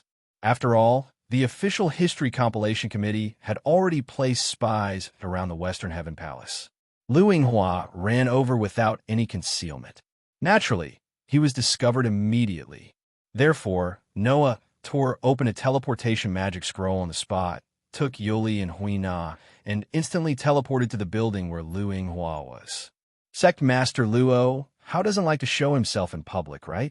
Noah pursed his lips. Why would you suddenly come here to fight the great sage, heaven's equal? As a disciple, I don't dare to guess Master's intentions. Lu Yinghua said with a fake smile. However, according to Master, the god of disobedience is undoubtedly a great hero of China, but he was raised by the Neon people. It is really an unforgivable crime. Knowing the existence of such a guy and leaving him alone would damage his reputation. Therefore, since a long time ago, Master has been waiting for the time to come to condemn the great sage, heaven's equal. Huh? Yuli was stunned and said with some uncertainty. Just because of this reason? Just because of this reason. Lu Yinghua shrugged, but there was no warmth in his eyes when he looked at Yuli. What? Does this sister have a problem with it?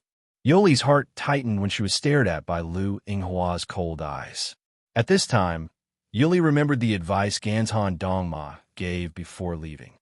If Miss Yuli and Miss Huina also plan to see Lu Yinghua, then it's best to be careful. That Wuxia is said to have been disciplined very strictly by sect leader Luo Hao since he was a child. He was even disciplined to the point of violence at the slightest provocation. As a result, he developed misogyny and is particularly hostile to beautiful and capable women. It's best not to have a conflict with him, otherwise he will never show mercy. In view of this, Yuli seemed to have succeeded in arousing Lu Yinghua's disgust. After all, Yuli's appearance was quite outstanding, wasn't it? On the contrary, after listening to Lu Yinghua's explanation, Huina couldn't help but smile bitterly with a dumbfounded expression. It's amazing because it's too amazing, Huina doesn't know what to say. Obviously, Luo Hao's willful and unscrupulous behavior had reached the point where even Yoli, who had been cultivating in the mountains since he was a child, was speechless.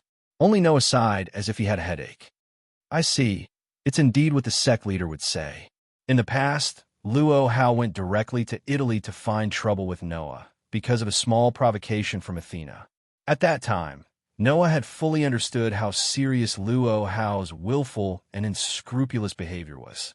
However, this wuxia king of China was extremely narcissistic and thought that everyone in the world was inferior to him. Even if they were both godslayers, he treated them as juniors and did not care about them at all.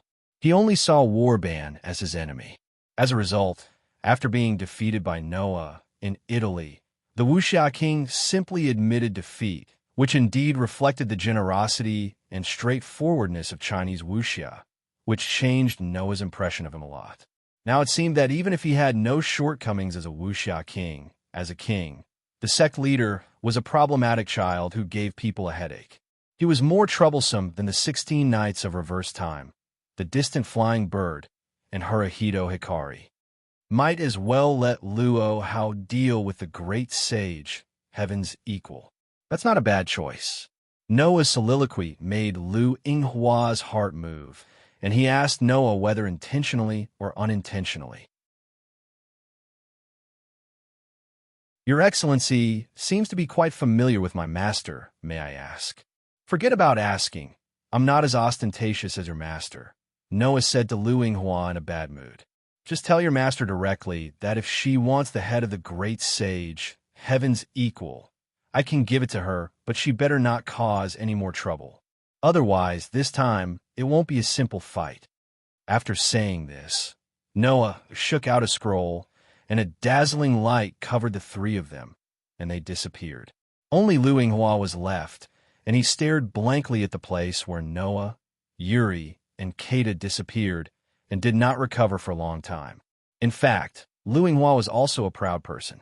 How could Lu Yinghua not be proud to be accepted as a direct disciple by the wuxia king of China and have the strength to stand at the top of the human race before the age of 15?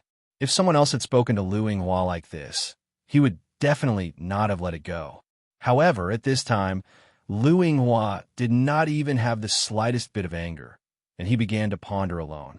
This time, it's not going to be a simple fight. This sentence revealed a lot of information. This was because only a godslayer could fight with a godslayer. Among the current godslayers, Warban was an old man, Madame Aisha was a woman, and Lu Yinghua knew the physical characteristics of Yarek, Smith, and Tony. After excluding the above 5 people, there was only one godslayer left, right? Moreover, that person had indeed fought with Luo Hao and had even defeated his master, who was almost invincible in Lu Yinghua's eyes.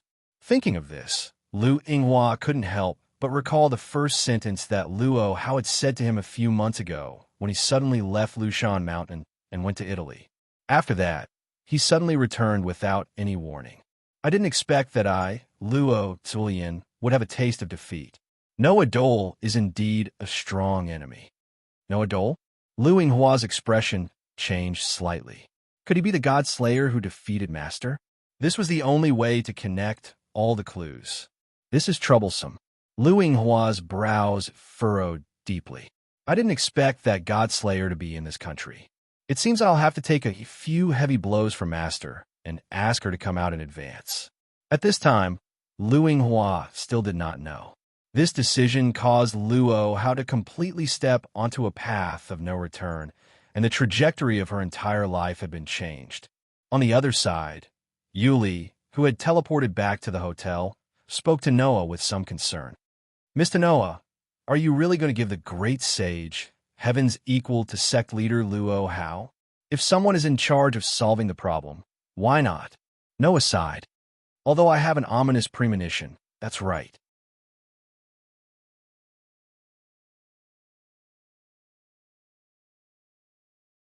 Chapter 1425.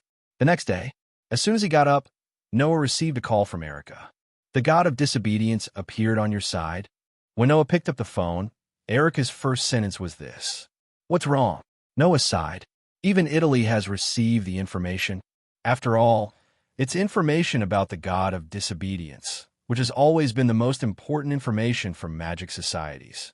If it's a relatively weak divine spark, it's fine, but the god that appeared this time seems to be unusual, right? Erica said meaningfully.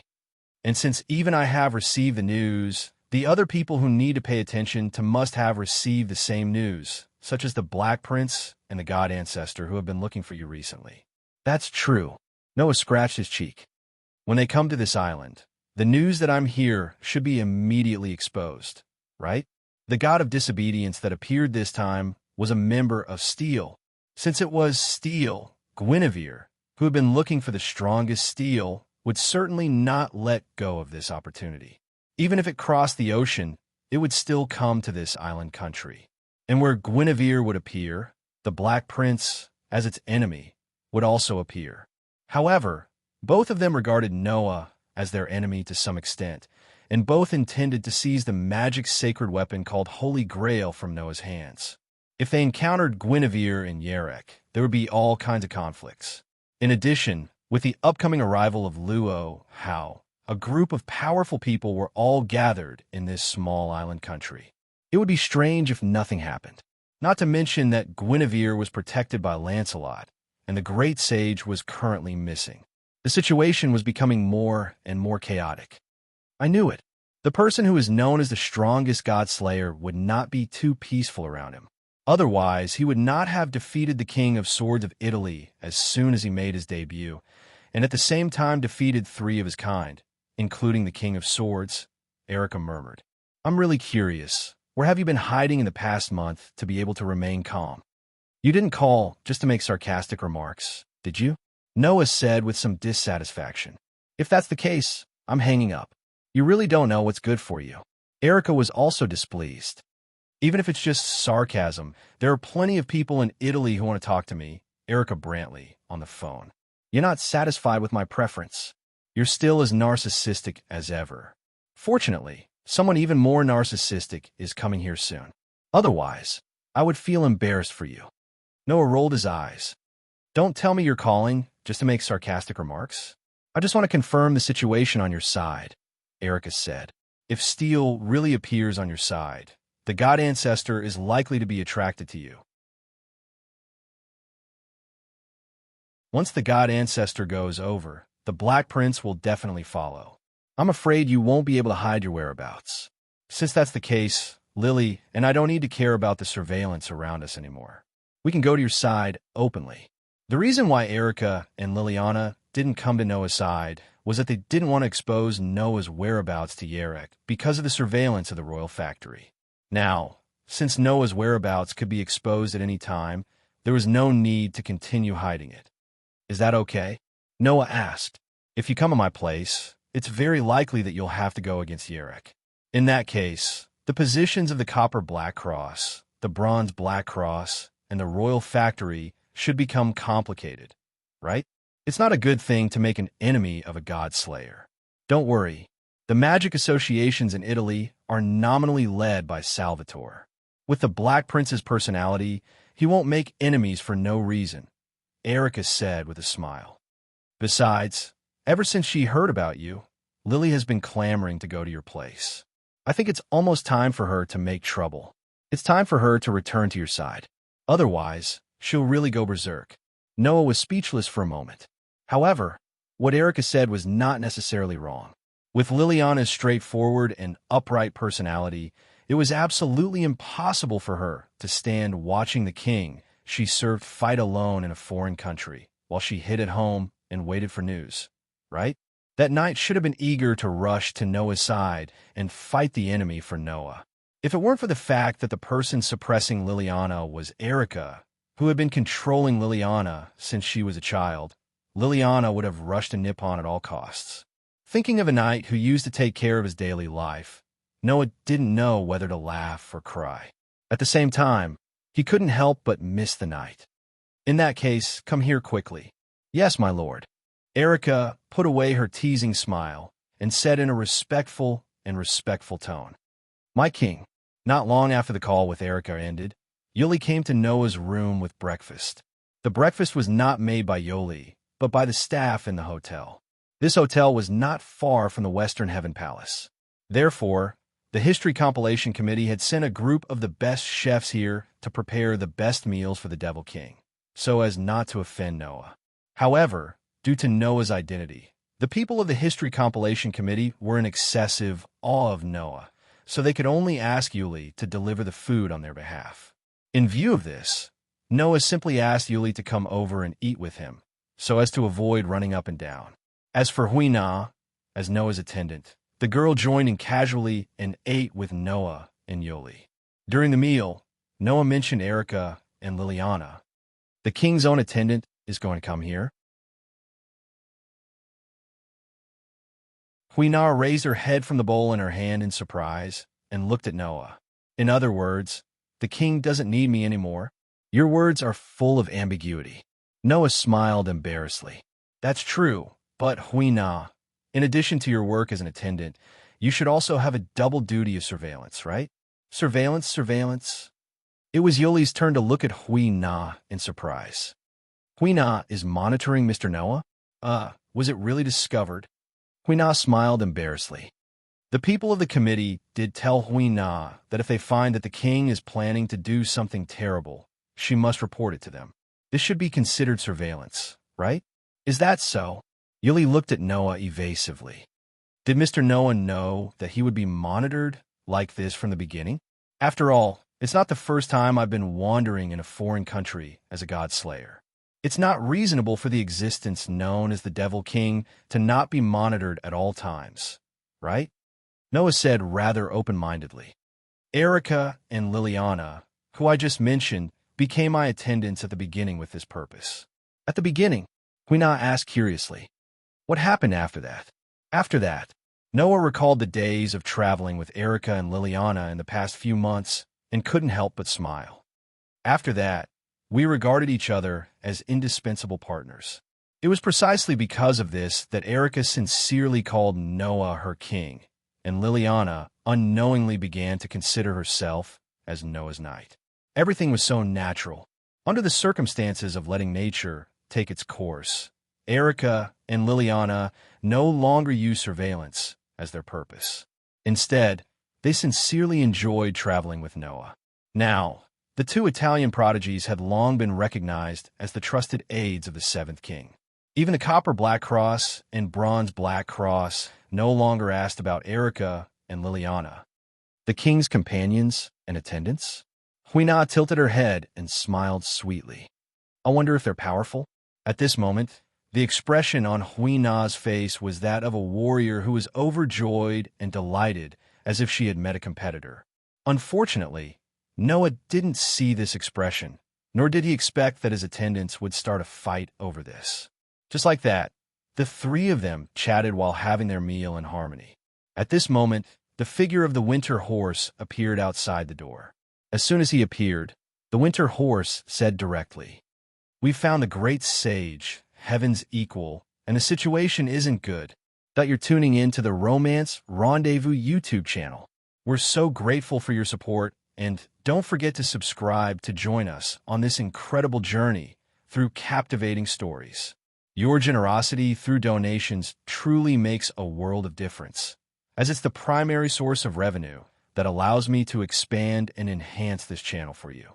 Thank you from the bottom of my heart for being a part of this adventure.